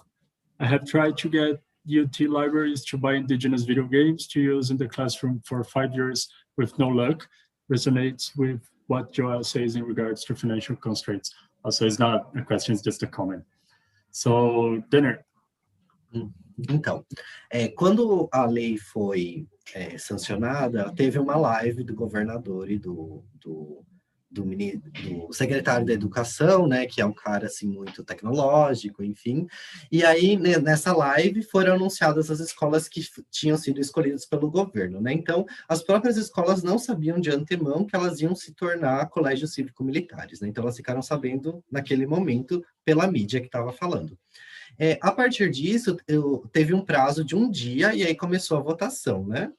E aí essa votação, para ser aceita, precisava que metade da escola votasse, no mínimo, e dessa metade tinha que ter, no mínimo, metade mais 1 dos votos a favor. Então, no mínimo, 25% mais uma pessoa votando a favor, né? Se fosse 50%, já aprovava. Então, o que a PP Sindicato criticou foi esse pouco tempo, né? 1 dia de que o cidadão teria, teoricamente, para se informar, se ele ia ser a favor ou contra, né, das comunidades escolares, e também teve casos que os núcleos regionais de educação, ou seja, que são entidades regionais que representam a Secretaria de Estado de Educação, fizeram postagens em redes sociais falando para votar sim. Então, o próprio governo do estado fomentou uma postura de tentar apoiar isso. Quando num dia só não se conseguia o mínimo da votação, então se prorrogava o prazo, ficava 2, 3 dias votando, sabe? E aí, quando, digamos, a escola não atingia, aí outras escolas foram escolhidas para tentar ver se aquelas escolas aceitavam ou não. Então, foi uma coisa, assim, uma consulta bastante problemática também. E também tem algumas questões, assim, que falavam que as listas eram abertas para votar, sabe? Uma pressão, não se tinha privacidade, enfim. Basicamente isso. Oh, que loucura. So, I guess if we don't have any questions, I guess we can finish this session. So we'd like to thank you all who presented. I mean, thank you so much for the very interesting and exciting presentations you did today. And that's it. So I guess we have like a break of 12 minutes until the next session, which is gonna be the session 4 about indigenous ideologies. Okay, so thank you.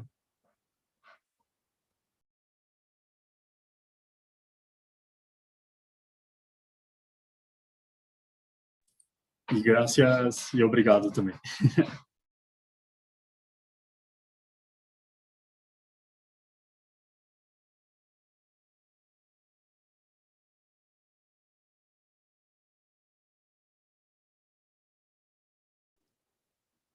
Gracias, Eduardo, por moderar. Gracias, Joel. Joel, tú que coordinará la próxima sesión, ¿no? Yo creo que la próxima sesión no la No. modero yo, si mal no. A ver. No, la próxima es nuestra compañera Ashley. Ah, sí. Es que iba a testar compartir mi Claro que pantalla y todo. tú, sí, Yo dale, creo que ya podría hacerlo. Tienes los privilegios, ¿no, Eduardo? Yo creo que sí. Ok. Yo voy a intentar aquí, ya te pregunto si se ve algo. Vale, muchas gracias. No, gracias a ti.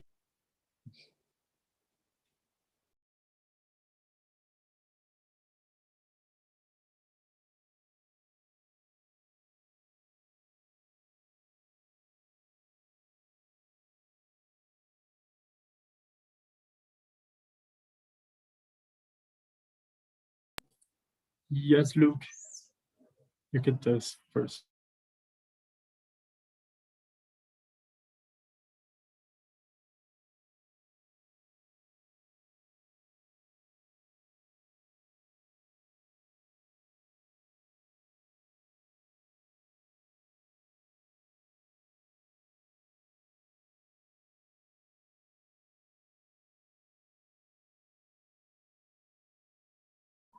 Okay, so I have may I try? Okay. There, you see it? El tuyo funciona perfectamente, Sí. Luke. Cool, thanks.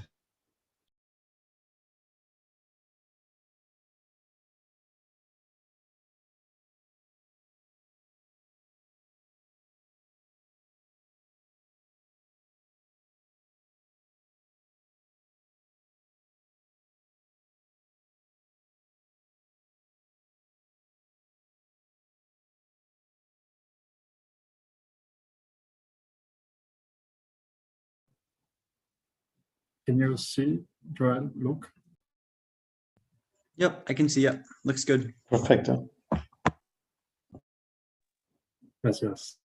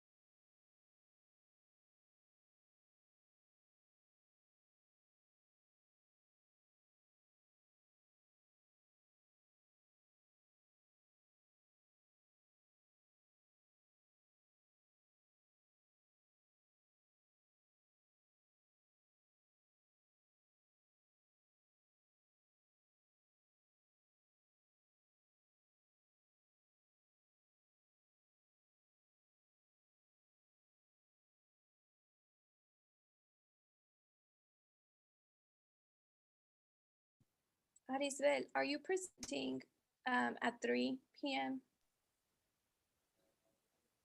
No, I will be presenting tomorrow. Oh, okay. I was just wondering because I saw you and I was like, wait, I was like, is he in the program? Because he's not in my in the program. No, will be tomorrow. Okay. I will be presenting in substitution of another person. Okay, got it. Ashley, gracias por el mensajito primero y después te he hecho co-host, ¿vale? Sí, ya creo que puedo ver a las personas que están aquí. Creo que solamente falta Mackenzie, ¿verdad? Sí. Ok. Sí, estamos esperando solo por una persona, es de la Universidad de Delaware, creo. Sí, a Mackenzie. Ok. Creo que es la única que falta. Eduardo, ¿tu apellido es Gorovets o Jorovets? Just making sure.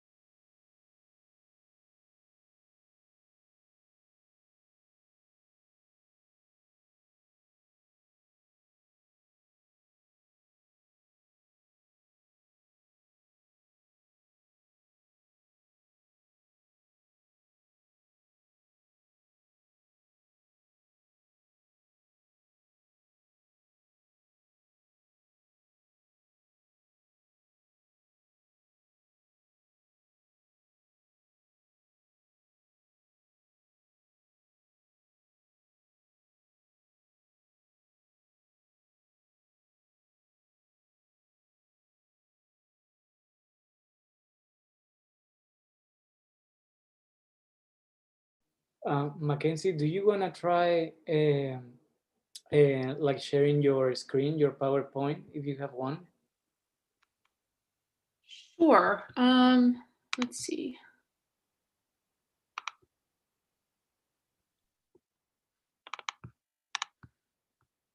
Is that visible? I should have a PDF.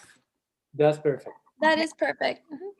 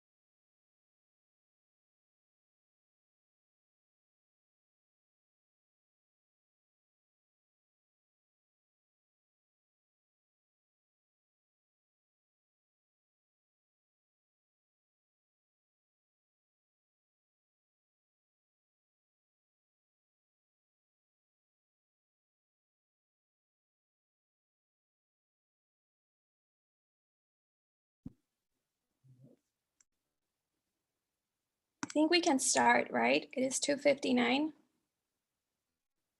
And we have all the panelists here. All right. So hi, everyone. Welcome to section 4 titled Indigenous Ideologies. My name is Ashley Garcia, and I will be your moderator today. Today we have 3 presenters. Our first one being Eduardo H. Corbett Martins. He is a graduate student at the University of Texas at Austin, and he will be presenting Beyond Borders and Losers, Combating Hegemonic Ideologies in Recent Views on the Conquest of Mexico. Our second panelist is Mackenzie Marcinko. She is a graduate student at University of Delaware, and she will be presenting intercultural bilingual education through the lens of Sumac Causai. And last but not least, we have Luke Bishop, who is a graduate student at also our university, the University of Texas at Austin, and he will be presenting Revitalization Beyond Europe, Potential for New Speakerism in the Americas. You all have 20 minutes per presentation. I will give you a 5-minute warning and a 1-minute warning, 1-minute warning as well. Eduardo, do you want to start? Okay, thank you, Ashley. So I will share my screen. Just 1 second.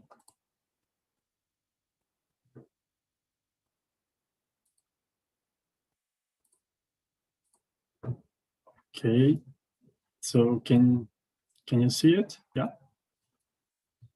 Yes, we can.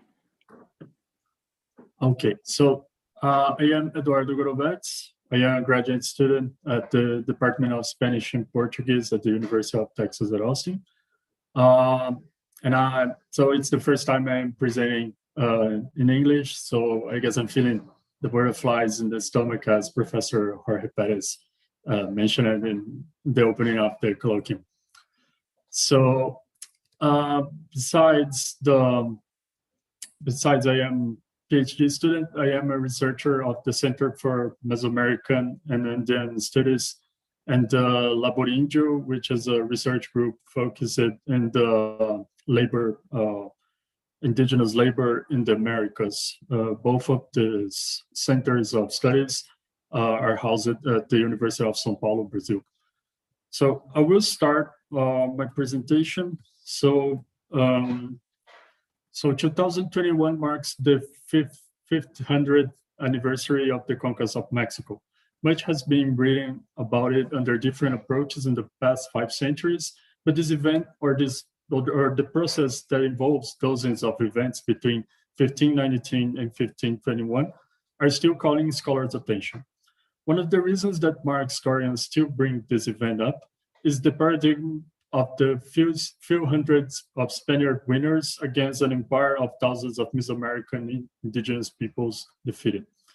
In this presentation, so I will briefly give an overview of the conquest historiography, emphasizing the so-called New Conquest history, which combated hegemonic ideologies in the literature related to the conquest of Mexico. I will also suggest some points that upcoming studies on the New Conquest history should take into account in order to enrich this new prestigious field. So the view of few Spaniard winners was constructed and reconstructed across the centuries by friars, chroniclers, historians, and other scholars since the letters of Hernán Cortés and other Spaniard conquerors' manuscripts were produced. Most of these narratives embodied the glorified view of the few Spaniard soldiers who have arrived in the Central America with horses and firearms and have conquered a whole empire. Arguments such as the military or technological advantages employed by Spaniards justified how thousands of indigenous people were vanquished or defeated in their own lands, as Prescott did in his book in 1843.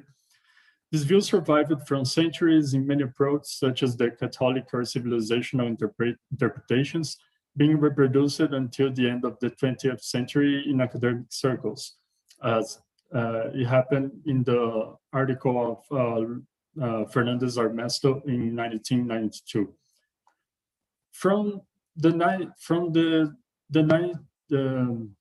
the 50s to the 70s, some scholars started to present what they called defeated history or Historia de los Vencidos. I'm talking about León Portilla and Miguel León Portilla and Nathan Vashtel works. So let me, his is the hegemonic views that I mentioned, and this is defeated history, sorry. So this new corpus of histories, authors used native sources to explain the events and atrocities committed by Spaniards in Mexico and Peru, recognizing the indigenous peoples mainly as passive victims in this conflict, with few exceptional resistance movements against the tyrannic Spaniard conquerors. In other words, this view undermined the triumphalist narrative of Spanish conquest without, however, revealing their indigenous role in these events.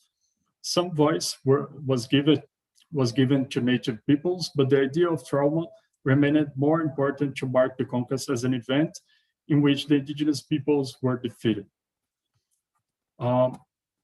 More recent scholarly versions presented refined arguments to justify the Spaniard superiority over the Mexica. In this regard, Tsvetan Todorov's Conquest of America, The Question of the Other, that was published first in French in 1982 and translated into English in 1984, presented a view in which communicative misunderstandings made by indigenous people because of the worldviews were crucial to be defeated by the Spaniards. In this case, Cortés was pointed as someone who could use communicative technologies in his political strategy against the Tlatoani Moctezuma II. In Todorov's view, military superiority was replaced by communicative superiority. The hegemonic ideology which deifies the Spaniard conquerors survived again in this narrative. Finally, in the last 2 decades, a new view emerged about the conquest of Mexico Tenochtitlan, emphasizing the indigenous elites' role in the events that took place between 1519 and 1521. Raised under a revisionist non-hegemonic spirit, inspired by authors who worked directly with sources produced by indigenous peoples, it has arisen in the so-called New Conquest history. According to Matthew Restall, this group of scholars revisited well-known sources and published new materials, mainly from archives and reading Mesoamerican language, in order to contrast both the triumphalist narrative of Spanish winners and the defeated history of indigenous peoples. Matthew Restall actually could be considered one of the main scholars who published many books and articles about the New Conquest history. The most recent is When Moctezuma Met Cortés, the true story of the meeting that changed history, published in 2018.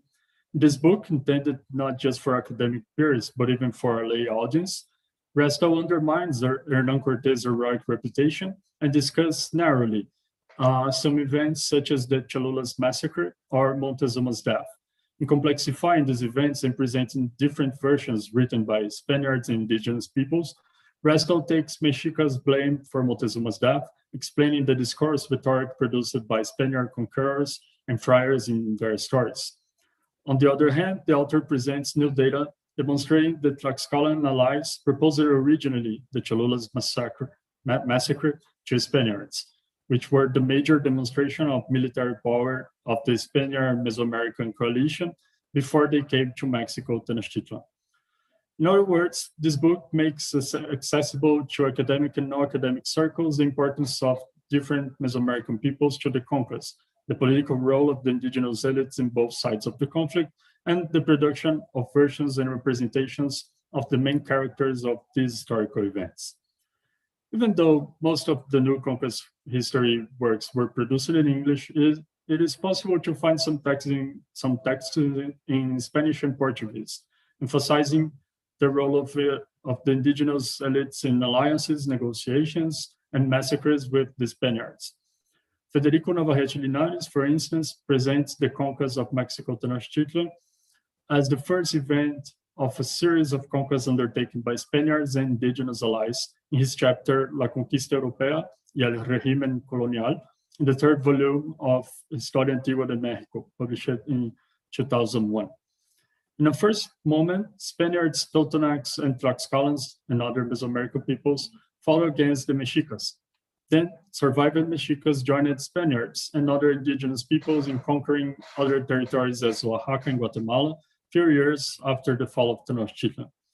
In a similar approach, Eduardo Natalino dos Santos explains to the Brazilian academia in his article As Conquistas de México, Tenochtitlan e da Nova Espanha, Guerras e Alianças entre Castelhanos, Mexicas e Tlaxcaltecas, published in 2014, the differences between visions entitled as The Conquest of Mexico, the country, and The Conquest of Mexico, Tenochtitlan, the city, complexifying the process, presenting factual data, and analyzing primary sources made by Mesoamerican elites in the second half of the 16th century.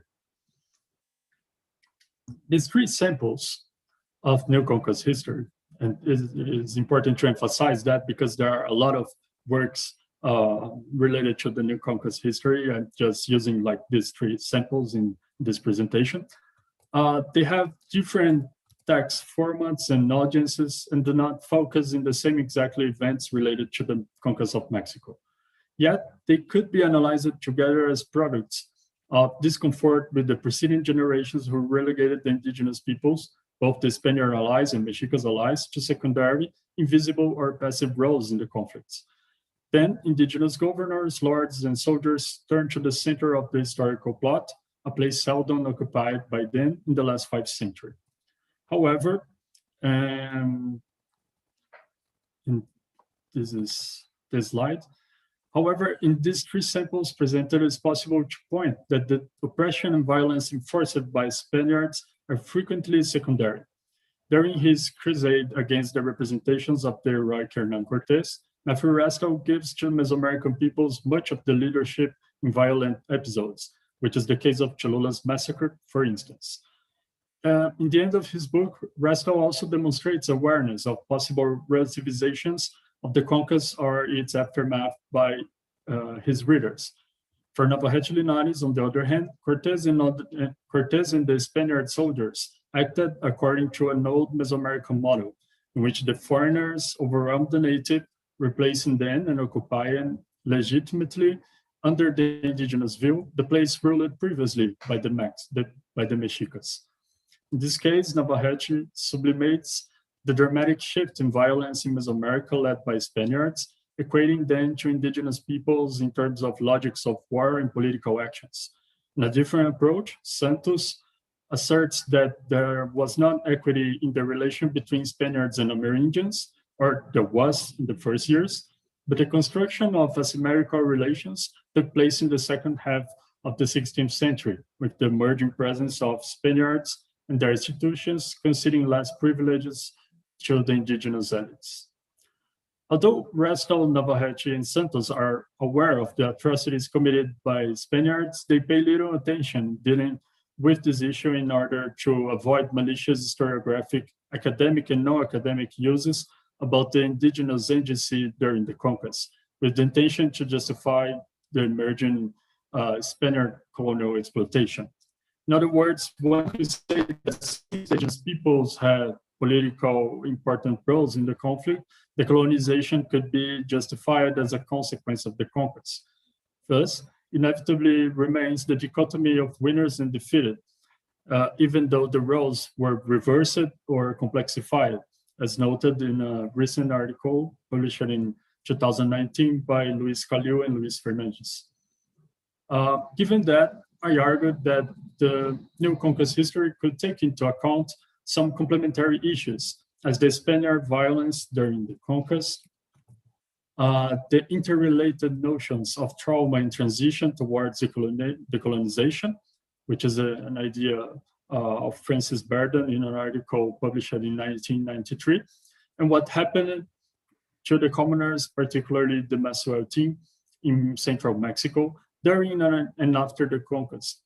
Issues like these may enrich views about the indigenous role since the contact with Spaniards in 1519, and could avoid simplistic explanations in which the conquest and colonization by Spaniards were inevitable and possibly beneficial to the Mesoamerican communities.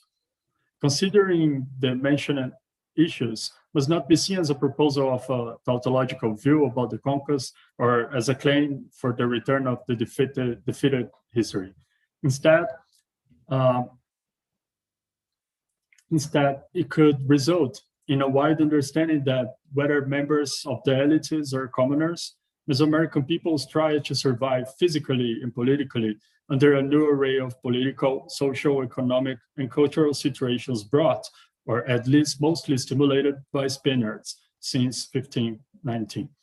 It is impossible denying the conquest of Mexico as the first step or genesis of the Spaniard colonization in Mesoamerica.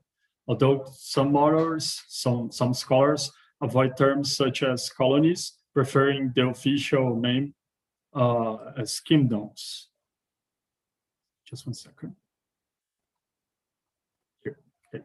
The conquest of Mexico Tenochtitlan brought a new reality, led by Spaniards, in which worldviews and pragmatics radically turned the course of events, not just in Mesoamerica, but in the Americas, and we can say to the Western world.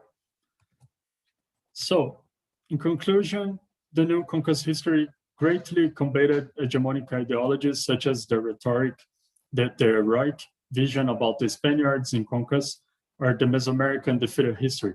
Many authors recognized the crucial role of indigenous elites in many events during the conquest and in its aftermath in the last decades, but mainly since the beginning of the 21st century. At the same time, it is important to not sublimate who initiated, led, and was responsible for rapidly changing the logic of actions during these events. You have 5 minutes, just to let you. Okay, thank you.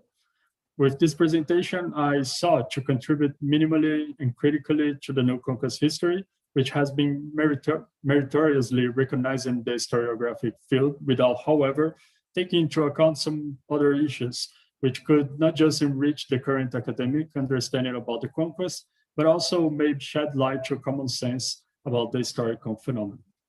So here are the references I used in this presentation, and thank you, obrigado.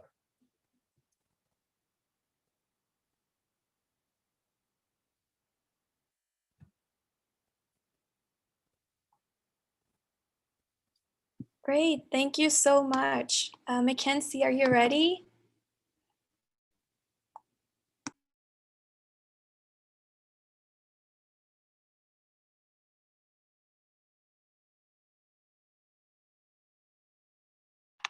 Okay, can everyone see my screen okay? Yep, we got you. Okay. Yep. Yeah. Great, so thank you for coming to my talk. The title of my talk is Intercultural Bilingual Education Through the Lens of Sumak Kausai. Now, first, I want to set up the problem of language endangerment. Now, Indigenous communities throughout the world are at risk of losing their native languages. This is a problem because for many marginalized groups, native Indigenous languages form a crucial link to identity. Throughout my talk that I rely on is the notion of decoloniality. I'm sure you guys are all familiar with that, but the idea here is that in the context of language endangerment, decoloniality is one way of addressing potentially some of the root causes of language endangerment. Now here I'm defining decoloniality as basically dismantling pre-existing power structures of Hispanic colonialism in Latin America. Now, one method that's been used to try to preserve some Indigenous languages is called intercultural bilingual education. Now, I'm just using the term IBE just as shorthand for that.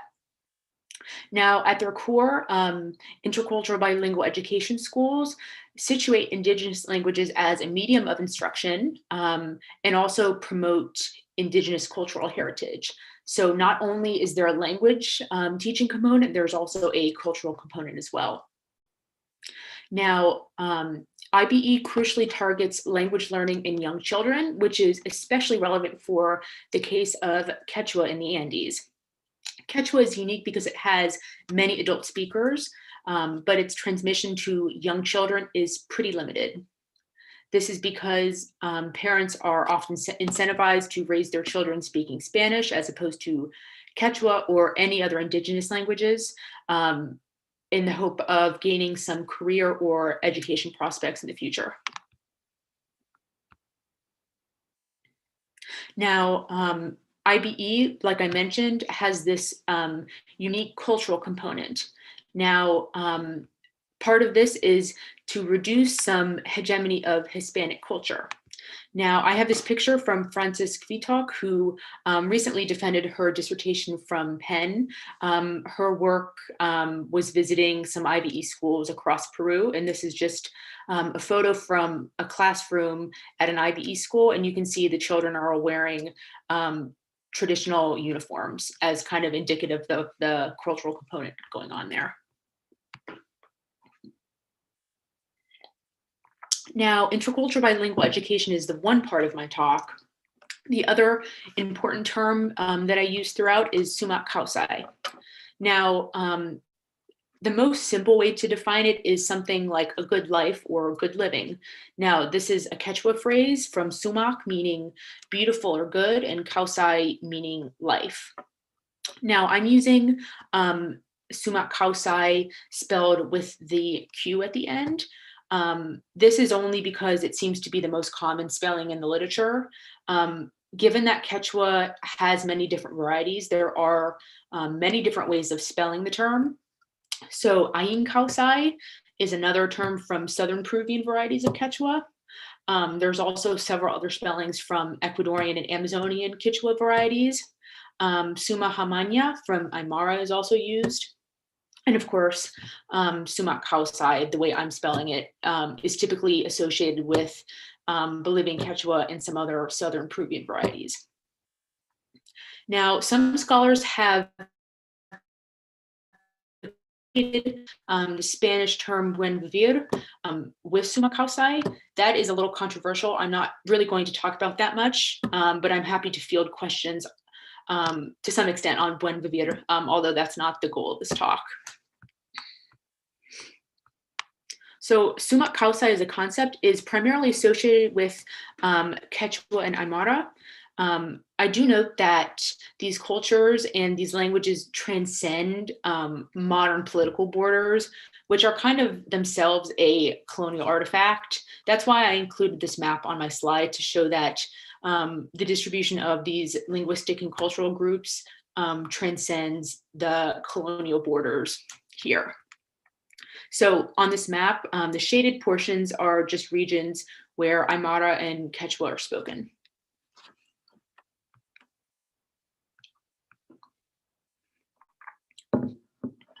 So Luis Cachiwango has identified a couple of different levels to sumak kausai. The core here is this notion of balance. Now, we can refer to balance within a person, so balance within physical components, spiritual components, emotional components, and mental components, and also balance within the world. So these are human entities, divine entities, natural and ancestral entities all being in balance. So there's sort of this world level balance and then this individual level balance when we talk about sumak kausai.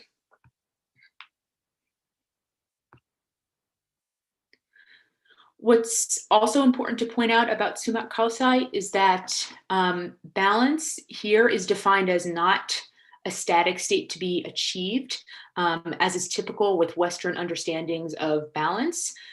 Instead, balance here is typically thought of dynamic. Reciprocity is another term that's used here. So one leader from Ecuador's Quechua community, Saraguaro community, says that it's dynamic and changing, it's not passive. This idea of reciprocity features in Delgado's interviews with some textile vendors in Chinchero, today by you, tomorrow by me. And then some livestock herders in Chilpapi have said, we raise livestock and livestock raise us. So these ethnographic interviews kind of reveal this notion of reciprocity that really permeates. So my research goal is to sort of marry these two concepts and to use the sumak kausai framework to explore variation in how IBE has been implemented in Ecuador, Bolivia, and Peru.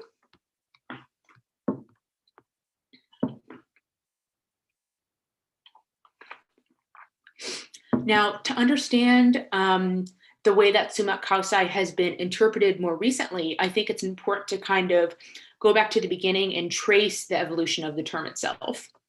Now, the term itself first appeared in a ethnography of the Quechua Serieku in Ecuador. So apart from some very specific academic use, wasn't much used until Andean indigenous movements became prominent later in the 1990s. So it kind of gradually became associated with decoloniality more broadly. As more entities began to use the term, its interpretations expanded. So various entities co-opted the term, and it became to mean different things. Economists and political scientists have identified different interpretations of the term. Now, they use the terms indigenous and non-indigenous interpretations. These are terms I'm just using, they're not my terms. So indigenous interpretations often tend to be biocentric. Now, by that I mean they tend to emphasize a respect for nature, so they're emphasizing the natural component of balance.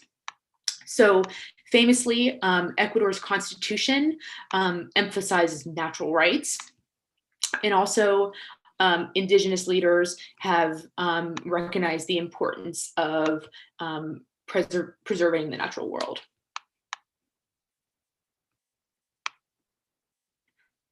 So other indigenous interpretations tend to focus on appreciating cultural diversity and the distribution of resources.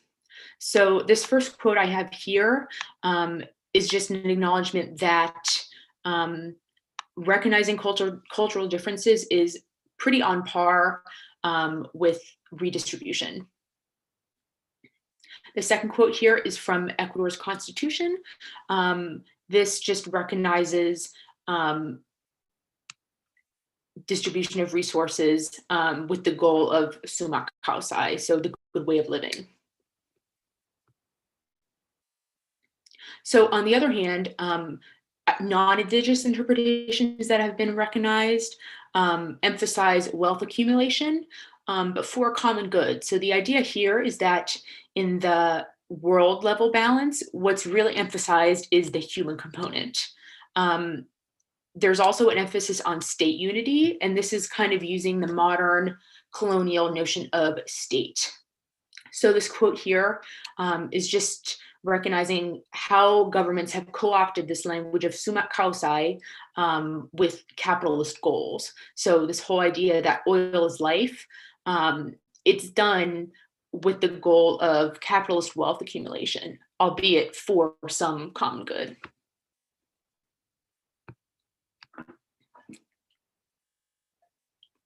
So this division of these various interpretations of sumak kausai have been used to help us understand politics and economics. And what I'm doing is I'm going to use this division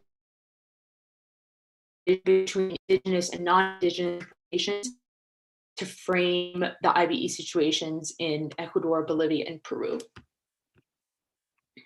Now, my goal here is to kind of just give a high-level overview of the growth of IBE in these three countries. So just kind of look at policies and general attitudes here.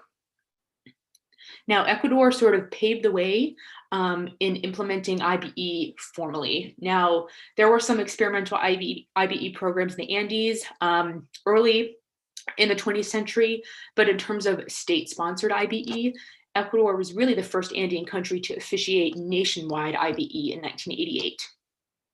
Now, what was interesting about Ecuador's IBE programs were that this was an indigenous-led agency that was independent of the Ministry of Education. So throughout the 1990s and 2000s, there was substantial back and forth between Ecuador's indigenous groups and the government. Now, several indigenous groups argued for an interpretation of interculturality. So this is the notion of intercultural bilingual education. The claim was that separate cultures should be recognized, but on the other hand, the government argued that the view should be one of cultural synthesis, where cultures are sort of combined under Ecuadorian nationalism. Now, 2004 was sort of a hallmark moment because it brought together linguists, education consultants, and even members of target communities to redesign IBE curricula, and also yielded some sort of standard textbook series using this unified Quechua writing system. Now, Ecuador sort of paved the way for IBE elsewhere in the Andes. Now, studies suggest that students enrolled in IBE schools tend to have lower grade repetition rates and dropout rates compared to peers in their compared to their peers in conventional schools. More recently, though, these schools face a lot of challenges. Since Rafael Correa came to term, he tended to centralize reforms a little bit, sort of putting aside education demands from indigenous communities. So in Bolivia, a hallmark of the Bolivian situation is an appreciation for diversity. So part of this was the 1994 Popular Participation Law, which transferred responsibility for school maintenance, supplies, and also formally recognized community organizations. So this reflects really a good cooperation between indigenous communities and governments. There were common curriculum standards, but communities also had the power to adapt curricula where appropriate. What's also interesting about the Bolivian case is it's well regarded for its training program for IBE in Andean countries, which is really just a robust network throughout the Andes, centered in Cochabamba, where postgraduate teachers can come and train and then go back to their source communities and teach.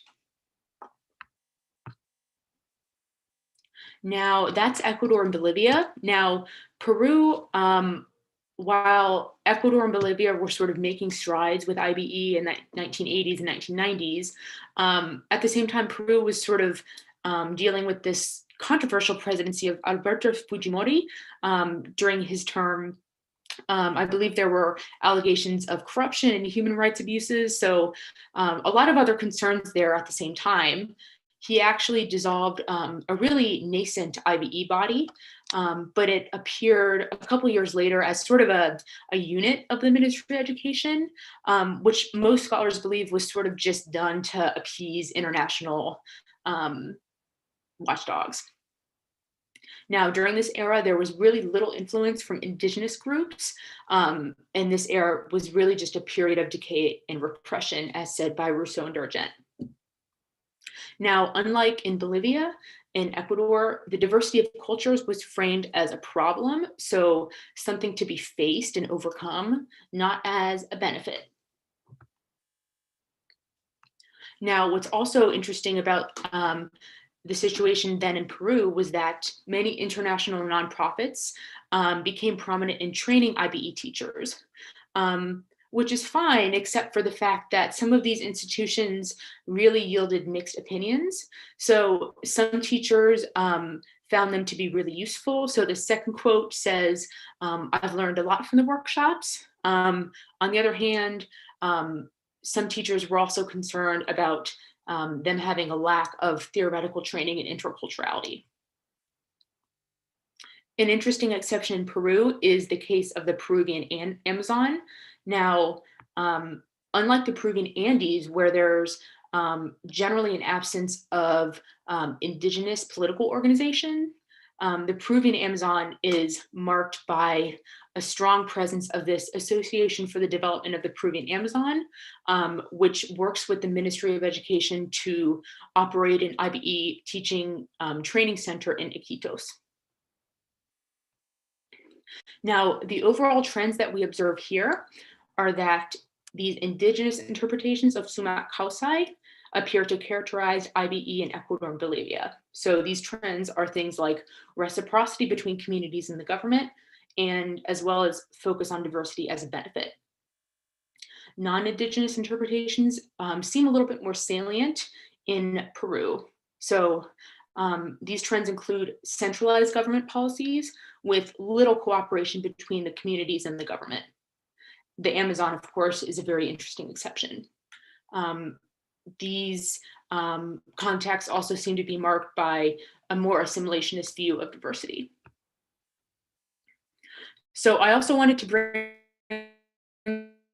up notion from Sylvia Rivera Cusicanqui that bilingualism is inherently decolonial. So there's this metaphor of a mottled color that doesn't mix. This is the idea that Hispanic and Indigenous cultures can complement one another. So this is the idea that IBE can be itself a decolonial act. So a good metaphor here is something like oil and water. So thinking of a mottled color that doesn't mix, like oil and water can combine, but they don't really separate. So the takeaways here are that various interpretations of Sumac Causai help us characterize how IBE developed in Ecuador, Bolivia, and Peru, and also that IBE can be thought of in light of decoloniality, and as such holds promise as a way forward to address the root causes of language endangerment. Yeah, I wanted to thank my advisor, Dr. Franish. She helped me out with this project, and then all of my audiences at the University of Delaware. Feel free to shoot me an email tonight. I'll be on to answer questions. And then my references.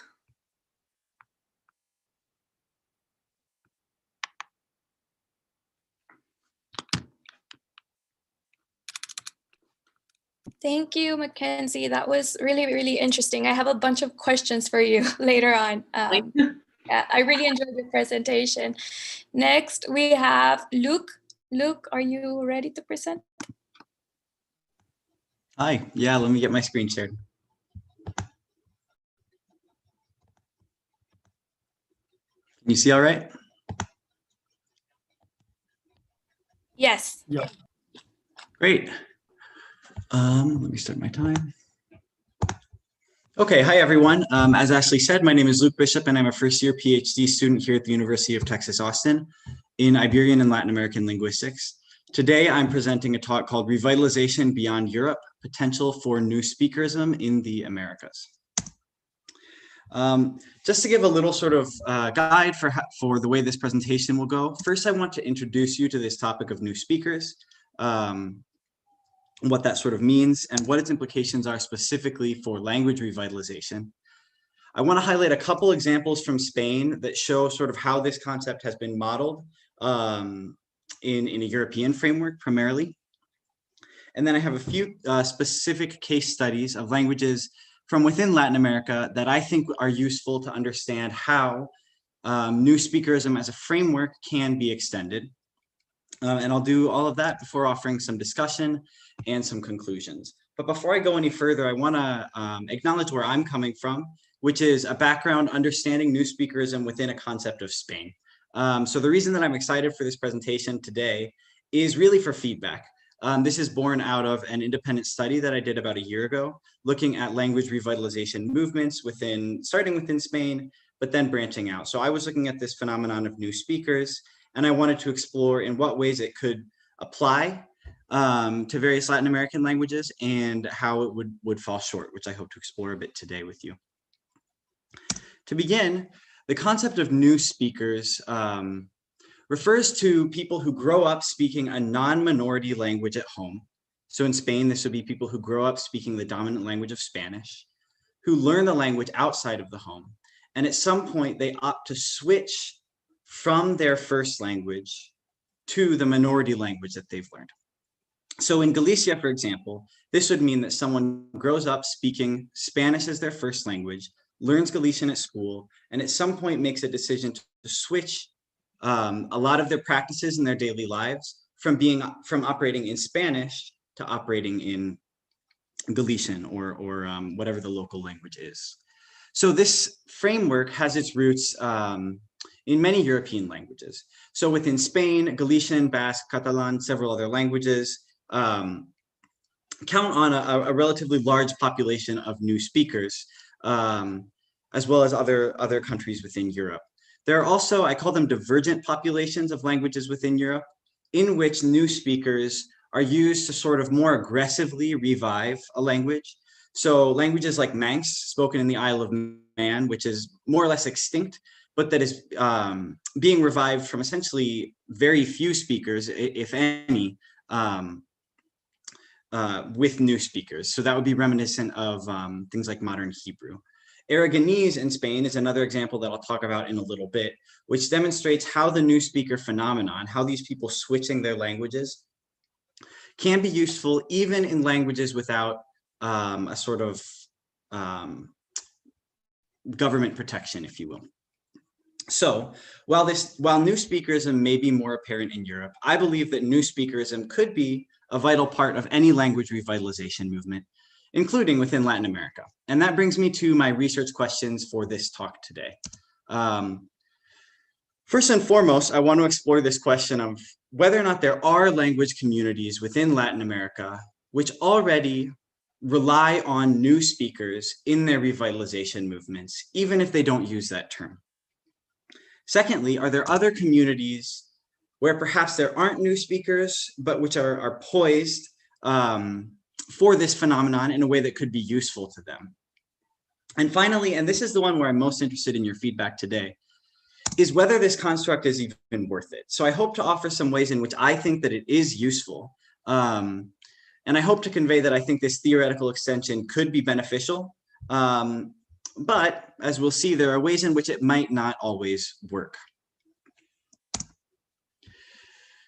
First, to sort of contextualize this idea of new speakerism, Bernadette O'Rourke and her colleagues define new speakers as individuals with little or no community exposure to a minority language, but who acquire it through immersion or bilingual education programs, revitalization projects, or as adult language learners.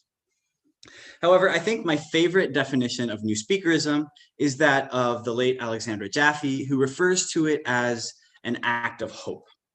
So what that means here is that it's the concept of imagining future ways of speaking a minoritized language that do not just see it as sort of a relic of an immobile, aging community, but instead as a mix of old cultural elements with innovative new perspectives. Jaffe then imagines this, the new speaker as a crucial agent in the fight against language decline. The following chart of hers is her hypothetical model of language shift. And within it, I want to specifically draw your attention to the role of semi-speakers, what she refers to as semi-speakers in language decline. So here, when we refer to semi-speakers, we refer to speakers of a language who only have sort of a partial capacity to understand or to speak their language. Maybe they can, they have certain phrases at their disposal, but it's not sort of all there. And so the flip then is that new speakers are seen sort of as a natural foil. So in this model, semi-speakers are re-understood not simply as an indication of the decline of a language, but also as having the potential to contribute to new speakerism and to sort of contribute then to revitalization. New speakers, as this foil, despite a limited capacity, are radically investing in their capacity to speak their language and to engage with their community. It follows then that the presence of new speakers tends to occur mostly in certain moments of language revitalization. So according to Jaffe, new speakerism tends not to occur so much in these moments of downward language shift and language substitution by a dominant language, but instead contributes to upward movement towards what she refers to as a minority language speaking future. So it's this idea that through new speakerism, the contribution is to a community that in which a language is robust. So new speakerism is not then in and of itself an end, but a period of transition. The idea being that new speakers will have children, though, then those future generations will grow up as first language speakers of their parents' language, and not, of course, as new speakers. So before I get into some of the Latin American examples, I want to highlight two different Spanish examples, which show how sort of this framework can be used in different contexts. The Galician example, which is the one that I'm most familiar with, is very typical of major minority languages, if you will, those with some sort of recognition. So we see that in Galicia, there is a robust history of revitalization, starting in the late 19th century with the Rexurdimento, this sort of Galician Renaissance, where from these moments, Galician becomes to be spoken more and more, survives a lot of oppression during the Franco years, and is still commonly spoken today. So its modern legal status, it has co-officiality with Spanish in the region of Galicia in Northwest Spain.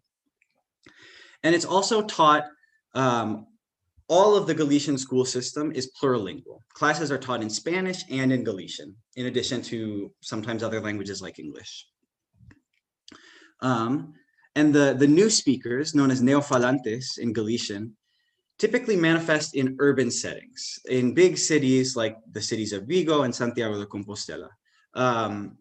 These switches in which people switch from being Spanish speakers to Galician speakers often happen at university.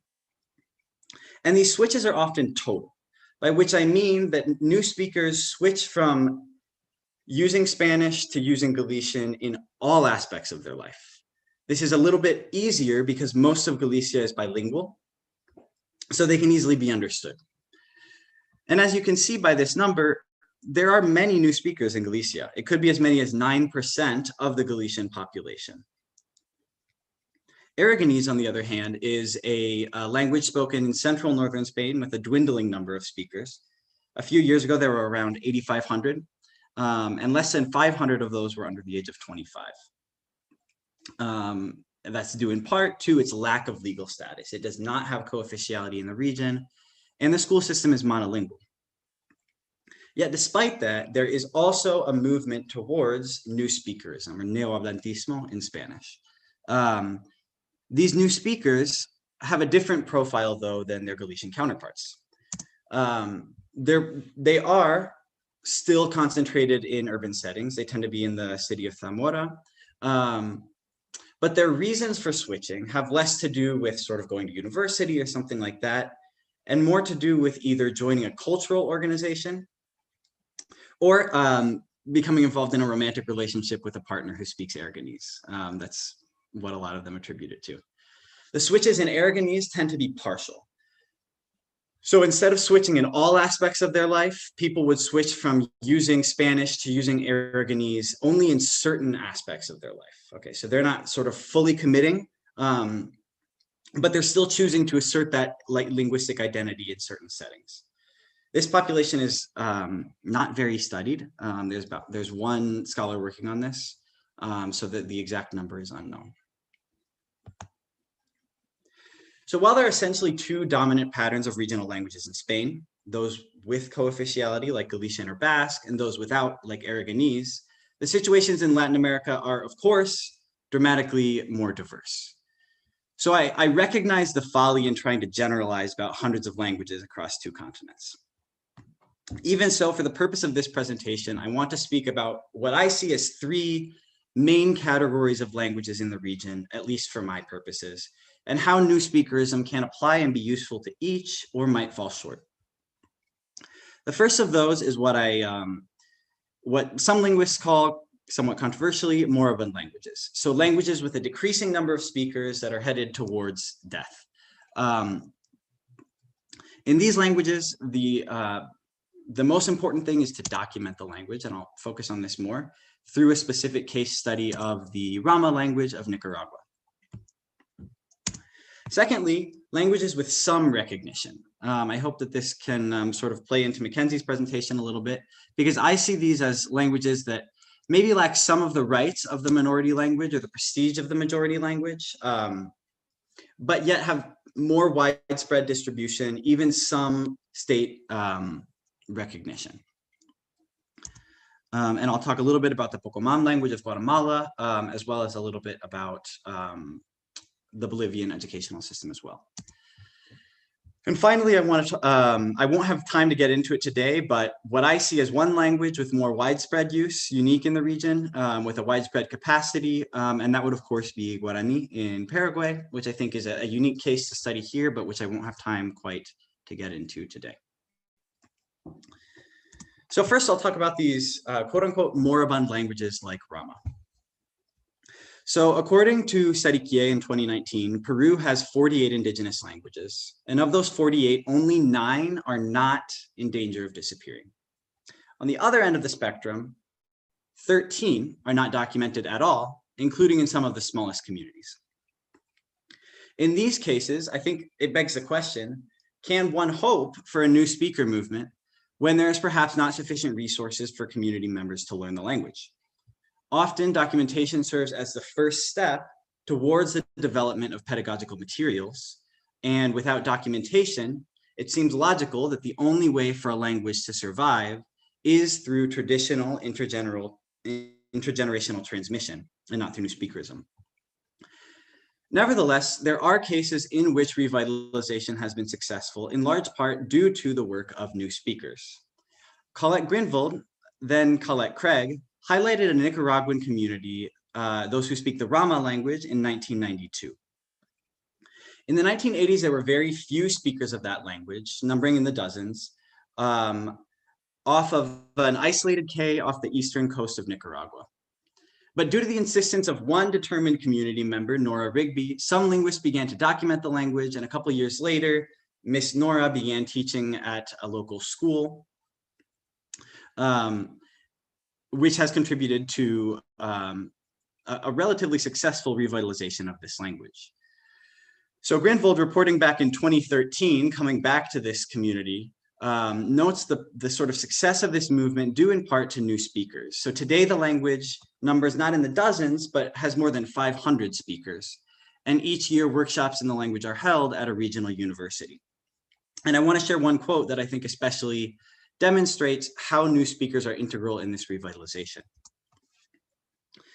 So these authors note that for the next workshop in 2009, the most striking thing was the participation of several dozen Rama who had traveled from various points of the territory, among whom were numerous new actors, such as several native speakers, several semi-speakers, and many new speakers or neo-speakers, many of whom— 5 minutes. Thank you, thanks Ashley. Many of whom were ex-students of Miss Nora. So we see that these new speakers of Rama really were integral and were sort of the only way for this language to be a success story. There are other factors for languages with a bit more recognition here. So in this group, I refer principally to languages with some level of state support, even if limited. I include many of the Mayan languages of Guatemala, Quechua and Quichua in its various situations, and many others. And the reason I define this group by its state support is due to the fact that many languages with new speakers rely on educational context to transmit this language. And many potential new speakers are initially exposed to their L2, which will become their new language, in the classroom. So in the Bolivian educational model, for example, we see sort of two main modalities. We see a monolingual modality in which classes are taught in Spanish, and local languages like Quechua or Aymara are taught as subjects, but classes are not taught in the language. And we see a bilingual modality in which classes are taught both in Spanish and in languages like Quechua, Aymara, or some of the other languages of the country. I think that this shows some strong potential for new speakerism for a couple of reasons. It shows active steps towards bilingualism, especially among monolingual Spanish speakers. So it essentially provides the opportunity for someone who grew up speaking Spanish to be able to sort of operate parts of their lives and to access that part of their community and their culture in their community's languages, if they so choose, which is the case for more than 30% of Bolivia. Another example that I think works into this really well is a language spoken in Guatemala called Pocomam, the Mayan language. that sort of began a process of revitalization in the 1990s, in which they built sort of a excuse me, that's a typo, it should say a Pocomam language school. And this is as sort of a process of linguistic revitalization. And it was really successful. I want to share another quote that shows how this Pocomam language school was able to sort of provide the first steps for Spanish speakers to engage with the community's language. England notes in 2003, Nora England notes that in the last few years, even Ladino parents have expressed an interest in sending their children to learn Pocomam. And children in the school are speaking Pocomam, some because they are from families in which the language has been preserved, some because their families are now interested in preserving language, and some because they learn it in school. And it's that last part, that because they learn it in school part, that I think is sort of the most indicative here of new speakerism. So I acknowledge that new speakers of languages in contexts with many monolingual Spanish speakers would result in difficulties of understanding. So of course, this model of new speakerism would be better suited only in certain contexts. Which transitions into the appropriateness of this construct and how I see it as relevant and not.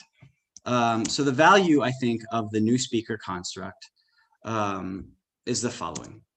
It's a movement towards the ability to use a local language monolingually. It's a movement for Spanish speakers to be able to use other languages and to engage with other parts of their community as they see fit. More specifically, the recognition of the distinct needs of new speakers and traditional speakers. So the Galician context informs, I got 1 minute. The Galician context informs us that there are big sort of speech differences between new and traditional speakers, including phonological, morphosyntactic, and attitudinal differences. Acknowledging new speakers allows us to sort of validate those speakers and to help them with their own unique speech needs by treating them as such.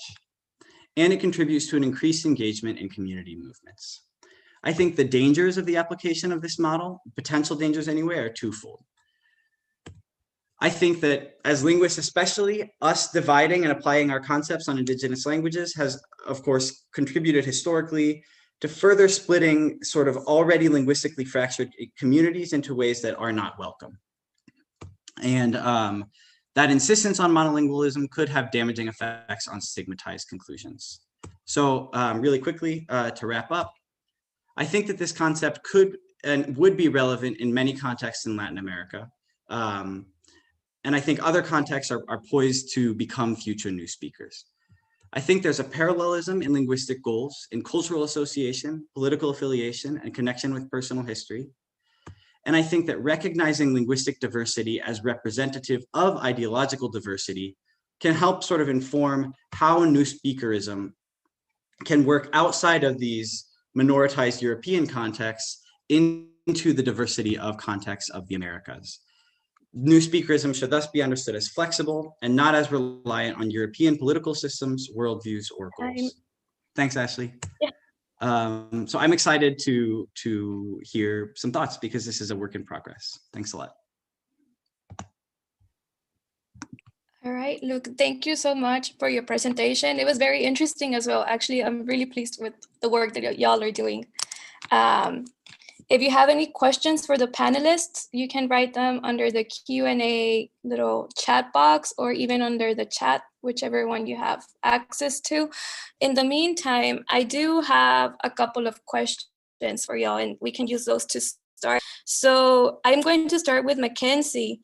I thought that your project on the IBE program was really interesting. And one of the things that I was really curious about is how did parents from like the Quechua community react to the program? Was this something that they wanted? And if so, like how are they involved in the language learning process? So that's something that we can start off. And then for Luke, what I was thinking about, and I think you're touching about it towards the end of your presentation, is how does returning to operating to like this local or community language how do you think that that's going to affect the identity, like not only like the personal identity of the speaker, but also like the community and like the national identity? Like, do you think there's going to be like some fragmentation? Is this something that you're interested in researching in terms of like maybe not having like a Spanish identity, but more like going towards the local, or even the locals creating like, you know, a sense of community amongst themselves, given that the languages that they speak? And for Eduardo, one of the things that I noticed about your presentation, and this is something that is just going on my mind all the time as I think of the Spanish conquest, is the role of gender, right? So it's a very male-dominated hegemonic record and discourse of the conquest, and very macho too, right? Very male and very macho, like not just by the conquerors who were recording this, and all the other agency elites, the indigenous elites and others, but also like even like post as the creation of the Mexican state is created, it's still reinforced by this very like male macho perspective when it comes to the revolution and things. So I'm wondering how, if you're thinking of integrating like gender in your future research studies, and see how that's gonna deconstruct like or shake that hegemonic not only discourse of the conquest, but also like the identity, right? At the end, we're kind of shaking this Mexican identity. How are you planning to integrate gender? And well, if you are planning to, and if so, like what types of records are you planning to integrate in your research? I know it's going to be harder to find actual material in the archive, but if you're looking at like oral narratives or things of that sort, yeah.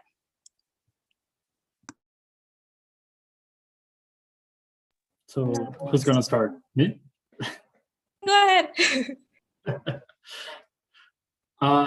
So I guess I'm going to start with your question. And I just read the question of Professor Kelly in the Q&A. So I guess your question is very, very interesting. I totally agree. And I guess there are many works emerging talking about the role of gender on the conquest. And not only on the conquest, but during this colonial period and during the pre-Hispanic times too. So actually, this is not a work that I am currently, I mean, this is a work I've done, this presentation I done to this colloquium, but I know that there are some type of records very interesting. For example, some women from Tlatelolco, which was a city close to Tenochtitlan, that fought against the Spaniards. And we have this kind of records, for example, in the narratives made by indigenous elites during the colonial times. So actually, I guess we have some material, and there are some people that have been working with that. I would love to work with that too, but I guess it is not exactly the main point I'm going to work in my research. But I would mention, for example, the work of Camilla Townsend, the fifth son, that mentions a lot of women role, but not simply to add in the history, but I mean to really integrate this history and not simply talk about men, of course. And the question of Professor Kelly, I don't know if everybody have read this question. She asking me first, lately, there has been a lot of talk about not even using the term conquest in regards to the 1519, 1521 conquest of Tenochtitlan and related events. Some have suggested it would be better to call it the Mexica-Spanish War. And what are my thoughts on that? The second question, I propose focusing on my Altin experience. So what sources do I believe the best provide information on commoner experience and why? So about the terms, I guess that there are advantages and disadvantages. So we can use conquest, but then we could sublimate the role of indigenous peoples, particularly the governors and members of indigenous elites in this lot of events. We can use Mexica-Spanish War as well. But in this case, I guess we can see like an equity war. in which the responsibility of the Spaniards in the beginning of the war can be diminished. So I guess they are both useful, but I guess, I don't know, it's hard to make exactly a choice, because the point is not related simply to the terms, but to the whole idea that is developed in these new stories. So actually, I focused in a detail about the new conquest history, but I agree with 99% of this approach. I guess the problem for me is how this academic knowledge could be used maliciously by non-academic people. And we see a lot of bad uses about the conquest until nowadays, such as the Apocalypto movie, for example, or some conservative books published for lay audiences that portrays the indigenous who fought in the conquest as bloodthirsty or wild sanguinaries. So I guess this is the thing that I am worried about the new conquest history. And finally, about the sources, I guess it is a great question. I mean, because it is a big problem. I am aware of it. We don't have a commoner sources, or we have few. But I guess it is possible to get information mainly by narratives made by friars and indigenous elites during the colonial period. Would say that also linking the conquest to colonization process would help. But again, it's not in a tautological view, but in a general sense. I do think it would help us to understand like the good consequences for the indigenous elites, and these benefits, of course, had an inspiration date through the 17th century. There's a lot of works actually done in this way, in this approach. And on the other hand, we could understand like the bad consequences to the commoners, such as the labor exploitation, which is probably the topic I am mostly interested in. That's why I am trying to research, I mean, the labor history in colonial Mexico. So I guess maybe I had answered the questions. Thank you. Thank you. And Ashley, your question was about what parents think of these IBE schools. Yes, and if so, like if they approve them, like what has been like their involvement within like the language learning process? Yeah, that's a really good question. Everything I've read seems to suggest that it's pretty mixed.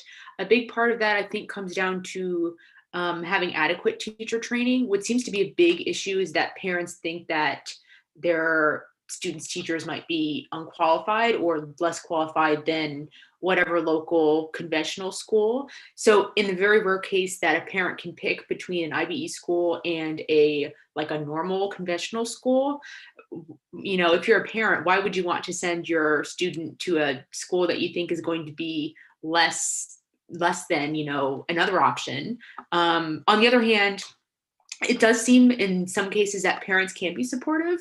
In cases where you have families from higher SES that are privileged to be able to learn an indigenous language that might not directly associate with a career prospect or educational prospects, they tend to be a little bit more supportive, at least in my experience. Very interesting.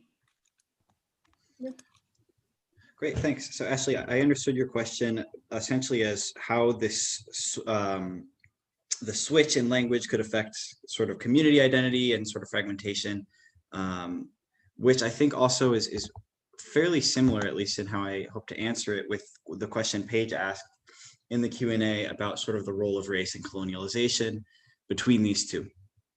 So starting to go back to my framework of the tensions within Galicia, there can result in these sort of linguistic tensions about who has the right to speak a language, right? And that happens in Galicia, which is a relatively sort of, how do I say it? The ethnic tensions, the racial tensions, if you will, don't exist there. There's no difference. People who speak Galician and people who speak Spanish are from the same families. And so that factor, the tensions are there even without that layer. So a few thoughts that I have about how I think that could play into some of these factors in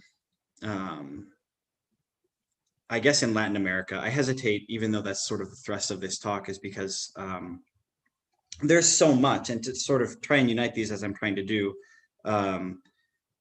you know, is a murky area. However, I'm thinking about these examples of, for example, sort of Ladino identity, or sort of the thing that I'm most excited to explore that I didn't have time to talk about in this presentation is the case of Paraguay, in which sort of most of the population has some sort of ancestry, and sort of languages can index an ethnic identity, but they don't necessarily always. So in some ways, I would expect that the tensions would mirror the Galician context, because I would expect tensions of who has a right to speak a language to sort of be simple in the sense that it's only those people who grow up speaking a language have the right to speak a language. And that sort of new speaker authenticity is challenged a lot, sort of their authority in a language. Beyond that, however, I can envision sort of a deeper level of tension in which that factor sort of would have an additional layer of these ethnic roles. And I don't have a real clear answer yet, but it's clear, especially to me, that there could be some sort of some tensions that would result in terms of sort of like mixed ancestry, whether those people have sort of, if they didn't grow up speaking a language, if they would sort of, in asserting their desire to speak a language, if there might be tensions there. So I guess in short, I'm answering your question with more questions, but those are some initial thoughts that I have. I mean, it's always good to have like those like follow-up questions in your own mind, because you're like, oh, maybe that's something I have to answer. Yeah, this is sort of very introductory. Yeah, I hope that helped, Paige. All right, we have a question from Hermani, and this is for Mackenzie. Hermani says, do you know the concrete results of the IBE in countries such as Ecuador and Bolivia? I mean, in terms of revitalization of indigenous languages. In Peru, the IBE does not have much of the revitalization of Quechua language because it is a program only for primary school. After primary school, the formal education is completely in Spanish. Yeah, that's a really great question. In my research, I actually came across one, I believe it was called an intercultural university in Ecuador, a Mautaiwasi, which I think translates to something like House of Wisdom, that was kind of developed as a way to extend IBE into a higher education setting. But I believe it was de-accredited pretty recently. So it is, IBE unfortunately is still very restricted to primary school, unfortunately. And that's one of the downsides, is how do we keep older students learning their indigenous languages after primary school? And even the curricula that are out there are really limited to primary school grades. In terms of concrete data on how IBE schools are performing, Martel 2019 wrote her dissertation on Ecuador, and I believe Bolivia as well, their TERCE standardized test scores. And what seemed to be true is that IBE does seem a little promising in terms of how IBE students perform compared to their conventionally educated peers. Although the biggest contributing factor to how students perform just across the board comes down to, of course, socioeconomic status, which is totally not surprising. So the unfortunate reality is that many of these IBE schools tend to be congregated in very rural areas. In fact, I believe the directorate in Peru is actually referred to as the Directorate of Intercultural Bilingual Education Rural, so rural education, which is a shame because very many indigenous language speakers, such as Quechua, are congregated in cities. So the fact that these schools are restricted to rural areas is really a problem. Mani, did that answer your question? I think I Peru? Yeah, that's, he very astutely points out that in Peru, IBE does not help much Quechua because it's exactly the program only for the primary school.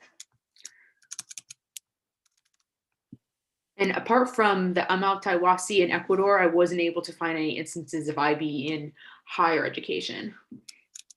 Good. Are there any more questions? If not, I do have one last one. Given that we're in times of COVID, technology has taken a very important role in our lives and also like the lives of like language learners.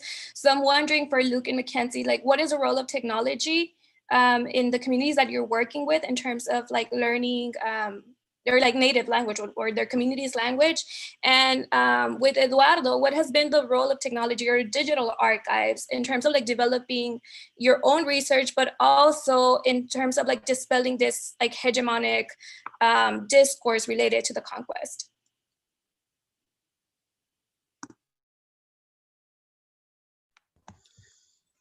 Oh, do you want to go first, You Luke? can go ahead, whoever wants to start. So I have not done field work related to these projects in Latin America yet. However, I do have some insight into Yucatec Maya in the Yucatan in Mexico. And the tutor that I've been working with there teaches in a grade school where sort of nominally Maya is expected to be taught in the schools. And I was chatting with her last semester, and she was explaining that first off, it doesn't happen very much to begin with, even though there is an expectation even in traditional times. And that now that things are online, it is such a low priority that it is, at least in the Yucatan, Maya is not really, it's sort of very low on the priority list in terms of how that sort of factors into the day-to-day online school routine. So I don't have more to offer than that, but those are some thoughts I have. So in my personal experience, I'm kind of in the process of starting to think about my dissertation, and I conducted fieldwork in Peru a couple years ago. Hermani helped me out a lot with that.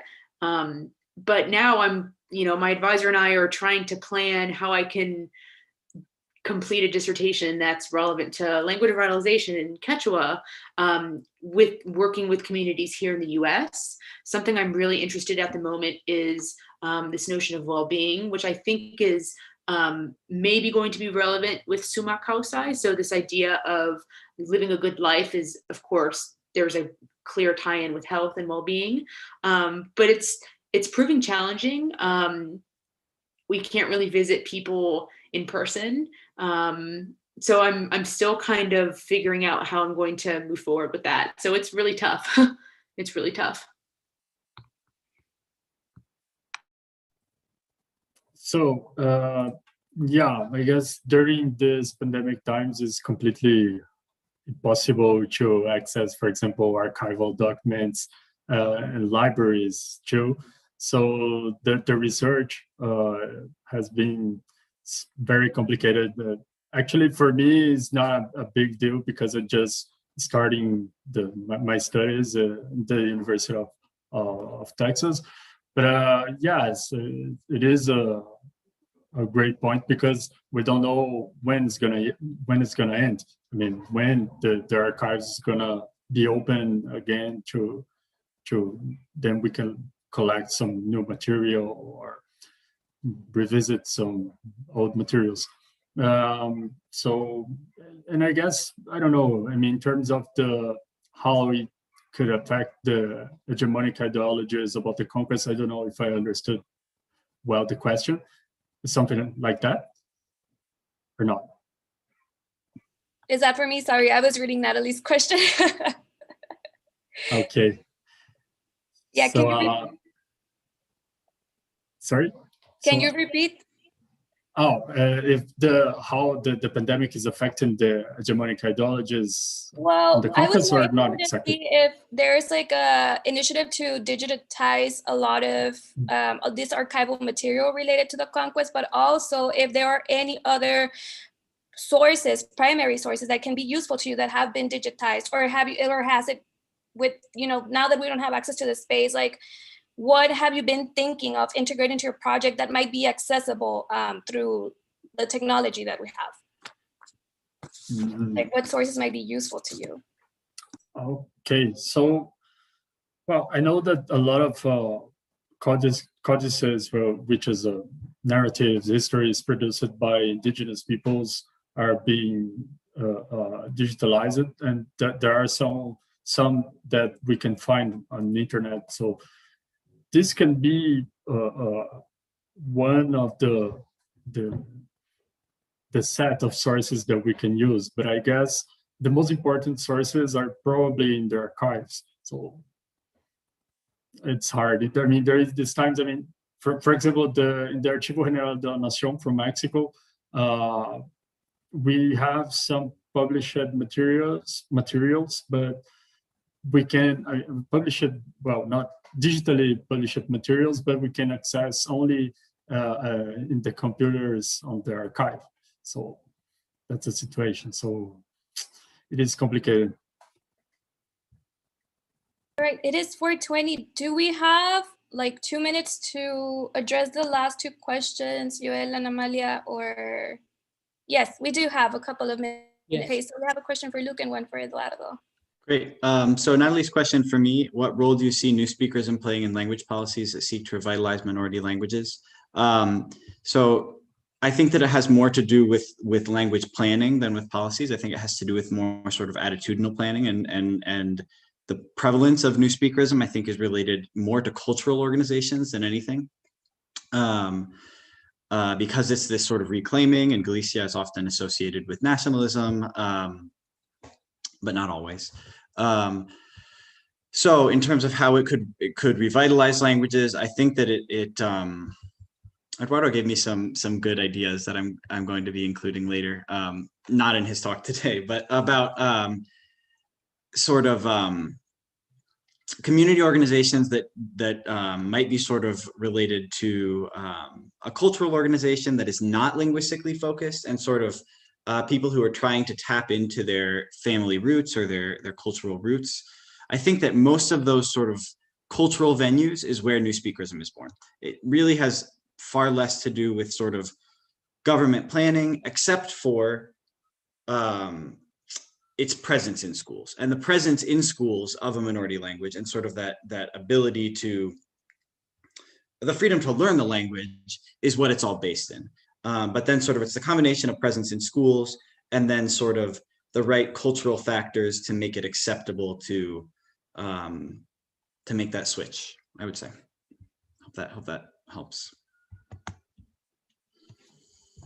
Okay, so I would like to thank you, Natalie, for the question, because actually this is a thing that I'm not being worried when I was presenting this, when I was preparing this presentation, but I guess it is actually very important to me to see how these perspectives are impacting the modern indigenism movement.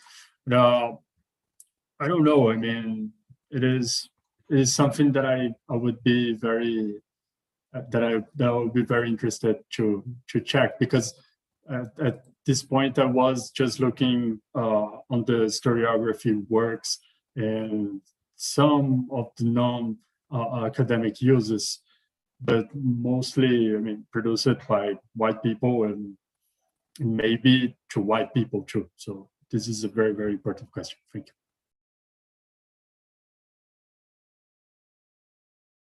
All right, well, I think that's a wrap for today's session. Thank you everyone who came to listen to this wonderful conversations. Thank you, Luke, Eduardo, and Mackenzie. I really enjoyed learning about your work, right? We're in the same, well, for two of you, we're in the same department, but we often don't exchange a lot. So it's good to see what y'all are working on. So thank you.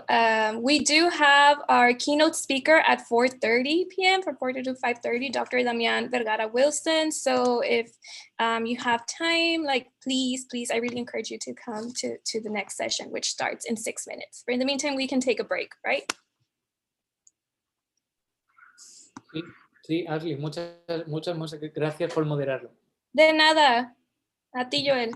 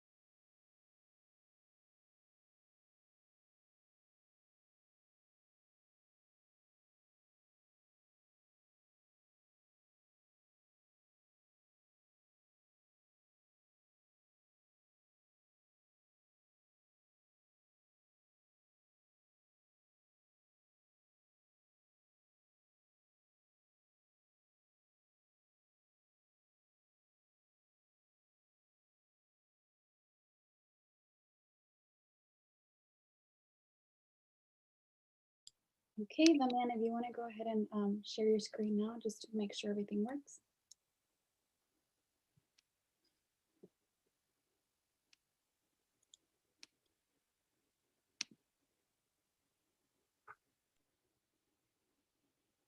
¿Sirve? Sí, perfecto, se ve perfecto. Sí, todo muy bien. Ok, Ok, entonces en un minutito comenzamos. ok.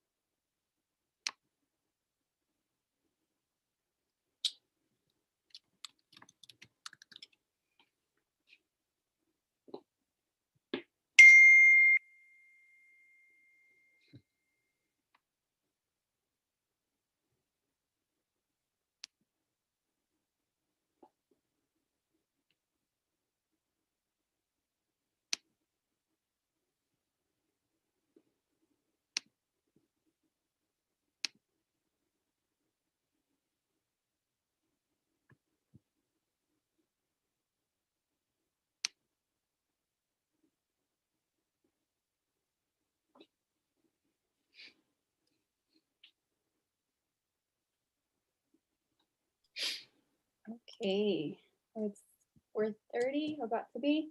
How are you? Good, good. Everything functioning? Yeah, everything working well. It's been a very busy day. Yep. Okay, so hello everyone. Good afternoon. My name is Amalia Merino, and I am part of the organizing committee for the 24th Biennial Graduate Student Colloquium happening today. I am a fourth-year PhD student in the Hispanic Linguistics track. So it's been great to see so many stimulating conversations happening today. Before I continue, I do want to take the time to thank every single individual involved in this colloquium. Thank you to our panelists for your outstanding research presentations, our attendees for the support and the thought-provoking questions, and our moderators for facilitating the conversation and discussions today. Most importantly, I do want to give a special thanks to those who have worked for months behind the scenes to ensure that this colloquium turned out as successful as it has so far. As many conferences today, the current pandemic has forced us pretty much to go online. So this was definitely a first for us. And as if that wasn't challenging enough, last week we experienced one of the worst winter storms Texas has ever seen, leaving many without power, internet, and water for days in freezing temperatures. But even then, the organizing committee continued to maintain communication with all panelists and keynotes and ensured that today would continue as scheduled. So again, thank you. With that said, I do now want to introduce our first keynote speaker and proud code switchero, Dr. Damian Vergara Wilson. Dr. Vergara Wilson is a professor in the Department of Spanish and Portuguese, as well as the coordinator of the Sabine Bolivares Spanish as a Heritage Program at the University of New Mexico in Albuquerque, also his alma mater. His main areas of research and teaching are historical linguistics, sociolinguistics, and sociology of language. Several of his projects have focused specifically on language attitudes, critical pedagogy, and employing a usage-based approach to promote the Spanish spoken in New Mexico. Today, he will be sharing his ongoing project titled, Is Critical Language Awareness Critical Enough? Expanding the Bilingual Range and the Teaching of Prestige Varieties. Please join me in welcoming Dr. Damian Vergara Wilson. Very cool. Well, let me share my screen real quick. And as I do so, I want to thank the organizing committee. You all have done an amazing job, very organized. So, you know, Amalia, thank you. I've enjoyed each and every one of the sessions today. You all should be very proud of yourselves. This has been a very high quality colloquium, and I am privileged and honored to be a part of this. And so, you know, with that, let me just start my timer and we will move forward. Okay, so, okay, UNM SHL y el presentador. Como muchos saben, yo soy Heritage Speaker Total. I'm a childhood speaker of esa variedad novo-mexicana atribuida al norte del estado, en un pueblo chiquito que se llama Ojo Caliente, Nuevo México. Yo también fui uno de los estudiantes en mi programa por casualidad. Entonces, para mí ha sido un círculo muy interesante poder volver a dirigir el programa. Nuestro programa is one of the longest running SHL programs in the US right now, and we offer 4 levels from beginning to intermediate, preparing students for more advanced studies. This is a language retrieval and maintenance program where we really are one of the few programs also that serves receptive bilinguals. And we prepare them for study in the upper levels where there will probably be more of a focus on academic Spanish. Because we start with a lot of receptive bilinguals who are in the process of retrieving their language, we are able to really concentrate our efforts on emphasizing and validating student varieties. Okay. So Guadalupe Valdez Faiz, back in 1976, pardon me, invites the reader to challenge existing power structures. We return to 1976 because it's extremely important to situate this talk and to understand that critical language awareness didn't just pop up out of nowhere, and that it has its roots in an era that is extremely influenced and connected to the civil rights struggles of Chicanos, African Americans, and indigenous communities in the US. And so she draws a connection between teaching SHL and teaching standard English to African American students. And she writes, many feel that to educate American citizens to seem acceptable to a prejudiced majority is simply an exercise in futility and a surrender to the many myths of white supremacy.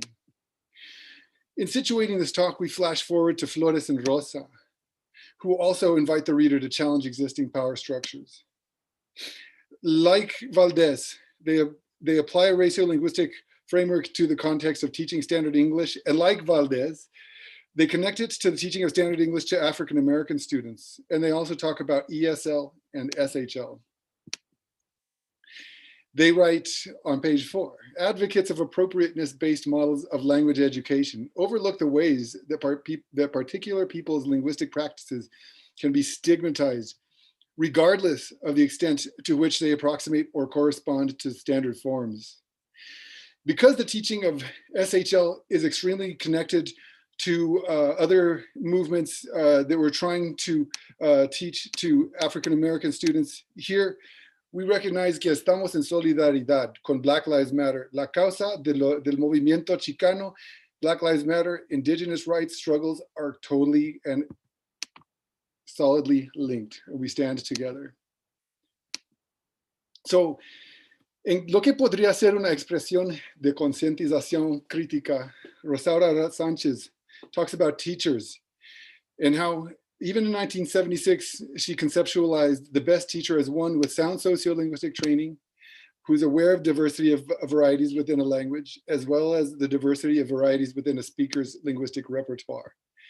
Aware at the same time of the socio-political implications in the use of particular varieties. At the same time, we're still asking the same question, pero como? How do we develop this awareness? I don't promise to have all the answers today, and in a frustrating manner, similar to our awesome colleague, Guadalupe Valdez, I may leave you all with more questions. So at the same time, it's important to recognize that language teaching does not occur in a vacuum. And Sanchez goes on to talk about teachers, that they must understand that socially, varieties reflect the status of the speakers of those varieties. That socioeconomic stratification implies stratification of language varieties and of languages.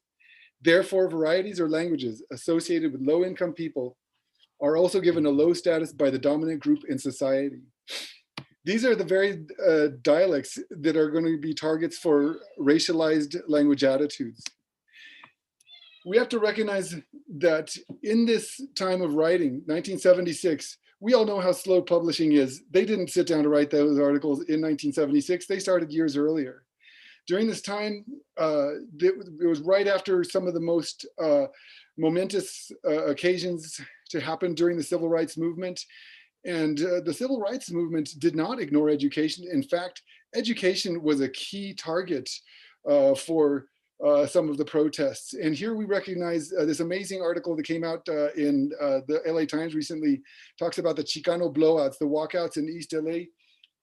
And so on March 5th, 1968, at Garfield High School, students streamed out of classrooms and assembled before their school entrance, their clenched fists held high. Viva la revolución, they called out. Education, not eradication. I added that emphasis because eradication is a term that's applied frequently to educational models applied to SHL communities. In fact, early attempts to serve bilinguals were an attempt to eradicate the community varieties spoken here in the Southwest and in other parts of the US. So these schools were terrible. In East LA, Chicanos were funneled into high schools with some of the worst dropouts in the nation. As they organized their protests and came up with demands, some of the things that they demanded were smaller classes, new libraries, more bilingual counselors, teachers, and principals, improved testing to distinguish between a lack of English proficiency and a lack of intelligence, more lessons on Mexican American culture, art, and history, and no corporal punishment. Fíjense, no corporal punishment. I recognize that in Texas, things were happening in a similar manner, and there were walkouts at Crystal City High School in 1969. And I have a couple of images. So the civil rights era was complicated, and it is beyond the scope of the present talk to get into it.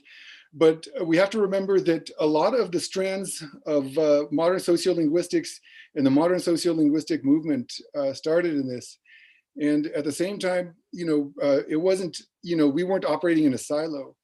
And so once again, we recognize that la causa incluye a Black Lives Matter, que viva. So let's transition here. My own experience with CLA. I first came across Freire's Pedagogy of the Oppressed in a methods class during my MA program assigned to us by Maria Dolores Gonzalez. And we took that as kind of our guiding principle in attempts to raise critical consciousness in our students.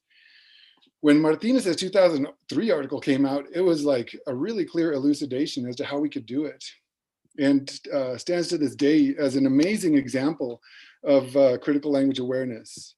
When I began directing the program in 2009, I continued the tradition of maintaining a critical orientation towards the students and using up the ante a bit by using sociolinguistic projects to raise critical language awareness. I've been lucky enough to give workshops on how to connect sociolinguistic projects to CLA in a variety of contexts, University of Florida, Hispanic Linguistics Symposium, even for the Instituto Cervantes. And as Amalia pointed out, a lot of my work on sociolinguistics, usage-based historical linguistics, at least interacts on one level or the other with critical language awareness. And I also had a pretty amazing opportunity with the New Mexico Public Education Department. The Department of Higher Ed formed statewide committees to create student learning outcomes for general education classes across New Mexico institutions of higher ed. The idea was, if you took Spanish 1 in Albuquerque, you should be able to transfer those credits to NMSU in Las Cruces or to Las Vegas, Nuevo Mexico Highlands. And so the idea was to create guiding principles of these classes that would ensure that they were similar.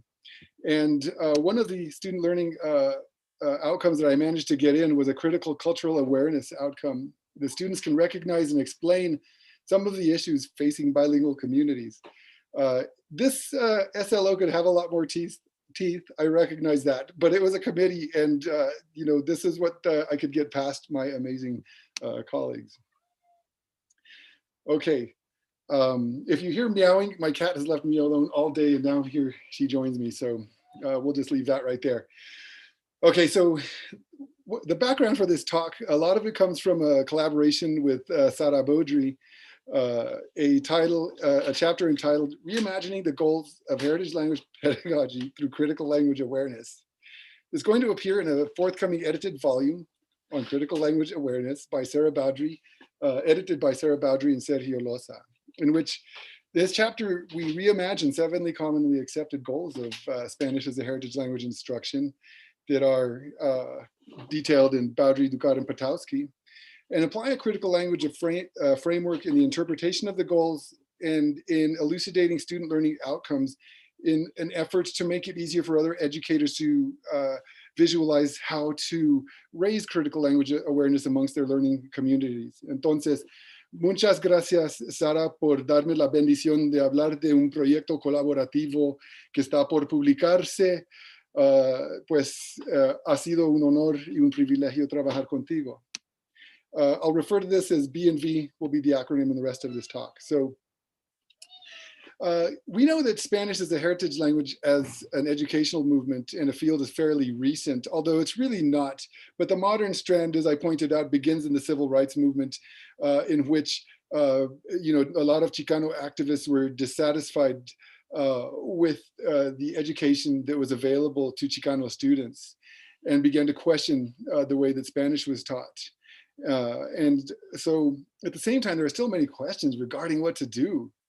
SHL has brought sociolinguistic concerns to the forefront of education, and in a mutually validating effort, gives both of the fields an important stake in the outcome of teaching and research. And so, as I said, language teaching does not take place in a sociopolitical vacuum. And this field allows us to recognize that languages and language varieties do not share the same sociolinguistic status. We can interrogate additive versus subtractive bilingualism. Additive bilingualism being the privileged kind in which a student decides to add one language or another to their repertoire for their benefit, whereas subtractive being what is often inflicted on immigrant communities in the efforts to assimilate them into a monolingual practices. We interrogate standard language ideologies and recognize that identity and sociolinguistic connections are inherent to teaching. At the same time, and Lehman does not use this term, there has been a bifurcation in the field in which many efforts teach the formal and standard through an appropriateness model, whereas the other strand attempts to uplift community varieties. In my opinion, it's not a mutually exclusive thing. These are not categories that either you do one or the other. In fact, you can uplift community varieties and do the other. It just depends, it's gradient, usage-based. So advances in SHL. So these are the 7 goals. The first 7 goals are the ones that we examine, and the 8th is a proposal by the 2 of us that we need to add this goal to the list. And so the ones that we'll be talking about are acquisition or development of a prestige language variety, expansion of the bilingual range, and the new goal, which is the development of critical language awareness in heritage language learning communities. So in talking about raising CLA as a goal for the field, and in looking at these 2 goals, acquisition of a prestige variety and expansion of the bilingual range, we see that they're related in that they both imply the addition of language skills to the present repertoire of the student. At the same time, both are prone to influence from standard language ideologies. They're both prone to a misapplication of appropriateness models. And at the same time, there are some key differences that we must recognize before moving forward. One sets the goal outside of the implicit purview of the student, being the prestige variety, where the other validates the language skills of the student as an important base, be the student a receptive bilingual or a much more proficient bilingual. In other words, one starts with what the student has, and the other starts with what the student does not have, leading me to view one as more of a problem and the other as having many benefits. So returning to Valdez, the first 4 goals were originally documented by Valdez. And it's important to note that she didn't promote them as a one-size-fits-all model, which seems to be one of the implicit ideas behind these goals today.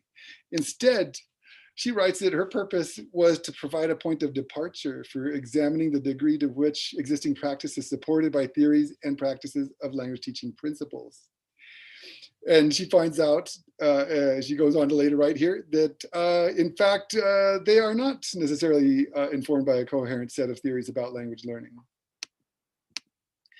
So she goes on to express a little bit of cynicism in regards to the efficacy of language programs and acting upon factors, many of them sociolinguistic, that contributes to maintenance.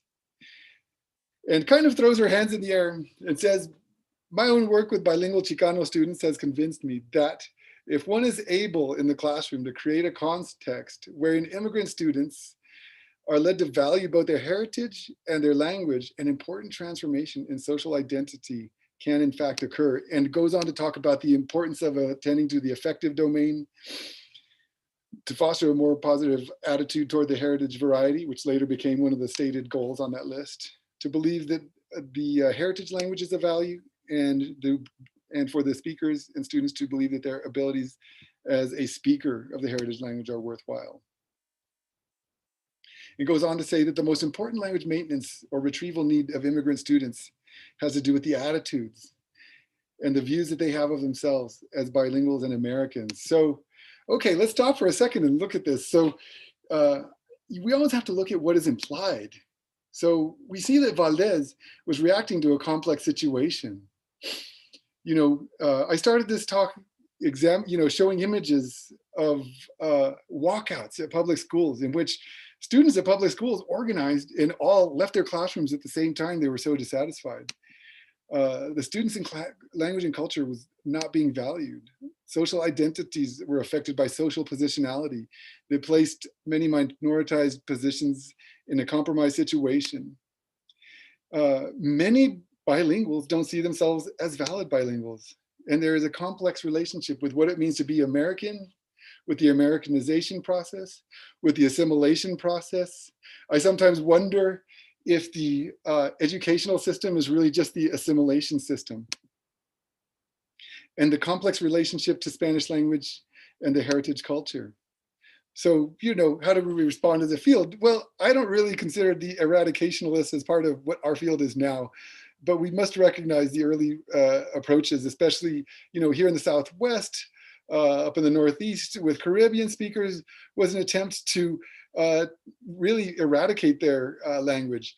I call this the lobotomy approach, because essentially, if you are trying to get a student who says aiga, asina, or any other stigmatized form, and replace that with aya and asi, without any kind of critical dialogue, essentially you are trying to create an interference with this person's cognitive representation of the language and reach in and literally manipulate the cognitive networks to remove something.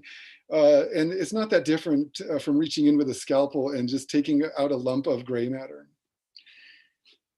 At the same time, we have the language awareness appropriateness models that are often an attempt to validate variation to a degree in an effort to get students or speakers to assimilate into another way of speaking.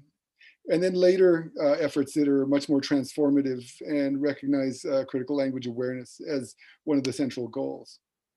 So let's talk a little bit about the goal. Critical language awareness as an instructional goal. So what is CLA, right? We like to talk about this. Once again, Glenn Martinez gives us some of the best words when he talks about AIGA and says that if our students walk into the class saying AIGA and walk out saying AYA, there has been, in my estimation, no value added. Once again, I call it a lobotomy. However, if they walk in saying AIGA and walk out saying either AYA or AIGA and having the ability to defend their use of AIGA if and when they see fit, then there has been value added. It is critical, he writes, that we strive to allow students to develop this type of sociolinguistic sophistication in our endeavors as SHL educators. So, nos torturan con eso de AIGA, gente, fíjense que AIGA no está restringido al Southwest. Okay, I have a little clip here from Metro Ecuador. And so they write, AIGA fue aceptada por la Real Academia. Pues sí es verdad, pero no tiene el significado que tú estás pensando. And here we have, I've never heard this. AIGA is a car? Si me dices, okay, whatever. So CLA really comes from Freire, but some of the origins come from the UK, which was a reaction to language awareness programs without the critical part, language awareness of variation, which uses awareness as a way to promote social integration. So they say AIGA, we say AYA, that's great, but here, why don't you all move on over to AYA? And to provide students with an operational and descriptive knowledge of the linguistic practices of their world, but also a critical awareness of how these practices are shaped by and shape social relationships of power. And the primary objective was to empower learners by providing them with a critical analytical framework to help them reflect on their own language experiences and practices, the language practices of others in the institutions of which they are a part, and in the wider society in which they live. And of course, other goals are to develop student agency. I cite Lehman, I could cite so many people here, a commitment to acting upon social justice. And so I want to point out Alim, who examines language teaching in light of desegregation. so when he published this, and this, everybody should read this. It's an extremely interesting article, not only for the content, but he himself engages in translingual practices. And so what he's talking about is language teaching in light of desegregation, recognizing some of the fruits, some of the movements of the civil rights era, once again, trying to figure out how to teach English to African-American students. And, so once again, highlighting, the connectivity between our struggles and how all of these struggles are connected. So he criticizes decontextualized sociolinguistic studies of variation. Okay, and if we think about sociolinguistics at the time, we were doing a great job, of defining the envelope of variation, identifying the factors that had a significant influence in the production of one variant over the other, the magnitude of effect, etc. But a lot of authors at that time were avoiding more of the sticky issues that had to do with marginalization and social justice, which isn't necessarily as much the case in ensuing waves of sociolinguistic analysis. He advocates for a space where language minoritized varieties are valued and incorporated, and that allows for a criticism of the sociopolitical and ideological forces that delegitimize them. And so he has two questions that guide consciousness raising. And one of the reasons I also wanted to talk about Alim is because Nelson and Flores, in their very impactful 2015 work on ratiolinguistics, cite him as having two of the most pointed questions towards this effort, being how can language be used to maintain, reinforce, and perpetuate existing power relations? How can language be used to resist, redefine, and possibly reverse these relations? And so here are a couple of thoughts from my work with Sara. So we write that entering into the process of acquiring features of a prestige dialect requires critical considerations. You just don't want to rush into it without informing yourself.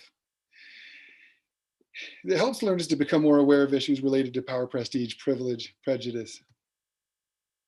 Identify and challenge dominant language ideologies. And then we need to combat self-hate that is experienced by many of our speakers. And, this was talked about through many of the talks today. I'm thinking about Juan's talk and some of the stories that he told about his own engagement with the educational system. Pero un punto que quiero hacer, oigan, we're not saviors. No llegan con las manos vacías. Students of SHL are ready for this kind of education. A lot of them come with it. Their lived experiences and funds of knowledge may have given them this awareness. I mean, think of recent times, you all. This is crazy. Things are crazy. Things that people thought had gone away. Anybody who ignorantly thought that racism was gone got proven totally wrong. Of course, we all knew it. We've been protesting. We've been doing all kinds of things. Albuquerque this summer, the largest protest in the history of our city was the Black Lives Matter protest this summer. It led to all kinds of other things. And so students are not just, these innocent little sheep. Son muy inteligentes, son muy listos en los dos sentidos de la palabra. There's evidence behind this in empirical studies. So Baudry et al., using a psychometrically validated survey to measure whether CLA-oriented instructional modules raised levels of CLA amongst Spanish as a heritage language learners, found that students displayed as a group somewhat high levels of this construct in pretests already. And I take this as our mission is to uncover the beliefs that they hold towards the heritage language. So we don't necessarily have to conceptualize critical language awareness. Sometimes I think people are tempted to view it along the banking system, where our job is to come in and impose it on students, to add it to students. A lot of it through dialogue is to help uncover it with them, together with them. Okay, so raising CLA as a goal or as a student learning outcome, two different things really. So student learning outcomes specify what students will know, be able to do, or be able to demonstrate through an educational experience. They must be observable, measurable, and able to be demonstrated. They're used to guide instruction and for institutional assessment.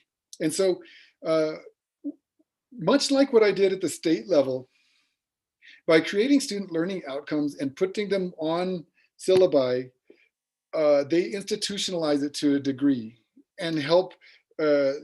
Sort of what we hope happens is that it becomes part and parcel of an educational program. And so the SLOs that we came up with for this goal were that students must see language variation as natural and recognize the intrinsic value of their own variety and all others, develop a consciousness of the political, social, and economic power structures that underlie language use and the distribution of so-called prestige and non-prestigious varieties, to uncover and contest dominant language ideologies that hide in daily monolingual, bilingual practices, and that students exert a sense of agency to select and defend their own language choices. Okay, let's move along. So, promising ideas, applying concepts from translanguaging and capabilities to the goal of expanding the bilingual range. I take this moment to say that I'm not going to talk about capabilities. There just simply wasn't time. I think that if you read Glenn Martinez's 2016 chapter in Innovative Approaches to Heritage Language Teaching, it speaks for itself. And so I apologize, but I'm going to leave that out. So, you know, the bilingual range definitely has a lot of room for critical language awareness possibilities and for dialogue with the translanguaging framework. And of course, you know, the capabilities versus competencies framework described by Martinez. You'll have to read our chapter to learn more about that. And so the SLOs that we propose are to expand the bilingual range as a complex adaptable system by engaging in languaging in different societal contexts. And the students employ their full bilingual range with agency at the service of their community. And so the bilingual range is complex. There's translanguaging. There is, students might be language brokers. They might be in a medical profession where they have to really mediate between community varieties and a very serious scientific variety spoken by the medical professionals. And so the bilingual range as defined by Valdez is the continuum of linguistic abilities and communicative strategies that an individual may access in one or the other of his or their two languages at a specific moment for a particular purpose in a particular setting with particular interlocutors. And expansion occurs in grammatical, textual, elocutionary, sociolinguistic, and strategic competency. But now let's look, so the stem of the definition proposed by Othegi et al. Of translanguaging is very similar to that of the bilingual range, which is the deployment of a speaker's full linguistic repertoire. But then it's vastly different because they go on to say that it's the deployment of the speaker's full linguistic repertoire without regard for watchful adherence to the socially and politically defined boundaries of named and usually nation and state languages. So once again, especially in educational fields and Spanish as a heritage language, you know, we see terms come and go. I think we all saw how the term communicative language teaching was used and abused over the years with everybody and their cat, who I'm looking at, you know, saying that they do communicative language teaching. And then suddenly everybody's critical, you know, and translanguaging gets overused. And so one of the problems with that is that if it gets used in too many contexts, you know, it loses some of its explanatory adequacy. And so the three main thrusts of translanguaging are, you know, the bilingual behavior through a heteroglossic ideological stance, as explained in the previous slide, or bilingual as a bilingual education practice. And I'll let you read that. Well, I mentioned that in a recent interview that Mike Mina, the YouTuber, conducted with Nelson Flores, and if you haven't been watching Mike Mina's videos, they are awesome. I highly suggest it, where he gets on YouTube and kind of narrates different articles and does interviews with people. Fascinating stuff. Nelson Flores himself was highly opposed to the other frameworks and insisted that the most valuable application of translanguaging was in the bilingual education context. And of course, it is a theoretical framework applied to and informed by studies of multilingualism, compatible with my own studies on bilingual compound verbs, such as hacer so, hacer study, etc. And so The translanguaging framework has advantages over the bilingual range. Translanguaging and the bilingual range are both constructs that describe multilingualism. At the same time, translanguaging is a construct that is much more compatible with critical language awareness because it recognizes the complete array of practices used by HL communities as natural. It's not so worried about using both of their languages. It's, Valdez's definition still has the implicature that there are two separately stored languages that the student can use this one or they can use that one in a given situation, whereas the translanguaging construct is much more of a spectrum. Openly heteroglossic instead of monoglossic, in that it recognizes bilingualism, multilingualism as the norm.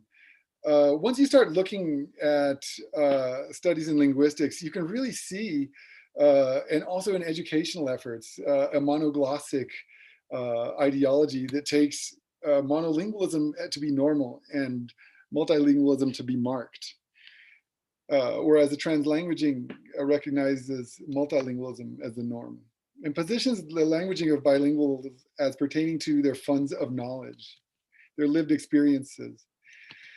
It allows for an interrogation of standard language ideologies, and it's inherently critical because it legitimizes practices of minoritized students in academic contexts. As Prada Nicola writes, and this is the introduction to a special issue of the, I don't remember all of the words, the EU Journal, it's in the works cited. And this issue actually has a lot of articles in it that display translanguaging. But they position it as an act of resistance and write that the idea of translanguaging as transgression highlights the potential that it has to remove language-related hierarchies. For multilingual individuals to engage in situated practices that challenge traditional normativity of language use, to allow speakers to access new positionalities and embrace empowered subjectivities in contexts that are characteristically governed by prescriptivist and or suppressive views and actions. So we can talk more about this in the question and answer, but en términos más directos, do not fear Spanglish in the classroom. I use Spanglish because that is what our participants describe. That is what New Mexicans describe, translanguaging to be. I'll return to that in a few minutes.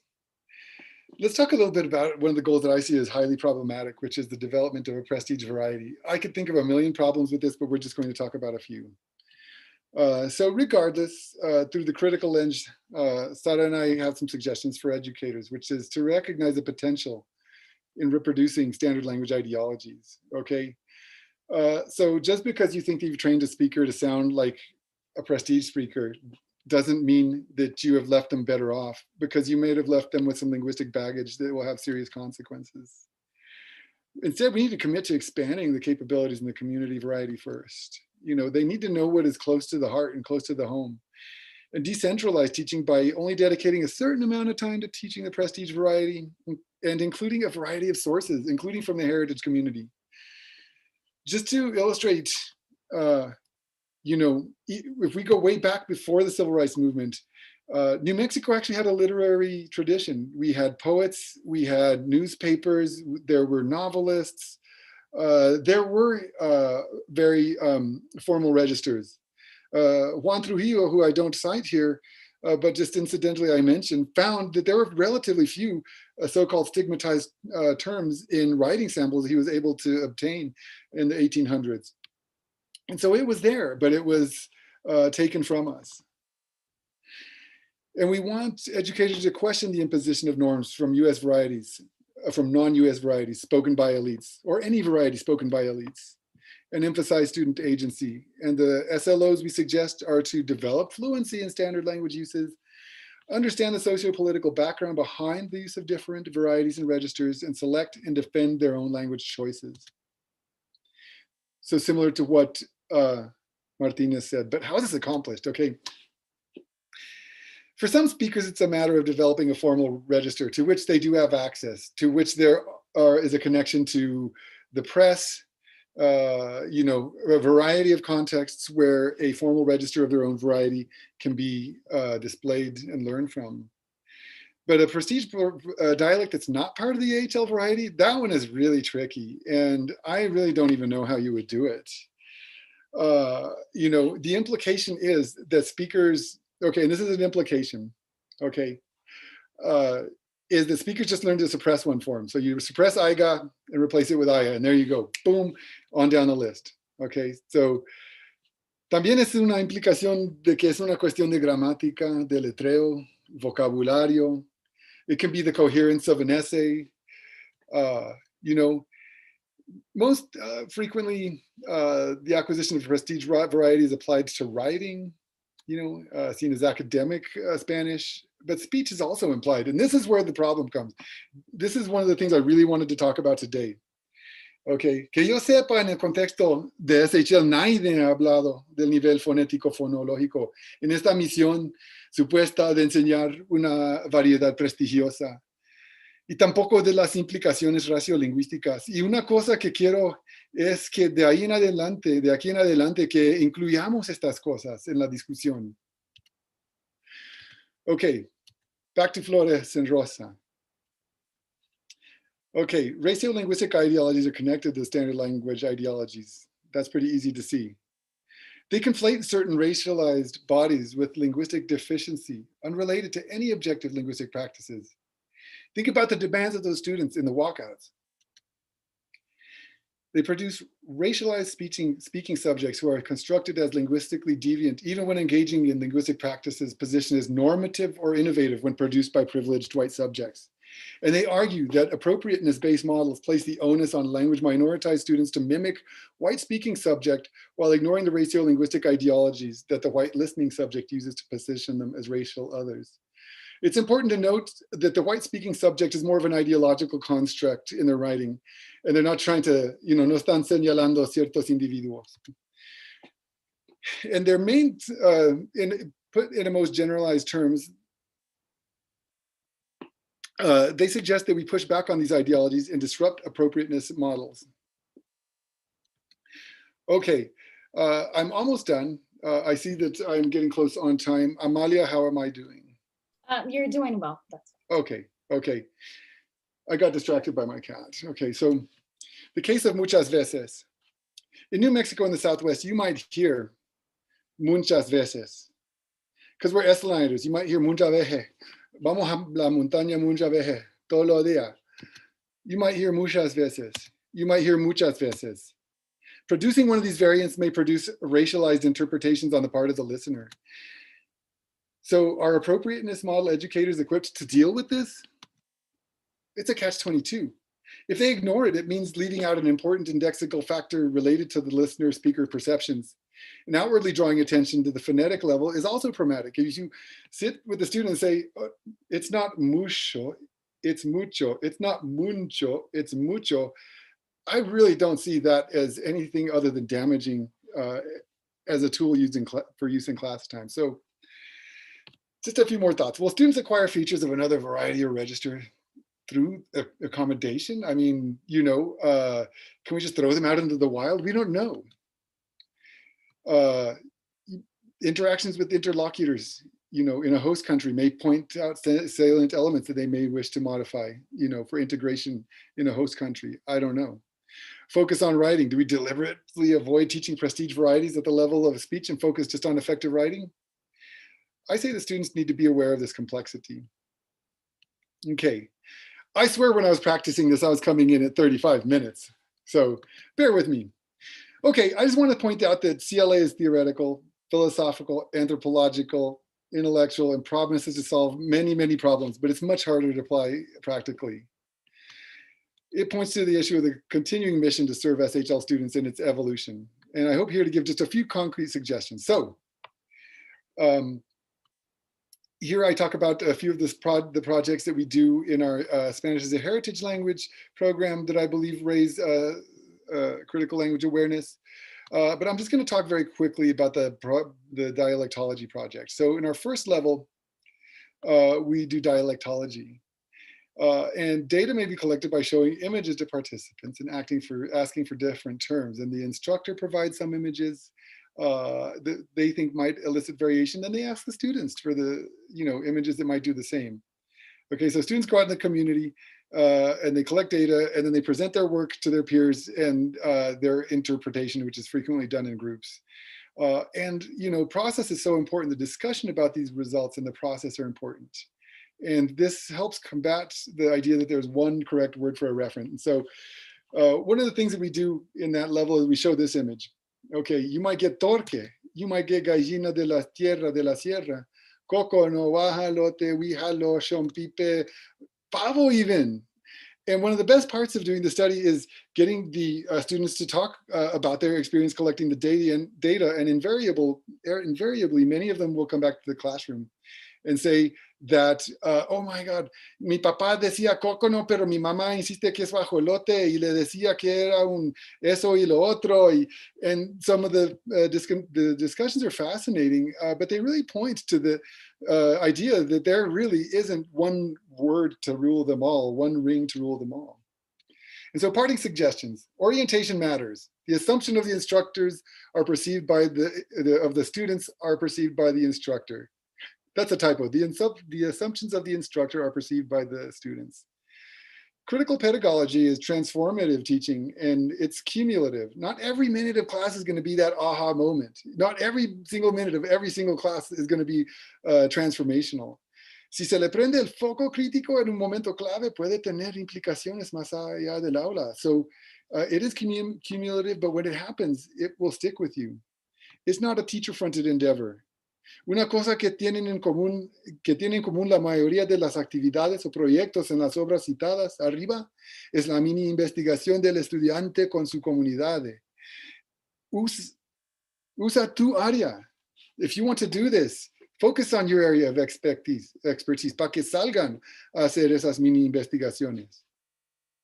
Y las conversaciones sobre el proceso de llevar a cabo dichos proyectos es donde podemos alzar su concientización. These projects give us something to talk about. These conversations are where the raising of critical language awareness takes place. So I leave you with the words of Freire. No pedagogy which is truly liberating can remain distant from the oppressed by treating them as unfortunates and by presenting for their emulation models from among the oppressors. The oppressed must be their own example in the struggle for their redemption. Muchas gracias. Obrigado. Muy bien, muchísimas gracias, Damián. We have a couple of minutes for questions. Let's see. So I have one from Luis, who says, Dr. Wilson, thank you for an amazing and validating presentation. How can we integrate ethnic studies surrounding histories into the teaching of language? Let me count the ways. I think that there's a direct link, and I think that it's up to you if you're in ethnic studies to be creative. And there's been really a historical link between the two efforts, and so well done. Spanish as a heritage language teaching is in and of itself, has a massive overlap with cultural studies. Because one of the primary missions, the way I see it, is to keep students engaged. And so, by bringing it in, validating it, using it, and I know my answer here is vague, but, I'll just say that, I have been dancing around with Chicano studies here at our own institution for a while, and began the process of creating Spanish as a heritage language classes that really drew upon the literatures, the cultural studies elements of that department. But I think they're completely related, just like boom. Right. Thank you. Everything you discussed today, it's very relatable. As a heritage speaker myself, I can definitely relate to. Many times I've heard, people or even educators promote dialect variation, but then when it comes down to it, it's always, nope, that's incorrect. You shouldn't speak that way. I wanted to ask you in terms of this idea of prestige variety and in the classroom. So in the classroom, a lot of classrooms still use textbooks. And I've had this conversation with many scholars in terms of improving the textbooks, in terms of using varieties that are more local, I guess, if I can say that. But it's always the same idea of being up to editors in terms of what varieties get included. And then it's the same thing. And then just when it comes down to dialect variation, it's just down to the lexicon. And then that's it. Right, yeah, as though it's like, you go back and forth, yeah, I think that, we have to recognize that the textbook industrial complex is motivated, by capitalistic, intentions, and they want to make money. And, I was in a conversation, with an editor, and I was bringing these issues up, like, why can't we have better, depictions of our heritage varieties? Why can't we diminish the presence of standard language ideologies in the textbooks? And this person looked at me and they were like, it's all about money. They won't sell if we do that. And so, Amalia, your institution is doing an amazing job of, through COERL, of giving a platform for people who want to disrupt the textbook industrial complex with open educational resources, which I really see as the future for SHL, if we really want to get critical, because, and let me also give the caveat, a lot of the things I talk about, they're generally applicable, but a lot of what I talk about is highly situated in this particular context here. And so, yeah, but textbooks, we don't use textbooks. We don't use official textbooks. We use open educational resources. We use in-house generated materials. And I think since we freed ourselves from the textbook industrial complex, I think that we're much better off. Right. Thank you for that. And thank you, Dr. Petoskey, for sharing that. And that book by Shin, that's for an upper level. If I, once again, it's context based. I'm watching the chat here. That book is amazing. And that's an exception. That the book, by La Gramática y Variación is an exception to that. That is beyond my grasp in my SHL program. And if I did teach at the higher levels, I would include that in there for sure.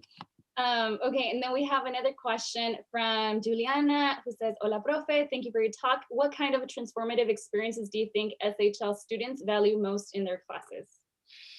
Okay, so transformative teaching is interesting because, especially for new TAs, you want to get in there and have like all these amazing moments. And, we've all seen Stand and Deliver. And what's that one with Robin Williams? Everybody standing on the desks and doing all this stuff. Y viva la raza, órale, vámonos, pues. And so, you don't want to idealize it so much that it seems out of reach. And so really, to me, some of the transformative moments are just, and literally, the radical statement that what your grandma speaks is correct, and really enforcing that. The transformational moments come when, when I'm recruiting for SHL, okay, during our recruitment rushes, and I'm explaining it to students. One of the best explanations that I can give is it's an alternative to a lot of the language experiences to which they've been exposed previously. Okay, and that, and so a lot of the transformation comes just for once in their life, being in a classroom, where the teacher actually, validates, their translingual practices all across the spectrum. And so, for example,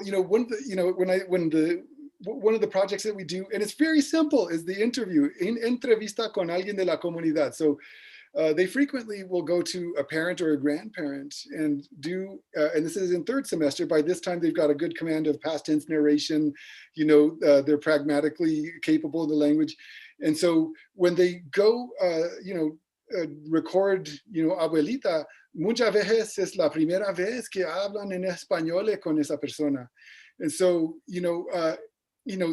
so a lot of times, I emphasize it's not always us. It's not a teacher-fronted thing. It's creating the circumstances, and they come back and, they learn about, the language experience of their, interviewee, etc.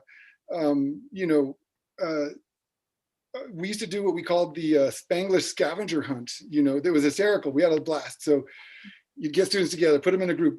¿Qué es Spanglish? Okay, so they come up with a definition. Then we're like, okay, ¿quién habla Spanglish? Okay, then they put it down. And then they're like, ¿Dónde se habla el Spanglish? And then the teacher turns around and says, okay, tú vas a ir a este lugar a hablar con esas personas y lo vas a anotar.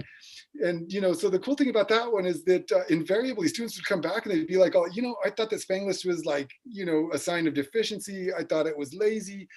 And what it really showed to me was that, you know, a lot of students, you know, that would be a transformation right there that, you know, and a lot of the writing on SHL says that, you know, this can occur when educators actually, you know, validate the translingual practices. But, you know, students coming in and saying, you know, that it would be valued enough to be included in the educational context, you know, really gave space for this transformation. Right. Thank you. Do we have any other questions? I think I see. Okay, one from Sarah Lees. Hi, thank you for your talk. One question here. In beginning Spanish classes that have a mix of heritage learners and second language learners, what class projects, types of projects can teachers implement that meet your suggestions for CLA as an instructional goal? Okay. You know, and I know this individual, and I've worked with her and happen to know that she works on projects on language variation.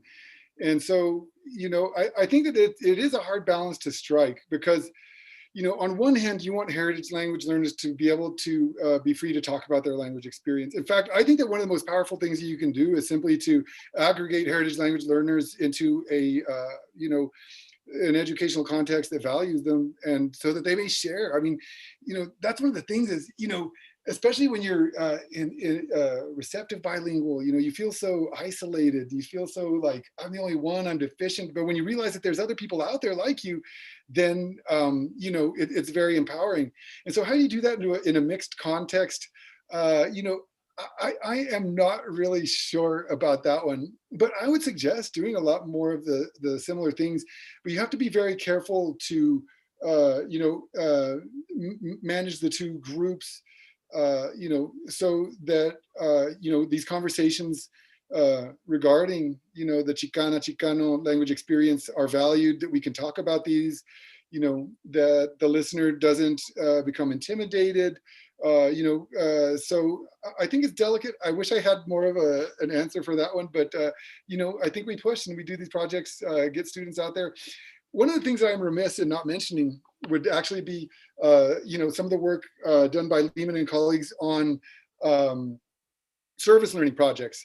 You know, so I think that would be probably the most fruitful thing. And in fact, you know, we didn't really talk about it, but some of the, you know, articles that give concrete suggestions, you know, have to do with service learning, because suddenly you're out of the classroom, you are providing a service, and, you know, some of these barriers tend to fall down, and you tend to, like, you know, see, you know, for yourself, you know, real life examples of these things happening. So, you know, after all that, I'm going to wheel back around and say, you know, community-based learning projects and service learning for sure. Thank you. So we have a few more minutes and there's two more questions. The first one is in terms of assessment. How do you think we could incorporate the critical approach to assessment as well, as Isabella? Okay, so yeah, okay, that's an interesting one. Okay, because, you know, assessment, when I think of assessment as program coordinator, I think of, you know, the assessment, you know, there, I don't know if it's a department, but the assessment group. And, you know, it's very onerous to do. And it's like, you know, so there, to me, there's two levels of assessment, and don't tell anybody, okay, I hope nobody's listening, you know, the wrong person isn't listening, but I think that a lot of people do one thing for their institutional assessment. And what I've seen, because I've sat on committees that assess other assessments, you know, so, you know, kind of like all of Dr. Seuss's Sneetches, you know, looking over one another's shoulders, or I don't know if that's the one, but I think that a lot of people in assessment will streamline it to benefit their own program that's being evaluated. You know, the way I truly assess things is by conducting research on our student population, you know, in a variety of ways, you know, and including it into scholarly work is the most meaningful assessment that you can do, you know, whether it be through, you know, triangulated qualitative efforts, that might use surveys, observations, and interviews. But at the same time, you stick with the SLO and you have to do, the most informative piece on that comes from Baudry, Amezcua, and Loza, who, in their 2019 article, develop psychometrically that validated survey, and they give students items, related to US Spanish. And, by responding in different ways might show a lack or a display of critical language awareness. So, hopefully the SLOs, give things to look at, that are concrete. But if somewhere we're truly interested in the assessment piece, I would say to look at Baudry, Amezcua, and Loza's 2019. And if you want to see some really ripping CLA models, look at their 2020 work. It is pretty awesome. It's very specifically spelled out. There's a lot to draw from there. All right, so we're actually out of time. Natalie, I know that you have a question there, but we will be needing to take a break and then be rejoining in the roundtable discussion. Please hold on to the question and hopefully you can make it that way he can address it. Just so everybody knows, the format for today's colloquium has been as a webinar, so only the panelists and the moderators are able to turn on their screen and speak. But when we switch over to the roundtable discussion, which I'm including the link now in the chat as well, the format will be as a meeting. So you will be able to turn on your screen and your mic and have a more one-on-one conversation. So I really hope to see you all there. We may be starting it early, but yeah, go grab something to eat, to drink, and join us in the discussion. You want to say a word? Yeah, no, please come to the roundtable because I'm seeing people on the chat that, I'm really pleased to all of you who attended. Thank you very, very much for taking a little bit of time out of your day. And I would love to interact. I miss everybody. COVID sucks. Let's get through this so we can all go drink beer together. Yeah, so we're going to open up the other meeting now. So feel free to join early, but definitely go grab something to lighten up the mood. Ok, nos vemos en un ratito. Muchísimas gracias. Adiós.